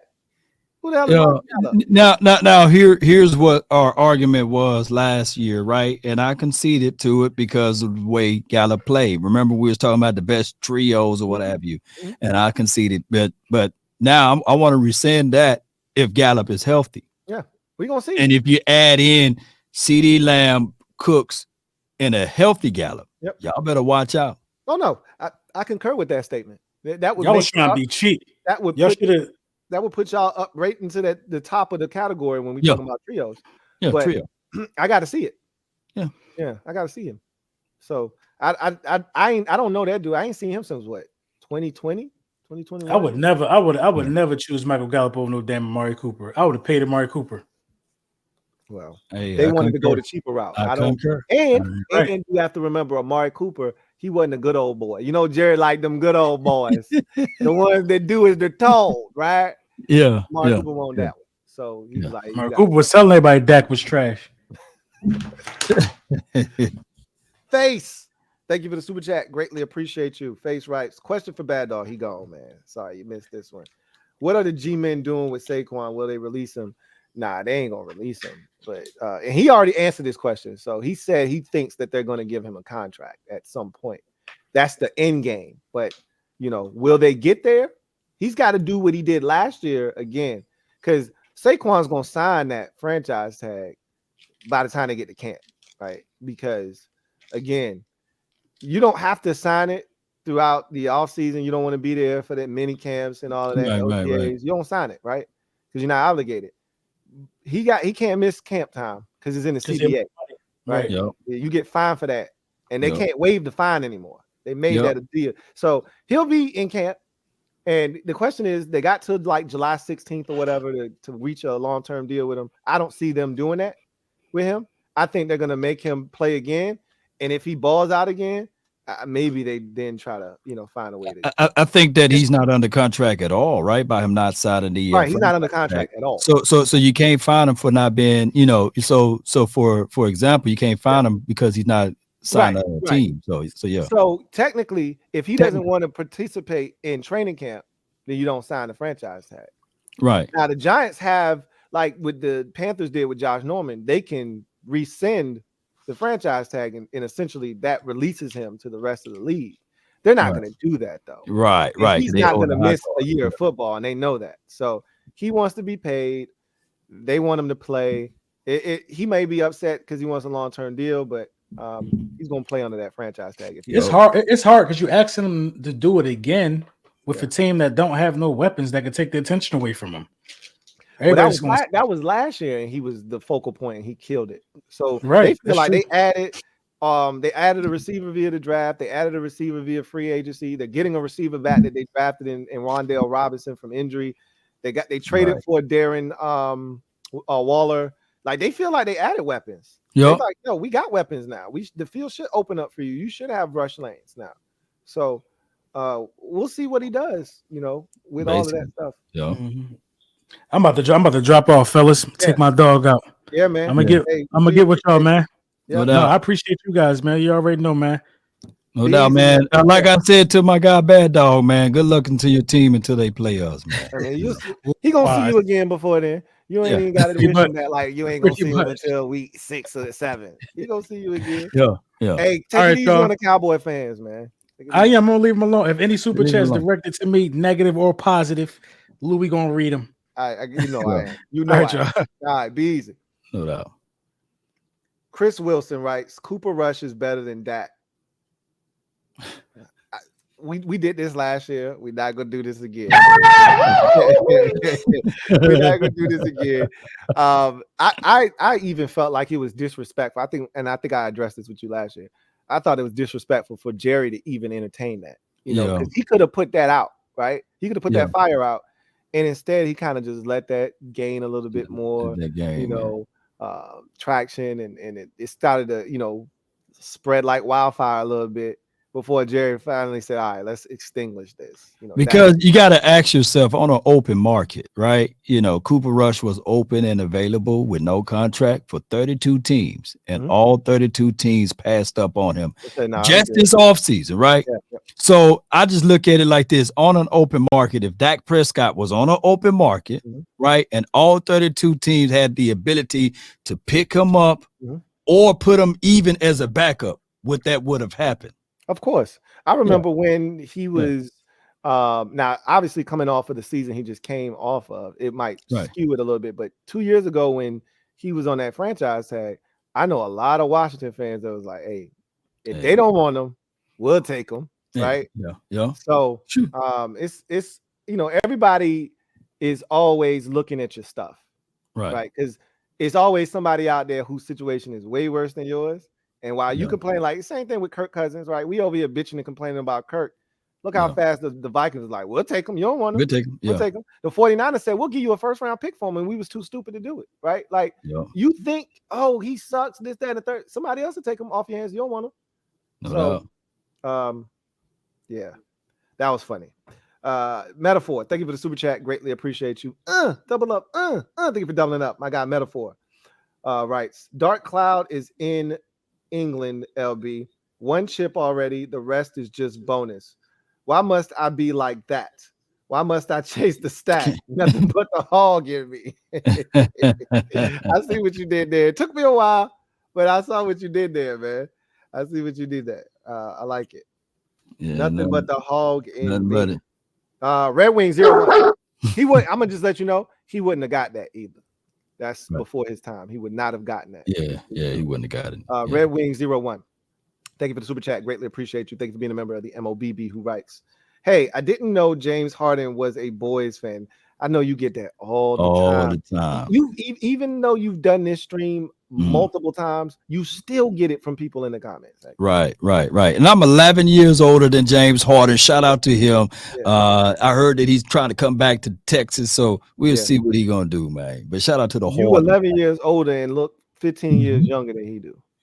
So shout out to him. Shout out to you again for that. Appreciate you, man. Shout out to Harden. Makes sense though. Both hype themselves up in the regular season just to shit themselves in the playoffs. Ooh, he had it. He propped you up, and then he had to try to come after you. Yeah, he came in, man. But appreciate him though, man. Yeah, no doubt. That's my guy.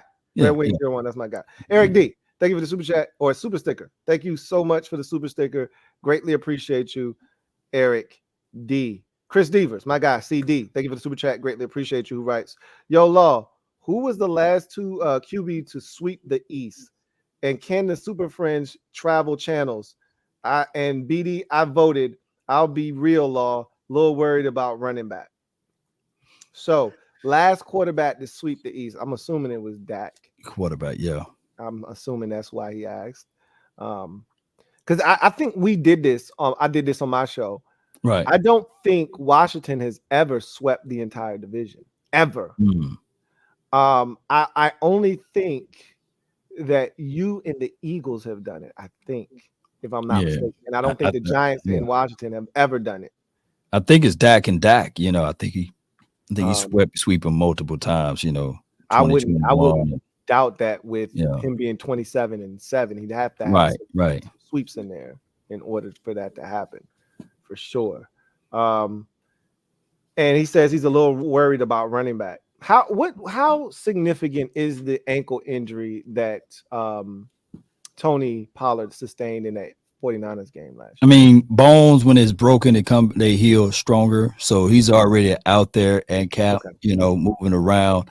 My only reservations on Tony Pollard will be mental. Like, is he's willing still to run through the A gap, right? Mm-hmm. Lower the shoulder, run between the splits, and then spring it and bounce to the outside, and contract year. So, but I truly believe Tony, man, he's a country boy, man, from Memphis. He's going to get out there and he's going to work hard and he's going to try to play for that contract. Now, the Cowboys, they love to hold feet to the fire when it's time to pay up. So that could be a situation where this is a one-off, right? And with the franchise tag, this is why I don't like it, because the expectations, they want you to do what you did the previous year or better. Right. If it's slightly less, right, then expect for them not to pay. Yeah. And that's why players don't like the franchise tag. Right. They don't like it. They want their money. And even though franchise tag is paying you more money than you've probably seen in your career in 1 year, it's no guarantee past that 1 year. Right. And I think that the running back by committee is a great situation, for the Dallas Cowboys heading into that new philosophy. That's right. Mickey, thank you for the super chat. Greatly appreciate you, Rice. Hey, LB, just win the Super Bowl. How about that? I think that's what we all said on the last stream. Remember, he showed up late and we were killing him before he got here. And then once he showed up, we gave him the business about losing the Super Bowl. You know what his retort was well, at least we made it. None of y'all were there, all of that stuff. So we had to take that. But, it hurt. Like Law said, it hurts. The pain of losing a Super Bowl. I can't even imagine what that feels like. I wouldn't mind feeling it, because that would mean that we went through the euphoria of winning multiple playoff games, winning the championship game, and getting to the Super Bowl. Again, that's something that as a fan, I haven't experienced as a teenager, as a full-blown adult. I was a kid when we did that. I remember it very vividly, like it was yesterday, but it doesn't change the fact that, to LB's point, which is why I don't argue with him when it comes to this, because he's like, I was outside when we won the Super Bowl. I was able to go to the parade and drink. Could you do that? No, it's facts. All of that's facts. I don't argue with him about that, because he's not wrong. So I wouldn't mind, getting to the Super Bowl. But winning it is what it's all about. Yeah. Nobody remembers second place. Right. So, I mean, losing the Super Bowl is devastating, right? And I don't know that feeling. So his feeling is his feeling on winning in 2017 as a grown man. But as a grown man, I don't know the feeling of losing it. But I can tell you that I've heard like players say losing the Super Bowl, now you start over analyzing everything, right? And you start combing through, and you will sit there and say, there's doubt now. There's doubt in leadership. There's doubt in thought processes. There are also expectations. The weight of that will be heavy on the shoulders. Now, like we said, and we all agree, Jalen Hurts, he is a really good dude. He's a solid guy. And we like the kid mindset, but he just played for the wrong team. And it's hard for us to root for that. Mm-hmm. So hopefully, man, they can still show some promises, but not against our team. That's right. That's right. I'm with it 110%. Yeah. Independent outsider. Thank you for super chat. Greatly appreciate you. Who writes, what game is the win going to blow Forbes off the field? Hey, look, man, you get a strong enough. This is why I'm glad we're not going to Buffalo. We don't have to worry about those kind of wins that may be able to take him off the field. But all seriousness, all jokes aside, I don't think his weight's going to be a problem. A lot of people want to make it out to be a big deal. We're going to find out. The NFL is a very physically demanding sport. And so I've seen, skinny dudes find a way to thrive. Merton Hanks type of vibes. Remember him? That long neck bobbling like this. Yeah. He will pop you. And Forbes, he plays big. I think he's a group of family of like 11 or something. Big family, man. When I did a piece on him, his family reached out, man, and they was like, "Shoot, we hope that their brother in the son goes to the actual Cowboys, you know, because I did that piece on him. Yeah. But I can tell you, man, this dude is a ball hawk. If the ball is in the air, he's going to go grab it. He's going to get it, and he's going to take it. He's going to try to take it to the house. He is not a slew-footed guy. So, and he surprisingly, this is one thing that I'm going to tell people. He going to put his nose down in there to tackle. He's not a guy. He's not going to avoid the tackle. People fail to realize that. He may be frail, but he going to fight. Yeah, that's what I was telling Washington fans. Like, I watched enough tape to feel comfortable with his physicality. You know, the debate in our community was him or Christian Gonzalez because they were both available. And we didn't think Gonzalez would be available. Right. All right. They had already made up their mind. They already knew they were taking, Emmanuel Forbes. But a lot of us wanted Gonzalez because he's the more, prototype, smooth athlete. You know, he everything about him oozes big time NFL corner. But the biggest knock on Gonzalez and the reason he didn't go, if Gonzalez was physical, physicality, he would have went in the top 10. He'd have went probably top 5. Where Witherspoon was taken, that's Gonzalez going first. You know why Witherspoon went? Because he was out here hitting folks. Man, people fell in love with that physicality. Don't nobody want a pretty boy DB, man. Nobody. And I'm gonna tell y'all, I know people say, what about Trayvon Diggs? See, Trayvon Diggs was different. You know, he wide receiver converted over to defensive back that had a lot of raw stuff. So if you look at Trayvon Diggs, he still tackles, dare I say, like a wide receiver. You know how when you see an interception and a wide receiver trying to make a tackle, that's who Trayvon Diggs looked like. But Gonzalez, he's not even willing to do none of that. And I'm not saying that what team drafted him? The Patriots. Oh, he's going to get coached up pretty well. He's going to be all right. He's going to be all right. He's going to be fine. He's going to be fine. Belichick already knows his weaknesses, right? But Belichick's already looking at the things he can do well. Yeah, he's going to put him in positions to do that. But again, to your point, don't nobody want a corner that don't want to smoke. Like, if I got a guy outside, I need to make sure that if he's my last line of defense, or he's got to wash a play back inside, he's gonna do his job. You know what I mean? And you couldn't say that about Christian Gonzalez. Forbes, you can't say that he's not gonna stick his helmet in there. Right. You know, there were often times when you watch Christian Gonzalez and he see a teammate struggling, and he's like, "Hey, you got it. You don't need me." Right. You know, it's other teammates coming. Nah, you got Emmanuel Forbes jumping in there, putting his shoulder in there, like, nah, this it ends now. This is them bones and all. He coming in with them sharp elbows and everything. You get all of that. That whole elbow.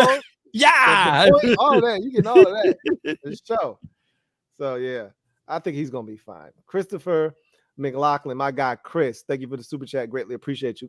Double up. Thank you for doubling up, Chris, who writes, "Hey, Lou and Super Friends, what is the one game outside of the division that each of you are looking forward to playing, and one that you are concerned about this season, and why?" I'll give you a chance to think, unless you already know your answer. I already got 3 games, like the Seattle Seahawks. They could be a sneaky game. A team that can play good defense and can run the ball can always be sneaky. And I'll throw in, I can't stand it outside of our division. We still got to talk about the Niners. That's a team that I know for sure they knocked us out of the doggone playoff 2 times in a row. So if any of those guys got any will or any heart to say they're looking for revenge, it should be that game. Not saying that we worried about them. It's not like they blew us out in both of those games. They're very, very close games. But those are games that you need to set the table and say, hey, these are the guys that left us with the bloody nose and the missing teeth. We're going to have to make sure that they're going to be ready to fight that week, regardless of the situation. And if down the line, if I look at Miami, I do like the run capabilities of them, and especially those 2 speedy wide receivers. That's going to be, and think about this, they went and got A-Chain. People got to realize that's a fast team. A-Chain, Hill, Waddle, that's Florida Relays over there. Yes, and you can throw in the field. I go on and on about teams where you can feel that. You know what I'm talking about? Yes, I I couldn't agree with you more, man. I've already told you that this schedule this year is going to be a lot tougher than last year's. So there's a lot of games on the schedule where I look at it and I say, man. So as far as like teams that I'm not afraid of any team on the schedule. If we were going to Buffalo, that would have been the one where I go, shit. All right. I don't know how we're going to get this done, but all right, here's a shot, right? We play them at home. So I'm not really concerned with any particular team in terms of fearing them. Now, with that said, is that still going to be a tough game? Absolutely. It's still Buffalo, right? Right. But I look at the games that I think we have a chance to win, and those are the ones that scare me the most because in order to have a chance, you have to win the games that are there to be won. So at Denver in week 2 is a big one. At Atlanta in like week 6 is huge. You got to find a way to win those games, right? Those are on the road though. Tough, Bijan Robinson, right? Kyle Pitts, they can play off of each other. Desmond Ritter, we don't know. You know what I'm saying? They could start Tyler Haneke. You know what I'm saying? And so Drake London could start eating too. Like they got some stuff, and like you said with this run game now, because they already had an elite run game last year. True, without an elite back.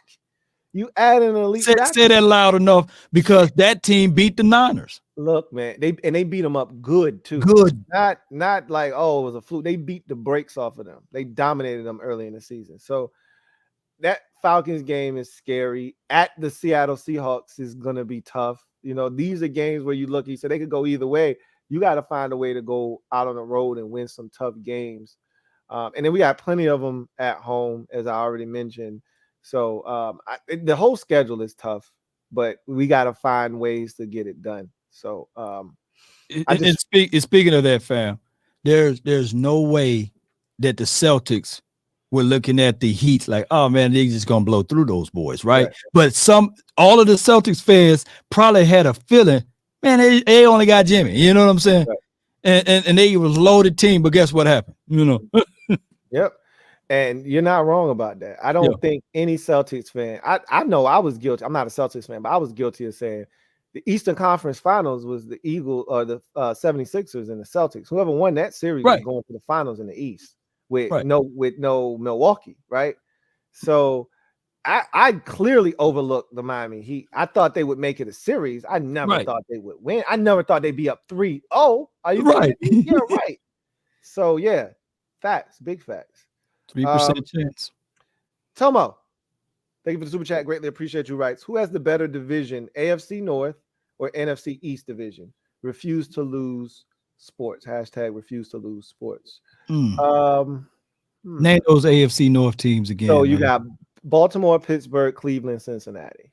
Clearly, we had the better team. I feel the same way.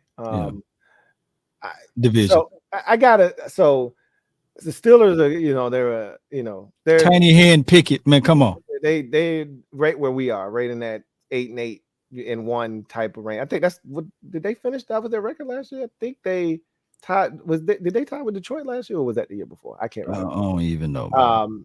So they're kind of similar with us. Cleveland sucked last year. You would expect them to be better with Watson having a full offseason, everything kind of settling in for them this year. And then there's Baltimore and Cincinnati. They're really good, right? They're the cream of the crop. They would be the equivalent of you in Philadelphia in this division. Cincinnati would be Philadelphia. You would be Baltimore, and the Giants would probably be, I guess, the Steelers right now. We would be the Browns in that division. We're better than I'd like to say we're better than the Browns, but they beat us last year. You know what I mean? They came in our house when we needed to win. Now we started Carson Wentz. That was a mistake, but I think our division is better. But I'm biased, so that's right. I'm biased, but I also believe our division, top to bottom, is better than their division. But you've seen how gritty the Baltimore Ravens was. They backup quarterback nearly almost beat Joe Burrow. You saw what it took for the Cincinnati to win. If they don't fumble, the quarterback sneak, right? Right. And they run it back, they're gonna beat Cincinnati in Cincinnati. And don't nobody bring that up, But he's elite, Joe Burrow. I'm not taking away anything from him. He's elite. Yeah, they definitely win that game. So that's a tough division. Right. But they play each other hard. I think the better comp is the AFC East, like the division we play with Buffalo, Dolphins, the Jets, and the Patriots. Like nobody in that division is trash. Right. And that's how I view our division. Like they're at least we don't know if Cleveland's gonna be any good. They sucked last year. They could suck again this year. I don't think the Patriots are gonna be bad. I think they're gonna be better on offense. We know the Jets are gonna be, if Aaron Rodgers is anywhere near what we think Aaron Rodgers is supposed to still be, they got a loaded roster. The Bills are the Bills. We know what Josh Allen is capable of. And the Dolphins proved last year, even with a third string quarterback, they were this close from going to Buffalo and winning in wild card weekend with a third string quarterback. So that division is really good. I think the AFC East is right there with the NFC East in terms of the best divisions in football, but we'll see. No doubt. Eric MD Ape, thank you for the super chat. Greatly appreciate you. Who writes, Dallas sucks. Law is delusional. Sorry, bro. Show us wins. Ha ha. I mean, they win regular season games. 12-5, 12-5. You know right. what I'm saying? I don't argue with Dallas and regular season success. They've had it. It usually isn't back-to-back like this, though. This is the first time y'all have done that since when?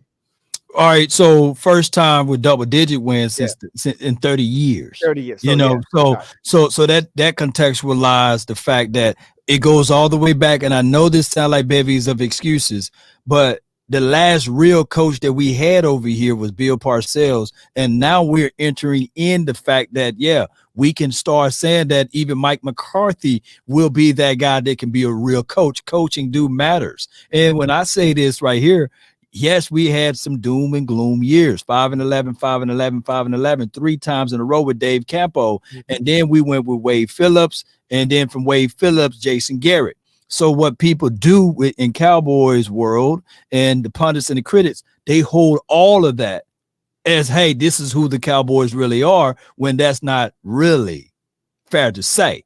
But I get it.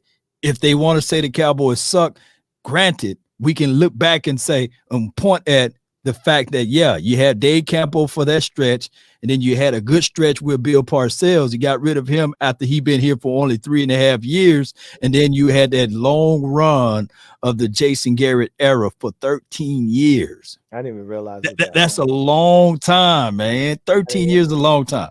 I didn't realize it was that long. Yeah, I always tell Cowboys fans, because I used to have this conversation with them with Tony Romo, because they treated Tony Romo like how we treated Kirk Cousins. He can't win the big game. He chokes this, that, and the third. And so I was like, this is all you got to tell yourself if you're a Cowboys fan is, do you remember what it was like before Tony? Because I don't think a lot of Cowboys fans, they got selective memory. There you go. When it comes to what life was like. Because I go through the quarterbacks. It was Quincy Carter. It was Vinny Testaverde. It was Chad Hutchinson. It was Drew Henson. Oh man, you know him too. I know your dad was kind of a Cowboys fan. Tony Banks, Cunningham. We even tried to go get Cunningham. It was bad. Okay. Yeah. Before Tony came and saved y'all, right? So I always remind, even when you're having a Dak Prescott conversation, I'm like, bro, it could get worse. Yeah. You don't want that kind of smoke, know? Yeah. So I always, try to help people understand, like, it's rough, man. It's my Cowboys history. You can't run from it. All you can do is learn from it. But when you have guys with big egos, that's edging God out, people that think that they know more than God, and that's Jerry Jones. He really thought that, hey, he saw himself lifting up a Lombardi trophy with Jason Garrett. Here's my 1,000 truth with this. What year that the Cowboys were not taught or brought up of not winning the Super Bowl? Even with those years of 5-11, 5-11, 5-11 with Dave Campo, 3 years in a row, the Cowboys were still favored in the offseason to win the Super Bowl. Even with Jason Garrett in that stretch, was still favored to win the Super Bowl. But when the reality meets the expectations, you have the results of what we've seen in these last 27 years. And rightfully so, the last 3 seasons were promising because now we at least have a coach with a real identity that can at least move some things. And we still were shaking off a philosophy with Kellen Moore because he's from the Jason Garrett system. I can't make this stuff up, man. and that's why nobody will ever feel bad for the Cowboys. Everything that y'all do is self-inflicted, right? Because of Jerry Jones, right? Y'all have made yourself into this larger than life entity in the NFL. Like, it's Dallas and then it's the rest of the league, right? So nobody will ever feel bad for y'all when y'all suffer, when y'all struggle. Everybody want to see y'all. Y'all are the Patriots took that crown from you for a little while of the villain of the league. But every league needs a villain, and y'all are really damn good at being the villain. But here's the thing: we are the nice villain, though, because normally the villain will, the player or somebody will be the antagonist. The player will be somebody. It's him. It's the owner, so it's still good. It doesn't have to be a player when it's the guy at the very top. It's the guy at the very top. Yeah, okay. I get you now. I get Jerry you now. Jones. Yeah. Okay. I mean, who else has a radio show as an owner? Who talks after every game as an owner? Who holds a press conference after every game, win or loss? Nobody else is doing that shit. Just Jerry Jones. Ain't nobody. And then it's multiplied by 2 because not just he do it. Stevie Jones. That's 4 interviews a week, man. Right. You know, that's a lot of information. Yeah, that's insane. Yeah, 4 interviews, man, for the owner and his son. Y'all don't never long for content, boy. Damn. We got content every day, man. Talk about, boy. Yeah. I thought we was bad. We got y'all beat. Joe Rockhead. Y'all got us beat. Excuse me. Joe Rockhead. Thank you for the super chat. Greatly appreciate you. Thank you for being a member of the MOBB. My guy, Joe Rockhead writes, here's the BS. If the Eagles had won any Super Bowls back in the 60s, it's to the 80s, even though he didn't see it, LB would be bragging about those rings too. So stop. That's a great point. And we'll bring that up to him the next time. I think that they're like 1-3 or 1-4 in Super Bowls. Yeah, he would be claiming those as well. Of course he would. Yeah. I know what his retort is going to be to that, though. I know what his comeback is going to be. Is I ain't worried about those. We ain't win those Super Bowls. I'm talking about now. Like, that's going to be his mindset. But he's going to say, of course I would count those. Of course I would be stupid not to. I already know what he's going to say. But he's going to circle back around. He's going to do that full lap, and he's going to come right back to, but at the end of the day, we relevant and y'all not. They say selective history. Yeah, absolutely. Yeah. It's like selective memory. It works the same exact way. And he's going to make sure you know that at the end of the day, I ain't talking about the 60s, 70s, or 80s. I'm talking about now, and y'all ain't been relevant in 30-something years. That's what he's going to pretty much go back to. But your point is well taken. Swaggy P, thank you for the super chat. Greatly appreciate you. Double up. Thank you for doubling up. Who writes, at least we know we are the best division with the most Super Bowls and the only division with every team with a Super Bowl win. It's funny that you say that because I didn't want the Eagles to get shit. Now, I do wear that as a badge of honor when we have those discussions. When somebody else from the outside want to come in and try to test us, that's when you start elevating other teams in the division. But as a fan of one of the teams in the division, I didn't want Philly to get shit. No doubt. Nothing. I wanted to be able to, same thing Bad Dog was saying, which is, hey, you ain't got no Super Bowl.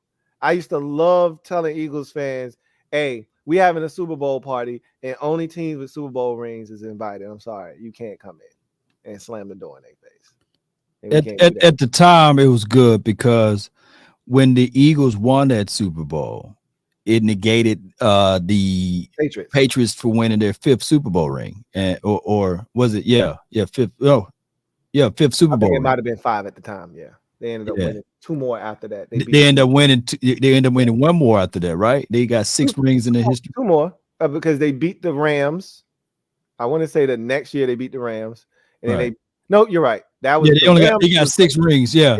So I was quasi happy for, like I didn't want Tom Brady to get all of the rings, and then he ended up getting it the following year anyhow. Yeah, so he I was beat like, the damn. Rams next year. Yeah. So it kind of mute that whole thought process, but damn, I would if I can put it back in it. Yeah. Nah, I never. It was like choosing the lesser of two evils because I didn't want to see the Patriots win another damn ring. Right. But at this point, if Brady is my only hope for stopping the Eagles from getting one, and it's Nick Foles at that, there ain't no way Nick Foles about to outduel Tom Brady. You got to be outside your damn mind. And to watch him actually do it, I was like, this is not happening. And my dad is one of those fans that he has NFC East pride over everything. Yeah. So once Dallas is no longer able to win, he's rooting for whatever team in the division can win it. Like can win it. Yeah. He wants to see the division prosper.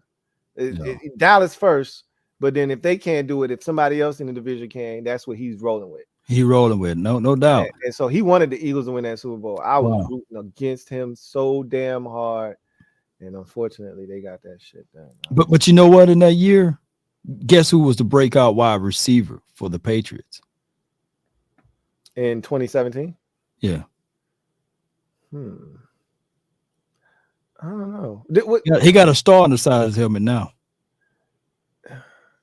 Oh, Brandon Cooks. Yeah, he was knocked out of that game with a concussion. That's right. If he didn't get knocked out of that game, it could have probably turned into the favors of Patriots, Yeah. But he was knocked out of that. That's one of his bugaboos. If he can stay healthy, we already know what he's about. But concussions have been a problem for him in his career. I'm gonna be yelling, "Go down, little man, go down!" He slide, jump out of bounds. He's so tough, though, man. Yeah, he's a tough game one way. So if he can stay healthy, it's gonna change a lot for what y'all can do. Because he's a real weapon on the outside. Real weapon. Will Cleveland, thank you for the super chat. Greatly appreciate you. Who writes, y'all sound like lawyers with a witness on the stand. LOL. All hail Sam Howell. I be over here trying to protect my man Sam, man. I be over here trying to fend him off because they be coming for his jugular, man. All the time they be coming for my guy Sam. But I'm gonna hold him down. Yo.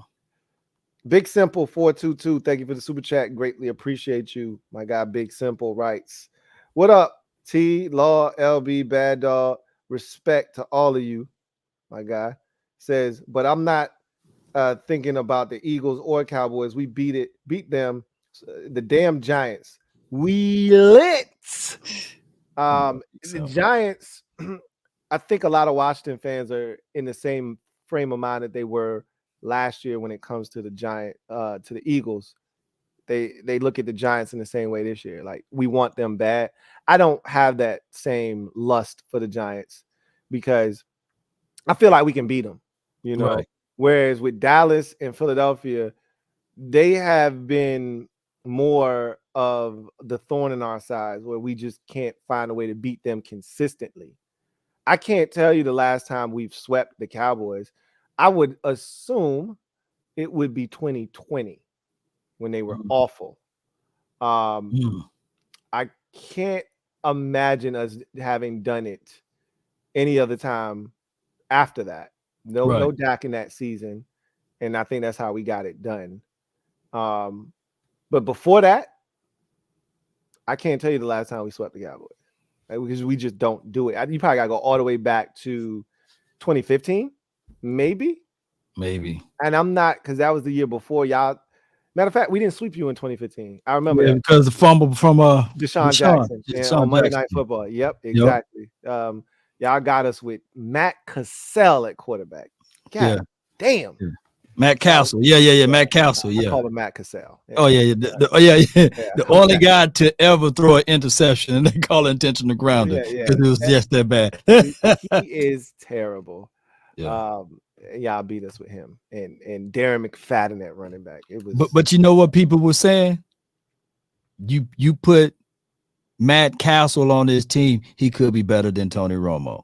I remember that because so many people, it's the same argument. Whatever the backup quarterback is, they love him in Dallas until they lose. You know what I'm saying? Then they be like, hey, They say the same thing with the dude from Cleveland. Yeah, Brandon Whedon, you know what I'm saying? He throw the best deep ball. Always like that because in Dallas, it's not just Dallas, because it's the same way with Kirk Cousins, right? Oh wow, they wanted every other dude but Kirk Cousins. He stinks. He can't win big games, yada, yada, yada. And I'm like, y'all not understanding. It can get worse than this. And what have we had at quarterback since he left? Nothing, right? No prolific offense, terrible, one of the worst offenses in football. I get it. There's a ceiling to what you can do with Kirk Cousins, but also the floor isn't, underneath, 6 feet under the ground, which is what we've been, right? Yeah. And so you got to kind of figure out what you want to be. Are you striving for a Super Bowl? Sure. You could have been doing that all the while winning with him and still looking for a replacement down the road. But to go about it the way we went, and obviously they didn't expect Alex Smith to shatter his leg in 15 different places. And, crazy, man. Have all that happen to him when they traded for him. But it was not a great situation. And that's how fans always think, because this guy isn't good enough. He's not winning big games. This next dude gonna be better than him. Okay, well, you'll find out. And they found out with Whedon. I'll be right back. Castle, yep, and all of those dudes. And so that's what I always caution fans against, is understand what you're saying and what that player is providing for you, because you think you can do better until you can't, and then it's too late.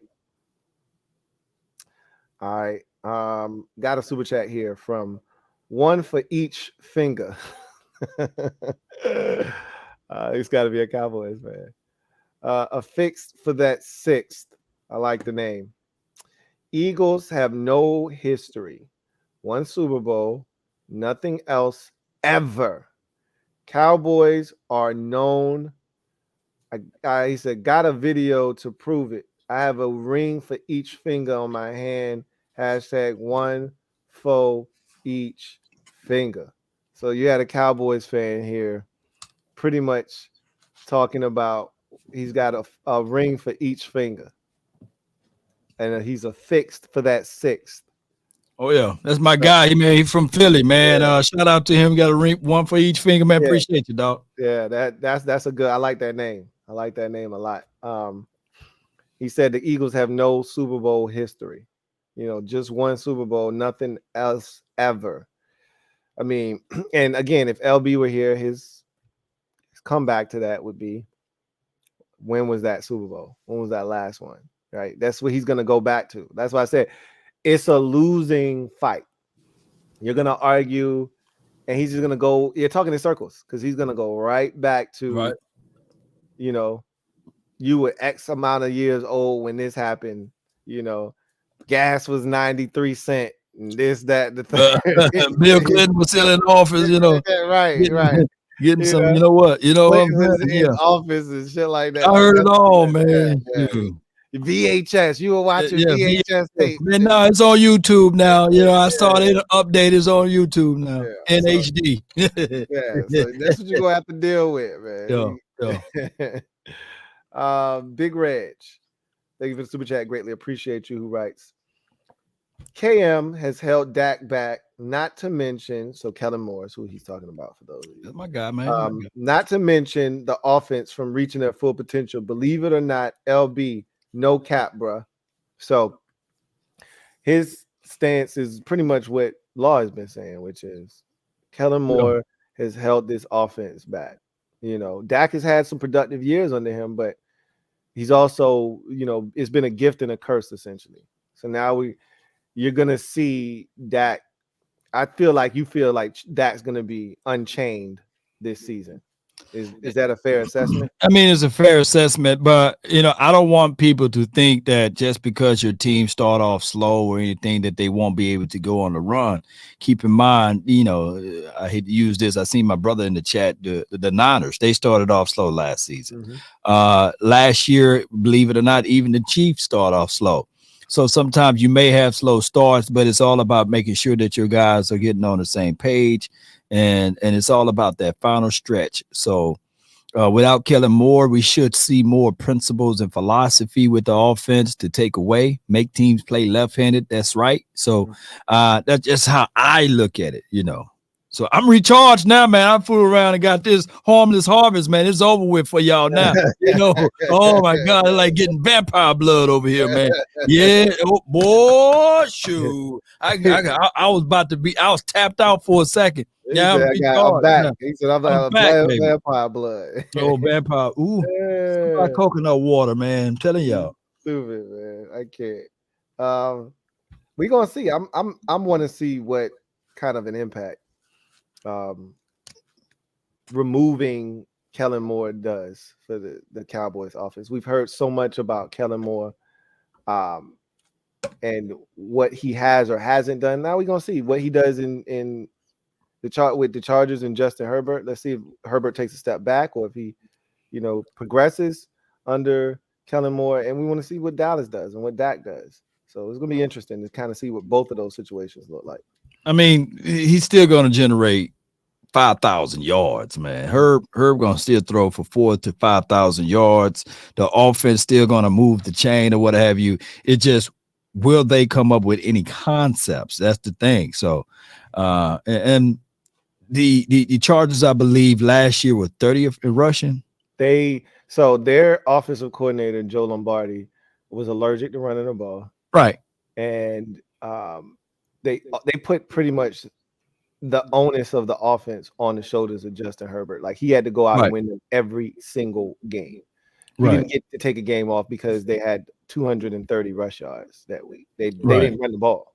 So it was always on him. So and they felt like that offense, Joe Lombardi's offense, was really Sean Payton's offense. And they designed that offense for Drew Brees. So it was a lot of shorter passes. You got this dude with this big rifle arm, and everything is short and underneath, nickel and diamond dinking and dunking. So they want to be able to push the ball vertically down the field now. Well, we'll see. We'll see if Kellen Moore helped them do that or not. That's exactly what they're going to light that thing up. We're going to see. Nikki, thank you for the super chat. Greatly appreciate you. Double up. Thank you for doubling up. Who writes, Allen had more turnovers than Dak. So WYM. I'm assuming that's what do you mean? Yeah, what you mean? And shout out to Mickey. He probably had more fumbles, and of course, we looking at the INTs, which was tied. My thing is with Josh Allen, people think when we start talking about Josh Allen that there's a knock on him. No, I only bring up Josh Allen so that I can correspond to those who are out there speaking ill will of Dak Prescott. It's not an easy game. From last I checked, Josh Allen didn't have a broken thumb. You know what I'm saying? And he pretty much had his weapons around him. He didn't have Stephon Diggs hurt for the season or in and out of games and these sorts of things. So shout out to Josh Allen. I think he's a phenomenal quarterback. But we'll find out, man, of his legacy, man, what he could do beyond, down the line. But it is what it is. I get it. I get what y'all saying. Yeah, that's another one of those. You ain't gonna win that battle. You ain't gonna win it because it's like me arguing that the Cincinnati Bengals won the playoff game last year, but how did they win it? You know what I'm saying? Sam Herbert, picking up a fumble, running it all the way back for a touchdown. Yeah. And the season before that, when they went to the Super Bowl, don't nobody bring up the fact that their defense literally caught 4 INTs to beat Tennessee. Right. But nobody bring that up, you know what I'm saying? Because it's the Mandela effect. They would think that, hey, it was only Joe Burrows, right? But that's a whole argument that I wish my Cowboys would have had 4 INTs against the Niners, right? But it's a whole nother conversation, though. We'll be here all night, man, all morning. But that was my point. They didn't have the turnovers, but they played well enough for you to win that game, and you know that too. Yeah, before girls. Yeah. Let's say, man, log out every excuse in the book, man. You know what I'm saying? That 4 curls about to be a whole different movement, man. That 4 curls right there. You need to put that on the soundboard, man. Hey, second and empty, man. Let's go 4 curls, man. Second and empty inside your own 20, man. Come on, man. We used to call that Miami back in the day, man. We're in Miami. 4 curls. 4 curls, man. Yes, indeed, man. Eric MD8.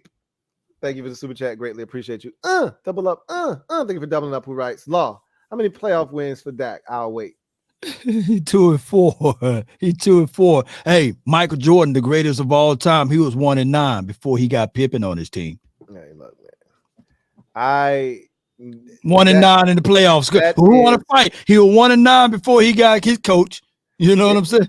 This is going to be the age-old debate with guys like Dak Prescott and Lamar Jackson until they have more success in the postseason. We know what regular season quarterbacks they are. We know what they're capable of in months September through December. It's when we get into January, what are these guys going to do? Because both of them have struggled in the playoffs. No problems getting there, right? But have struggled when they've gotten there. So that's going to be the narrative until he changes that. He's Steve Young. Remember, Steve Young was running around, get the monkey off my back.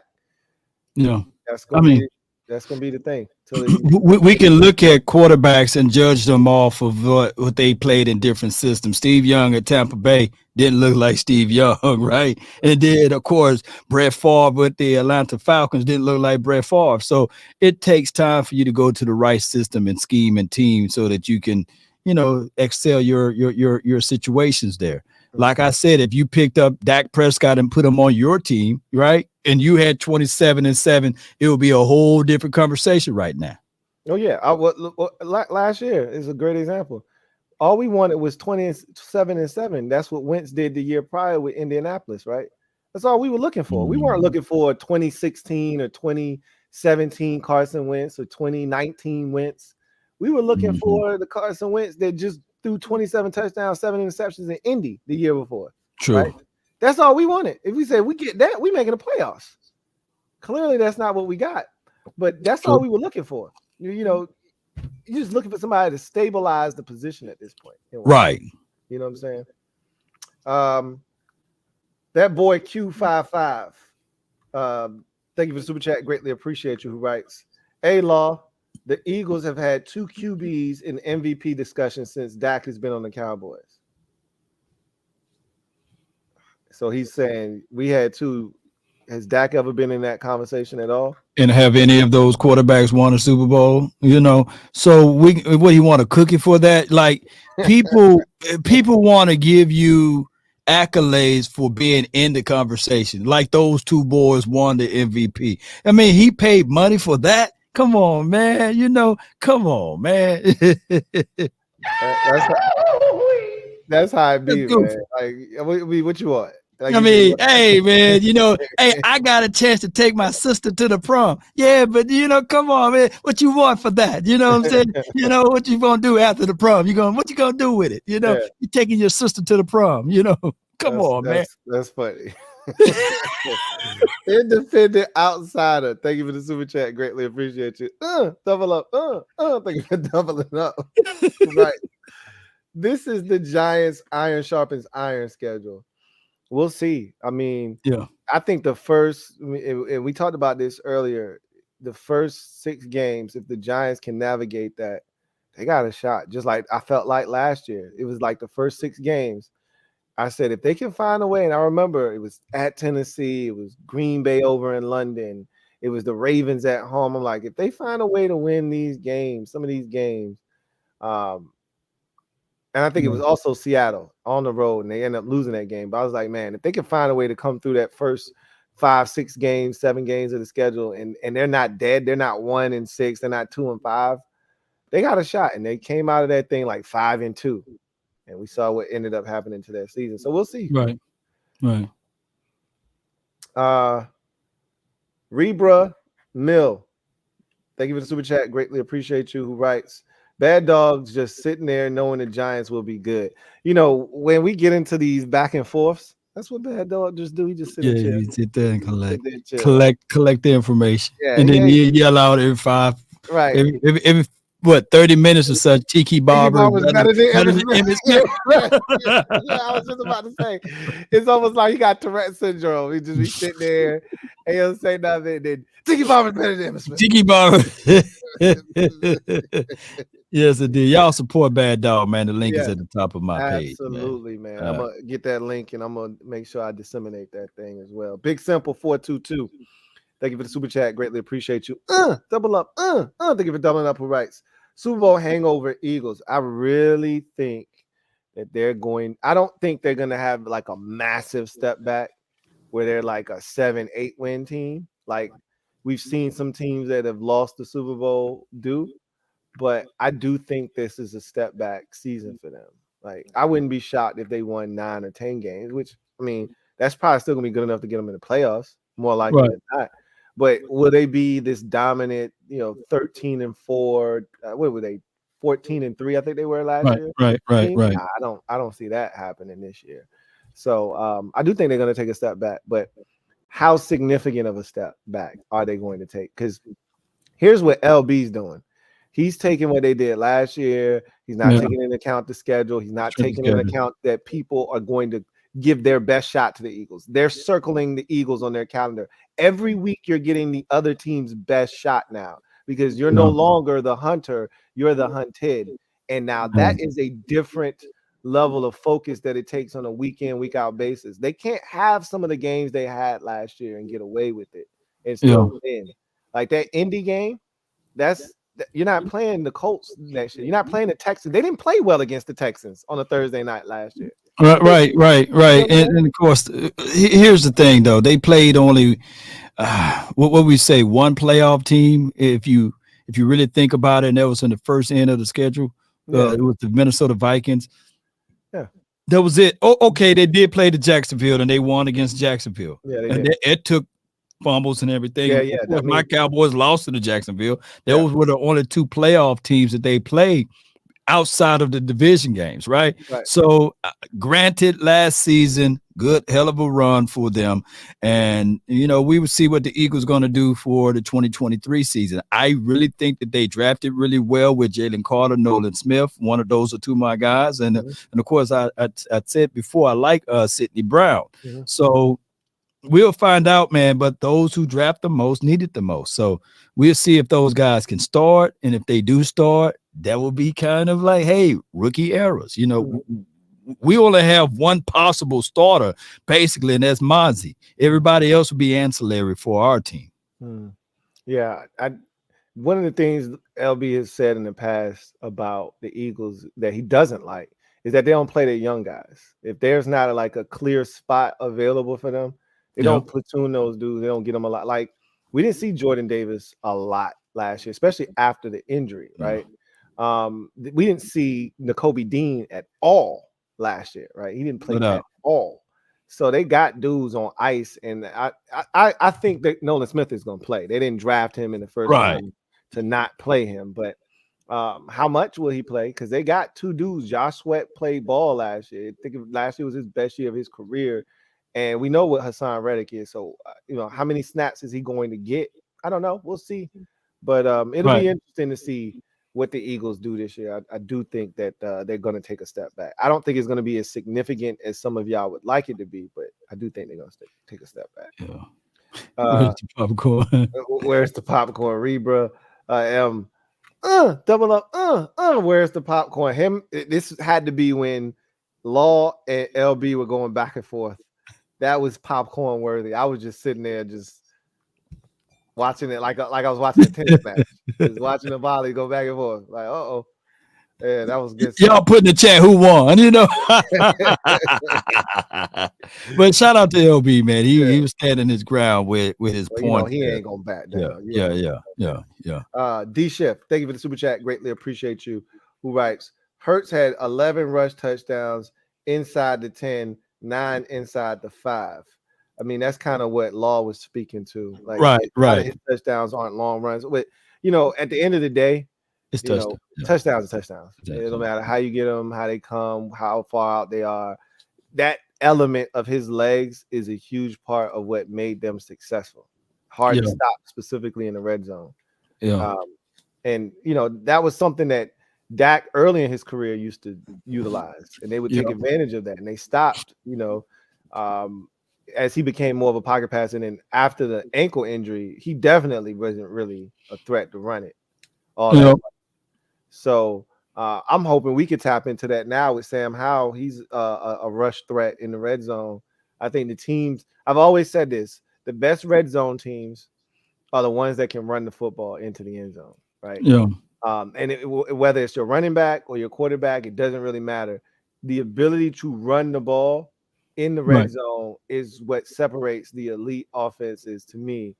And a lot of times the quarterback is a part of that. So yeah, and I'm not taking away from that from Jalen Hurts. And y'all can obviously see that I'm always speaking life into him, but I just want to be able to let people know that just as much as you praising said Jalen Hurts could be very much so thing that you can take away. Because what I said with Rex Grossman, same amount of yards, same amount of touchdowns, right? So then they want to throw in the rushing touchdowns. But keep in mind, you hit the one. That could have been to your running back. So let's not overinflate the numbers there. Now, granted, he did improve in a lot of ways. But that is the A.J. Brown situation. You got two good wide receivers, A.J. Brown and Slim Reaper. Both of those guys, and y'all know, Roll Tide. You know, Slim Reaper brought a lot to the table from elevating his game by being comfortable by having A.J. Brown on the opposite side. And I'm not taking away from the Eagles from that, you know. So shout out to them. But it's going to be harder for everybody to do that again in the Eagles land. That's right. And that's why I think it's going to be a step back. I don't think it's going to be massive, but I think LB think they just going to pick up where they left off last year. Yeah, it's going to be the same. And it's going to be the same thing. We just running teams. We're going to be up big in the first half, run the ball. And like, it ain't going to be that type of party. You know, Bill Belichick ain't going for that shit. You know what I mean? Like in week one, he going to be ready for Jalen Hurts' ass. He going to take something away. Now, they may adjust and still win the game, but he think they just going to waltz into New England on Brady Day and smoke them. And I don't really think he understand that they gonna put something on his ass defensively. Bill Belichick gonna he got 3 weeks to prepare for Jalen Hurts' ass in week one. He gonna have some shit ready for him. And originally, you know, this is gonna be a great game to go watch week one. What's that owner name? His name Jeff Lurie. I want Eagles to do a little homework.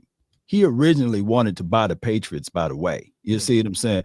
So when you guys started to look into all of that, it's a lot of emotions. It's a lot of, hey, I want to be in Boston type of thing as the owner. It's going to be a lot of things that they throw in preparation. This Bill Belichick, he got tapes, man. He probably going to be recording all of this stuff. And it's going to be one of those hard fought games because Bill Belichick is thinking, nah, you know how to stop the Eagles. It's definitely going to be a lot political game too, you know, politically speaking. He's underestimating a lot of teams on the schedule, but he'll find out. I ain't gonna keep telling him the same thing over and over again.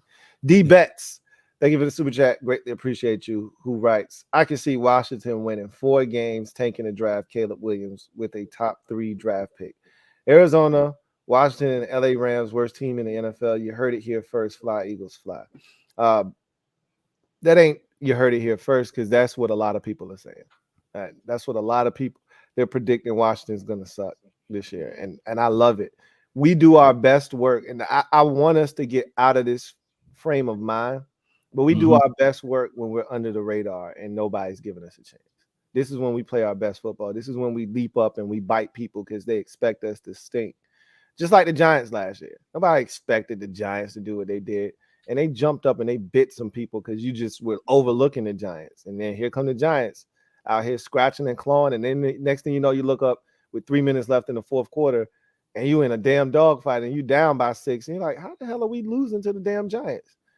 I think we're going to sneak up on some teams this year and have an opportunity to win some games. Will we pull them out? We'll see. Man, but ain't no take. This is the thing that people hold on before you go into that. I know you're high on Sam. Oh, yeah. But that damn Caleb Williams and that offensive coordinator that you got over there. I did not want to like him. I did not want to like Caleb Williams. I tried my hardest to be like, man, me too. He ain't all that, man. Me too. What the hell y'all talking about? I went and watched him. I said, God damn, he good. That boy good. That boy good. That boy good. That boy good. That boy good. I said the same thing about May. Drake May, North Carolina quarterback. I was like, ain't all that, man. They hyping that kid up.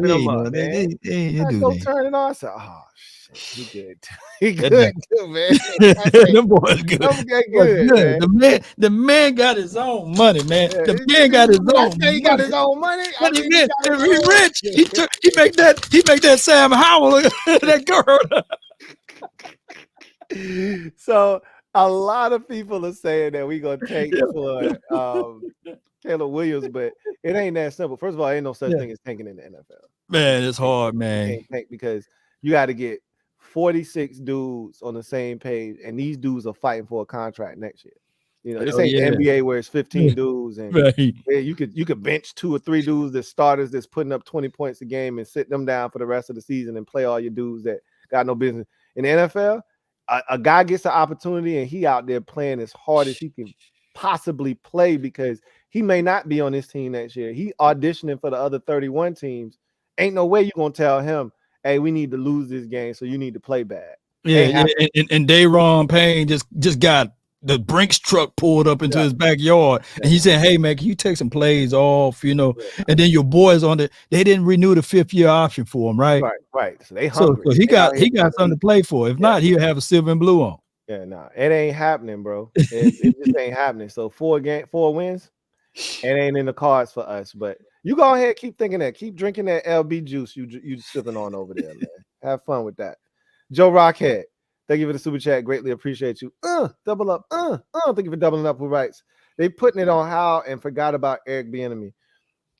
They not gonna really give the Eric Bieniemy hire the type of energy that we're giving it because they haven't lived through Scott Turner. It's the same energy that Law has for Kellen Moore and had for Jason Garrett.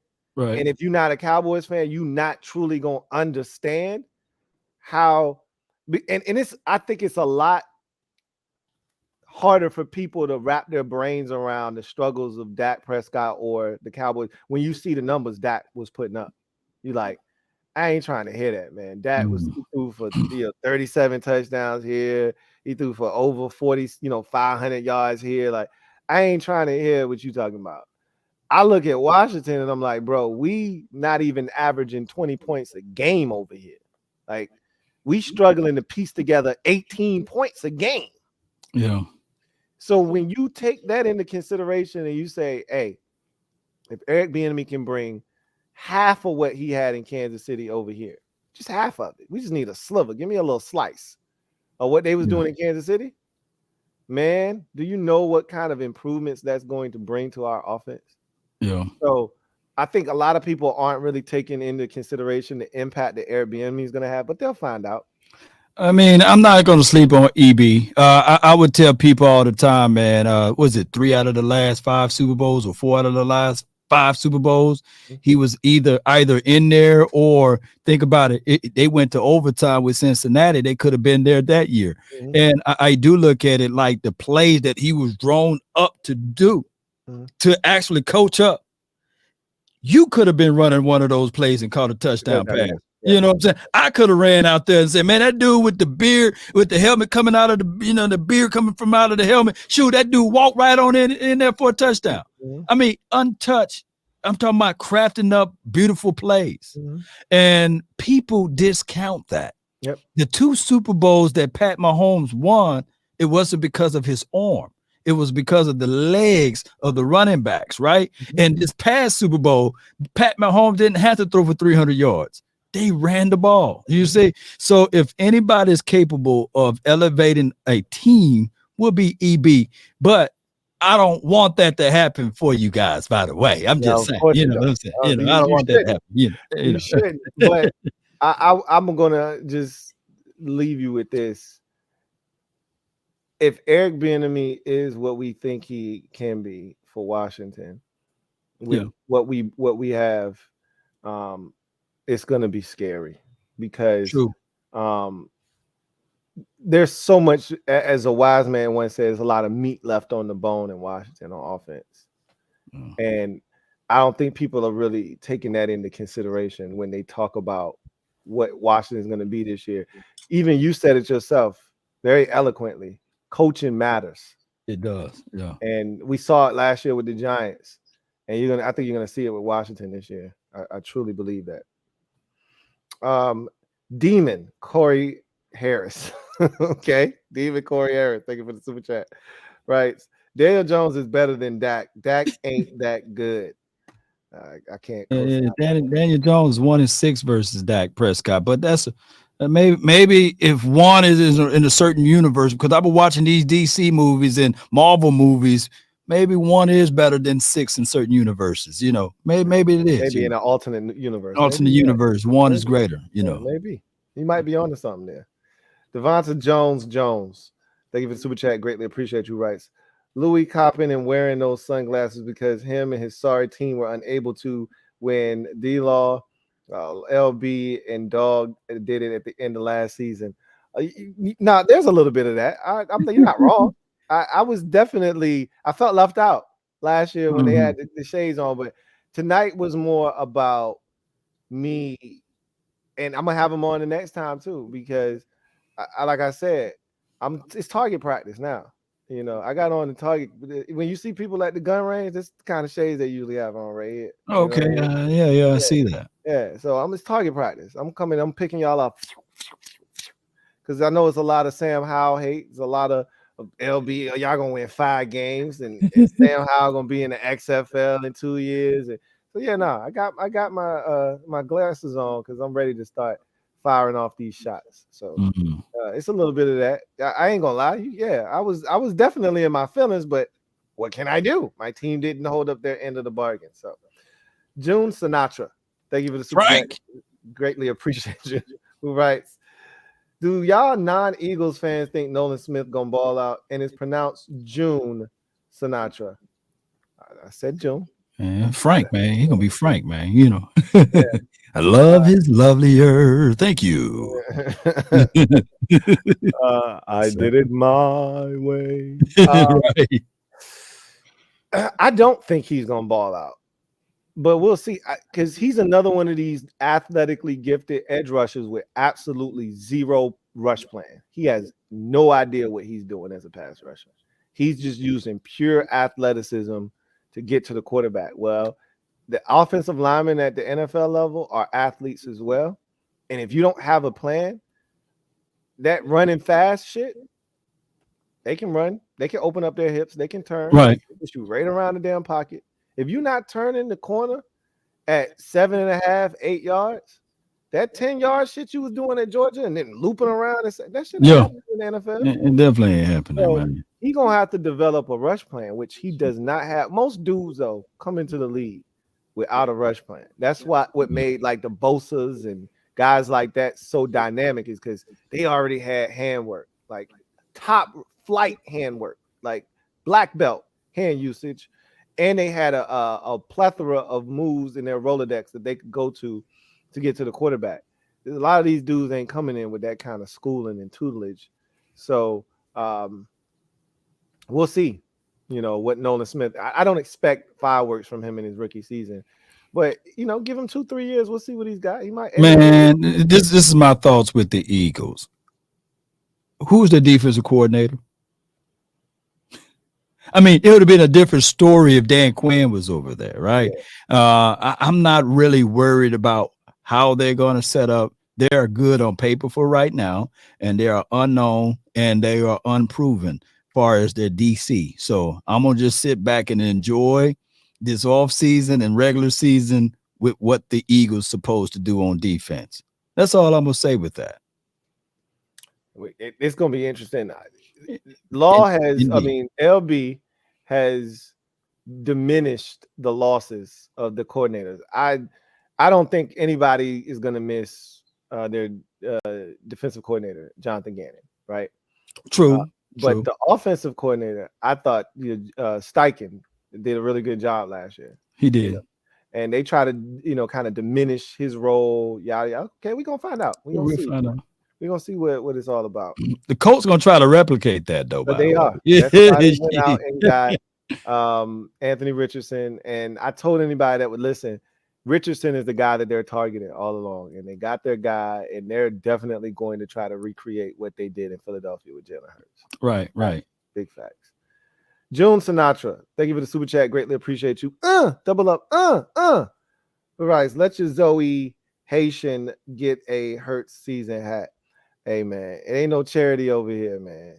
You're going to have to fork over that whatever for the Hurts season hat. He said they sold out right now, so that's good. You gotta holler at him. Maybe you can talk him into giving you one. He got a whole bunch of them sitting around the crib. He might be able to throw you one. Who knows? DC for life, Texas. Thank you for the super chat. Greatly appreciate you. Who writes, we're listening to nothing but the best with 100K subs. DC for life.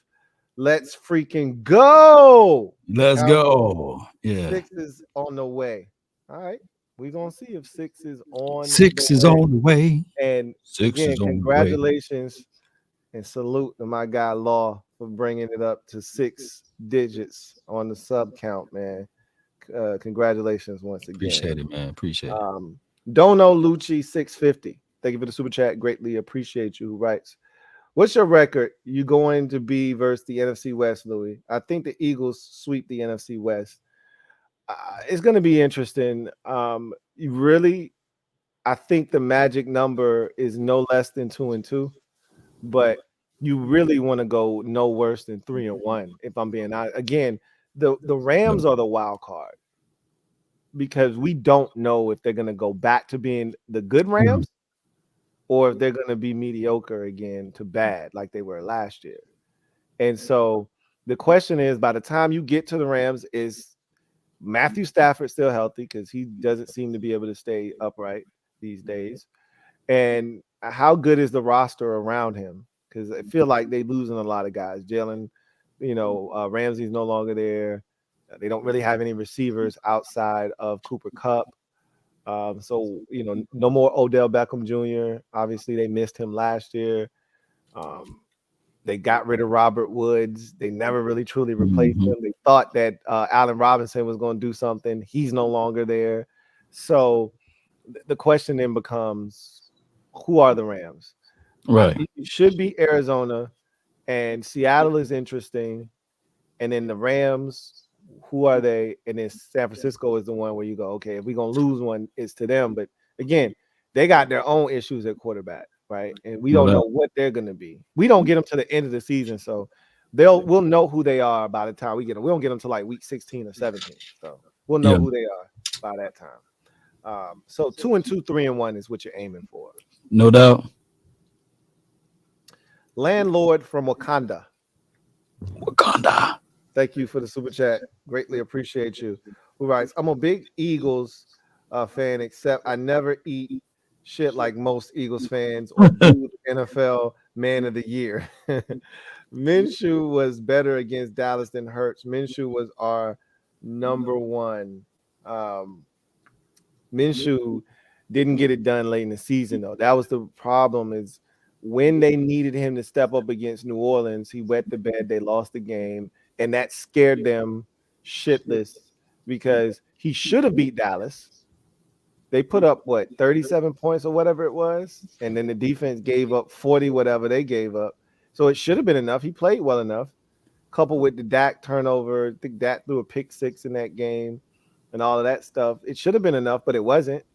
You gave up a 3rd and 30. So but the next week was the one that did it. Right. He didn't play well against New Orleans.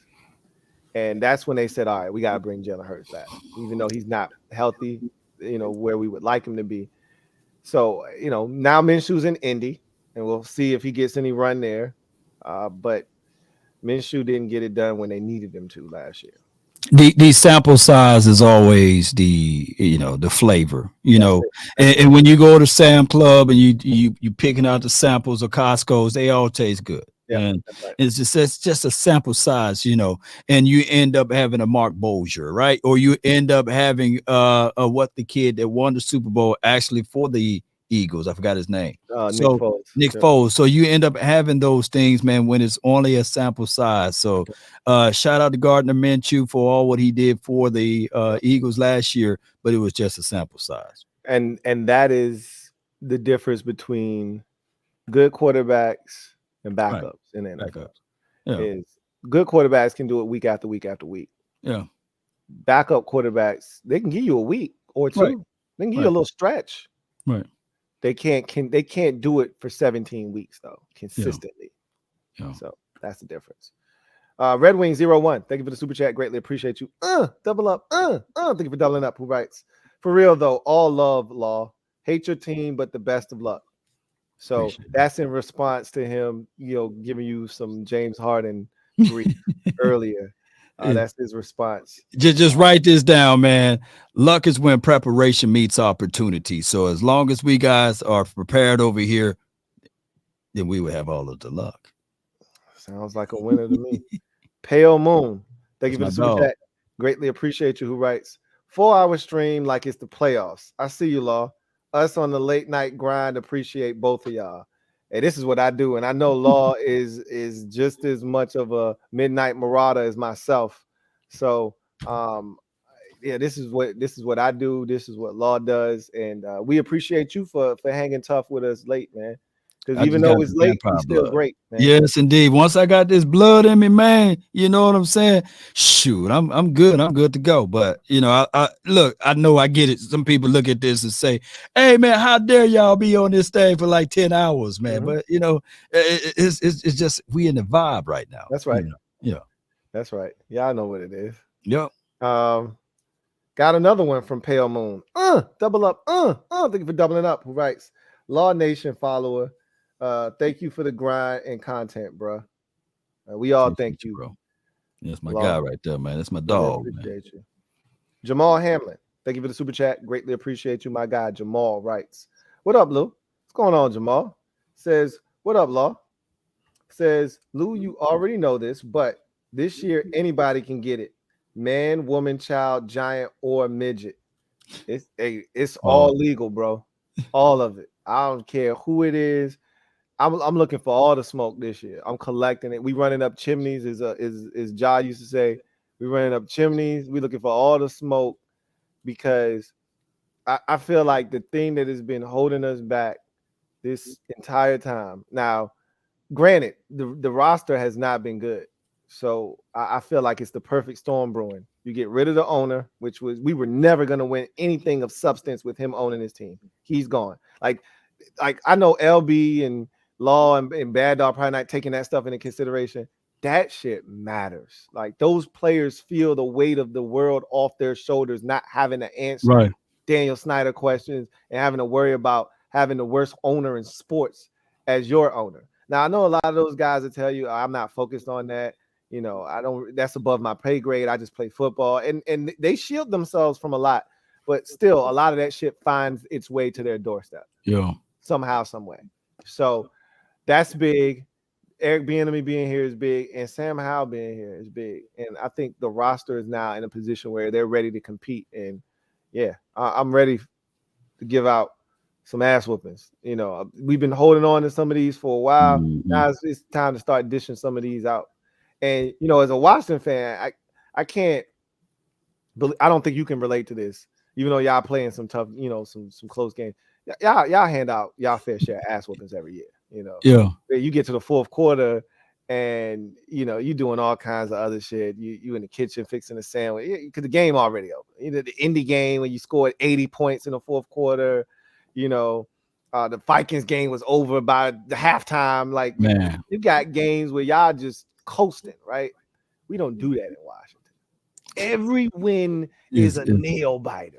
I gotta go get the defibrillator and bring some of the fans back because they died on the operating table 3 times. Their heart stopped because we over here doing crazy stuff.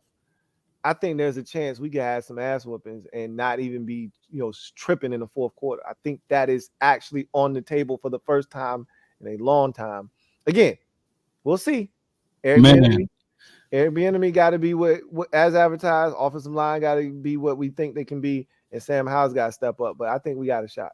Man, but let me say this though. You know, the expectation is always crazy, Louie Tee. Because what if I told you that the Cowboys didn't have a back-to-back loss last season, but it felt like it? I wouldn't be surprised by that. I mean, you won 12 games, you only lost 5. Right. But to your point, you know, when you lose a game, it feels like a lot more when you're Dallas. Right. It's different because win, lose, or draw, they talking about y'all for the first hour on right. ESPN, First Take, whatever the show is. They talking about y'all for the first hour. Yep. No matter, you can turn it to the other one on FS1 with Skip and Shannon. They talking about y'all for the first hour too. Right? First hour every it time. Don't matter. Yep. And it's not just the first hour. Yeah, it's sprinkled all through. It's the whole week. Yeah. Every day they're gonna come up with a Cowboys topic to talk about. And so it feels like more than one loss when y'all lose a game. Oh, the sky's falling, Dallas lost a game, right? But you know, that's the world that y'all live in as fans. Right. In 2 of the games that we lost, like we were pretty much heading into blowout territory. We were way up on Green Bay. We were way up on Jacksonville. You know. But you see how it goes in Cowboys land. Yeah. You know, and those are the things that I got to be the voice for the voiceless. I got to correct. That's why we get so much content, because I got to correct when Lachey or Shady McCoy says that Dak is ass. I got to go back and say, okay, I got to defend. You know what I'm saying? Or when Shannon Sharp or any of those boys say negative things, I got to defend, because those guys got millions of views, right? There's only one little old law, you know what I mean? You know, but I got to sell yourself short. Don't do that. Don't do that. We over 100K over here, man. Don't do that over here, man. Little old me, you let me claim that. I'm the little fish over here in the pond, man. Well, okay, there's big law over here. Yeah, that's you right. know what I'm saying? That's right. The strong arm of the law got to represent. So that's what I do over here, man. So that's why we kill these people, man, with content and correcting them, you know. But go ahead. I totally get that, you know. And you know, if you want to play devil's advocate, you can also play the other side of things. You say you barely beat the Texans, right? True. Barely beat the Eagles the second time with Gardner Minshew, right? Yep. Like you play the game either way if you want, but at the end of the day, you were 12-5. You know, 12-5. And I didn't realize you didn't lose 2 games in a row. That's crazy. I mean, you saying that, I didn't even realize that was the case last year. Big facts. Will Nico, thank you for the super chat. Greatly appreciate you. Writes, good night. Hey, deuces, man. Appreciate you for stopping by, holding us down, man. Hopefully we'll see you next time, Will.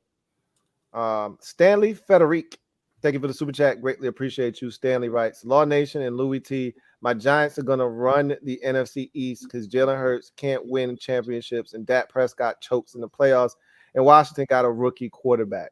Not quite a rookie, but I get your point. Yeah. This first year as a starter, so it's going to be like a rookie season for him. We'll see what happens with Jalen Hurts. We'll see what happens with Dak. I tend to feel like those 2 teams are going to be really solid. Well, this has always been my take on Dak. If he's healthy, Dallas is won. If you look at his career, has he ever had a losing season where he started all of the games? Has he ever had one of those? No, he never had that. And here's the thing: it took a penalty for us to lose the first time against the Washington team, right? Oh yeah, with the field goal, absolutely. Yeah, LP Lattisaw thing, you know. And then last year, y'all straight up beat us, you know, hands down. Shout out to you guys for having worst draft picks, right? But I'm just messing with you. Yeah, we were willing to take that L. Y'all willing to take that L. It's a feel good vibe, man, because you have something you can build off this offseason. Yeah. And if it was one of those other games where we put 50 points on y'all, then it would have been like, hey, would the Cowboys rather put up 50 points and win against the Washington to lose against Tampa Bay? Right. Give me the opposite. I'd rather lose. Yeah, absolutely. Yeah. Absolutely. So granted, man, I absolutely like what the Giants did in the draft or what have you, but let's be real, man. Y'all still the Giants, man. Y'all got a higher hill to climb than us. Right. I agree with you 110%. Like, as much as the Giants improved, is because they had to come from so far. Yeah. Right. That's why I feel like they've improved the most, but they still have a lot of ground to make up because of how far they were coming from. Yeah. And because their roster was not good last year. It just wasn't. From Big the fact. offensive line to the receivers, you know, the secondary wasn't all that great. You know, they had holes and they filled as many of them as they could. I always say you can't build an entire team and fix all of your deficiencies in one offseason. They tried to fix as many of them as they could, but we'll see. You know, ultimately, they still got offensive line questions, right? Yeah. Got to fix that first. And Thomas, Neil, Thomas, all of those boys are really good guys, you know, if they can live up to their potentials. That's and on top of that, to be fair to them, it was a giant play for them to win the Super Bowl for Kansas City Chiefs. Kadarius Toney. If it wasn't for him, we can literally go back and say, you know what, that game could have changed differently. Absolutely. You know, so it took a giant play for them to win. And so when we talk about weapons and what they had, Richie James, he showed up last year for them. Yeah, you know, So we will see now that they got, you know, one of I would say one of the better tight ends in the game. But it goes back to even what I said with my guy Lord Brunson. Yeah, if he can stay healthy, same with Swift, same with Penny. If those guys can stay healthy, if Darren Waller can stay healthy, but we'll find out. That's big. You know, my dad always say, if my head was turned backwards and I could see forward. So we gonna see if these dudes can stay healthy or not. So if it's a big word, he always also said if it's the biggest 2-letter word in the dictionary. So shoot, if you ain't lying, if it was a fifth, we would all be drunk too. Yeah, be drunk, right? Cheers, you know. Stanley Federic, thank you for the super chat. Greatly appreciate you. Double up.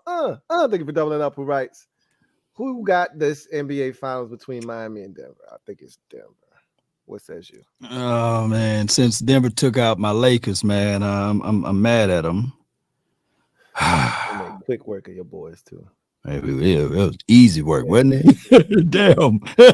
They've been sitting at home for over a week now, chilling, waiting for this end of this series. I'm gonna let Parsons decide. Whatever jersey Parsons put on. We know he's not gonna put on any damn jersey. Hey, when Parsons said we, when he said the Lakers, he said we. I said, oh Lord, that's why the niggas lost. Because his ass around here getting all kinds of shit.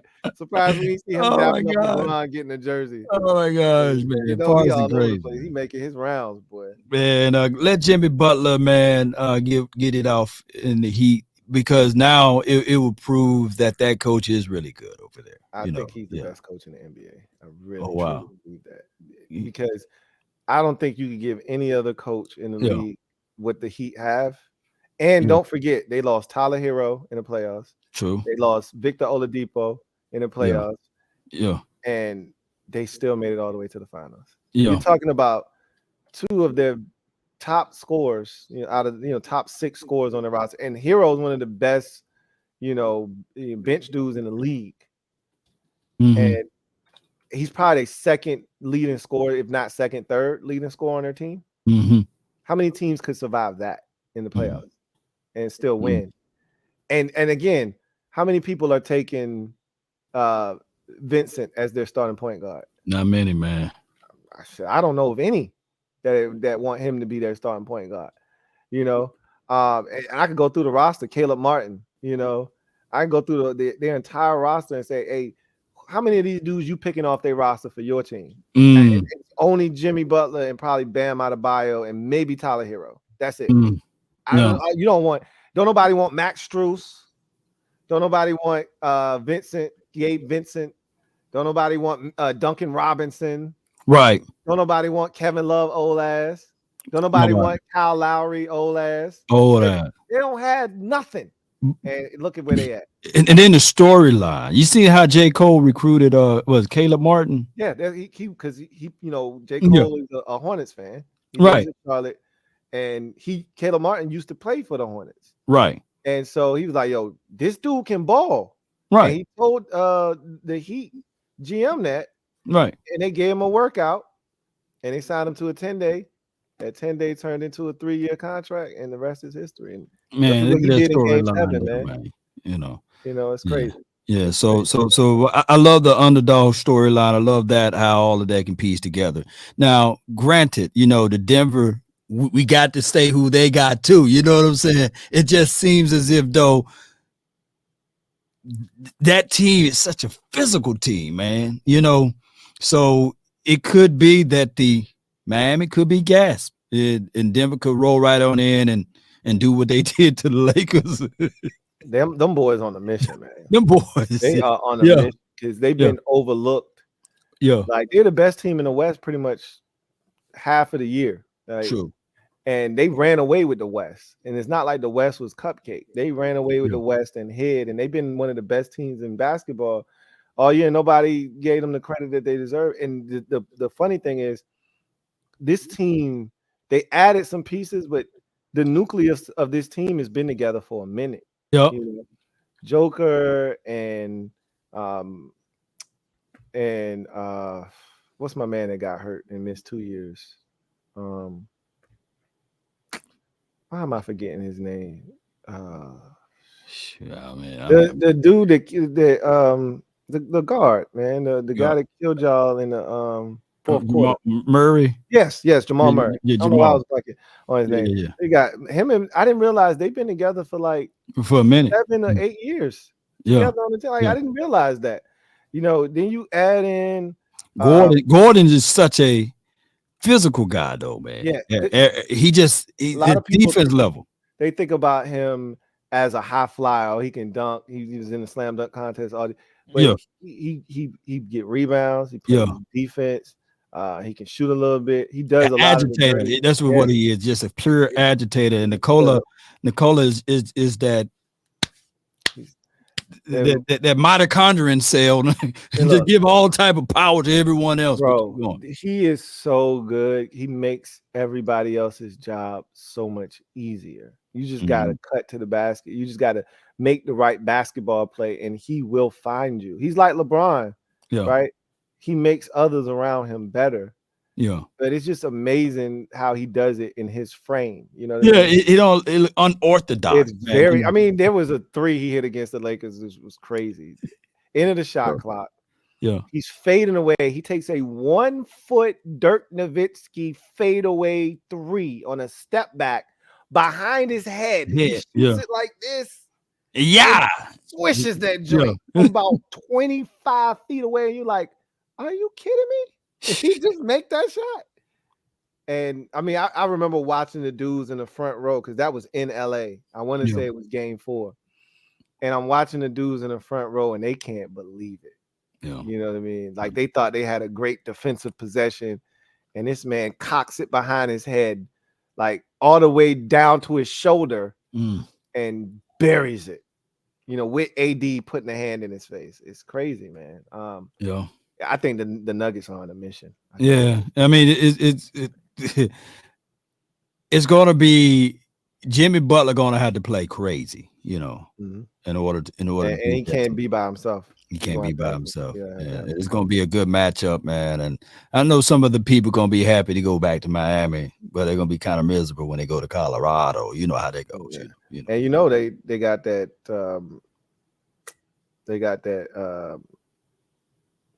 That whole playing, above sea level thing going on out there. That shit matters. That shit's real. Shoot, it is, man. That's not a game.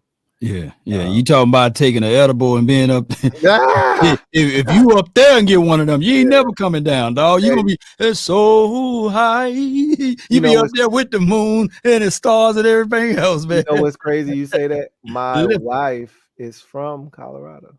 Oh wow. So she got a little bit of that in her anyway. Yeah. Oh, I already know.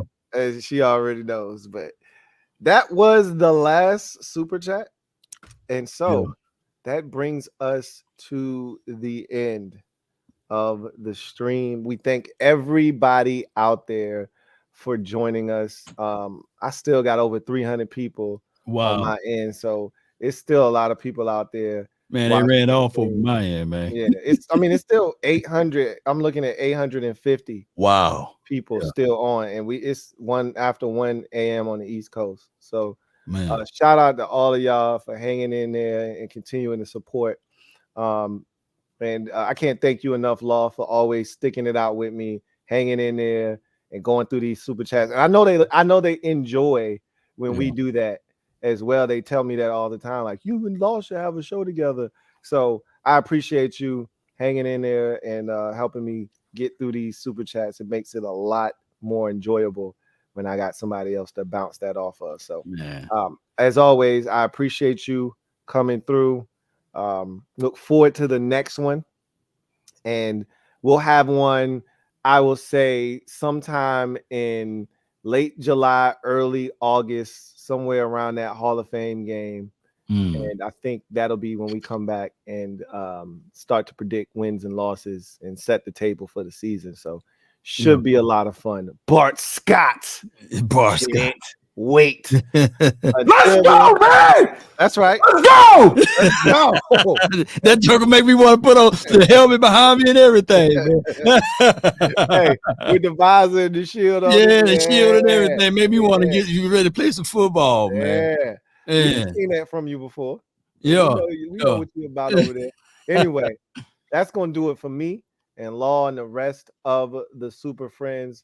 We thank you guys yet again for your participation. Look forward to chopping it up with you guys in the near future. But until then, y'all take care. God bless and good night. Night. Louie Tee Network.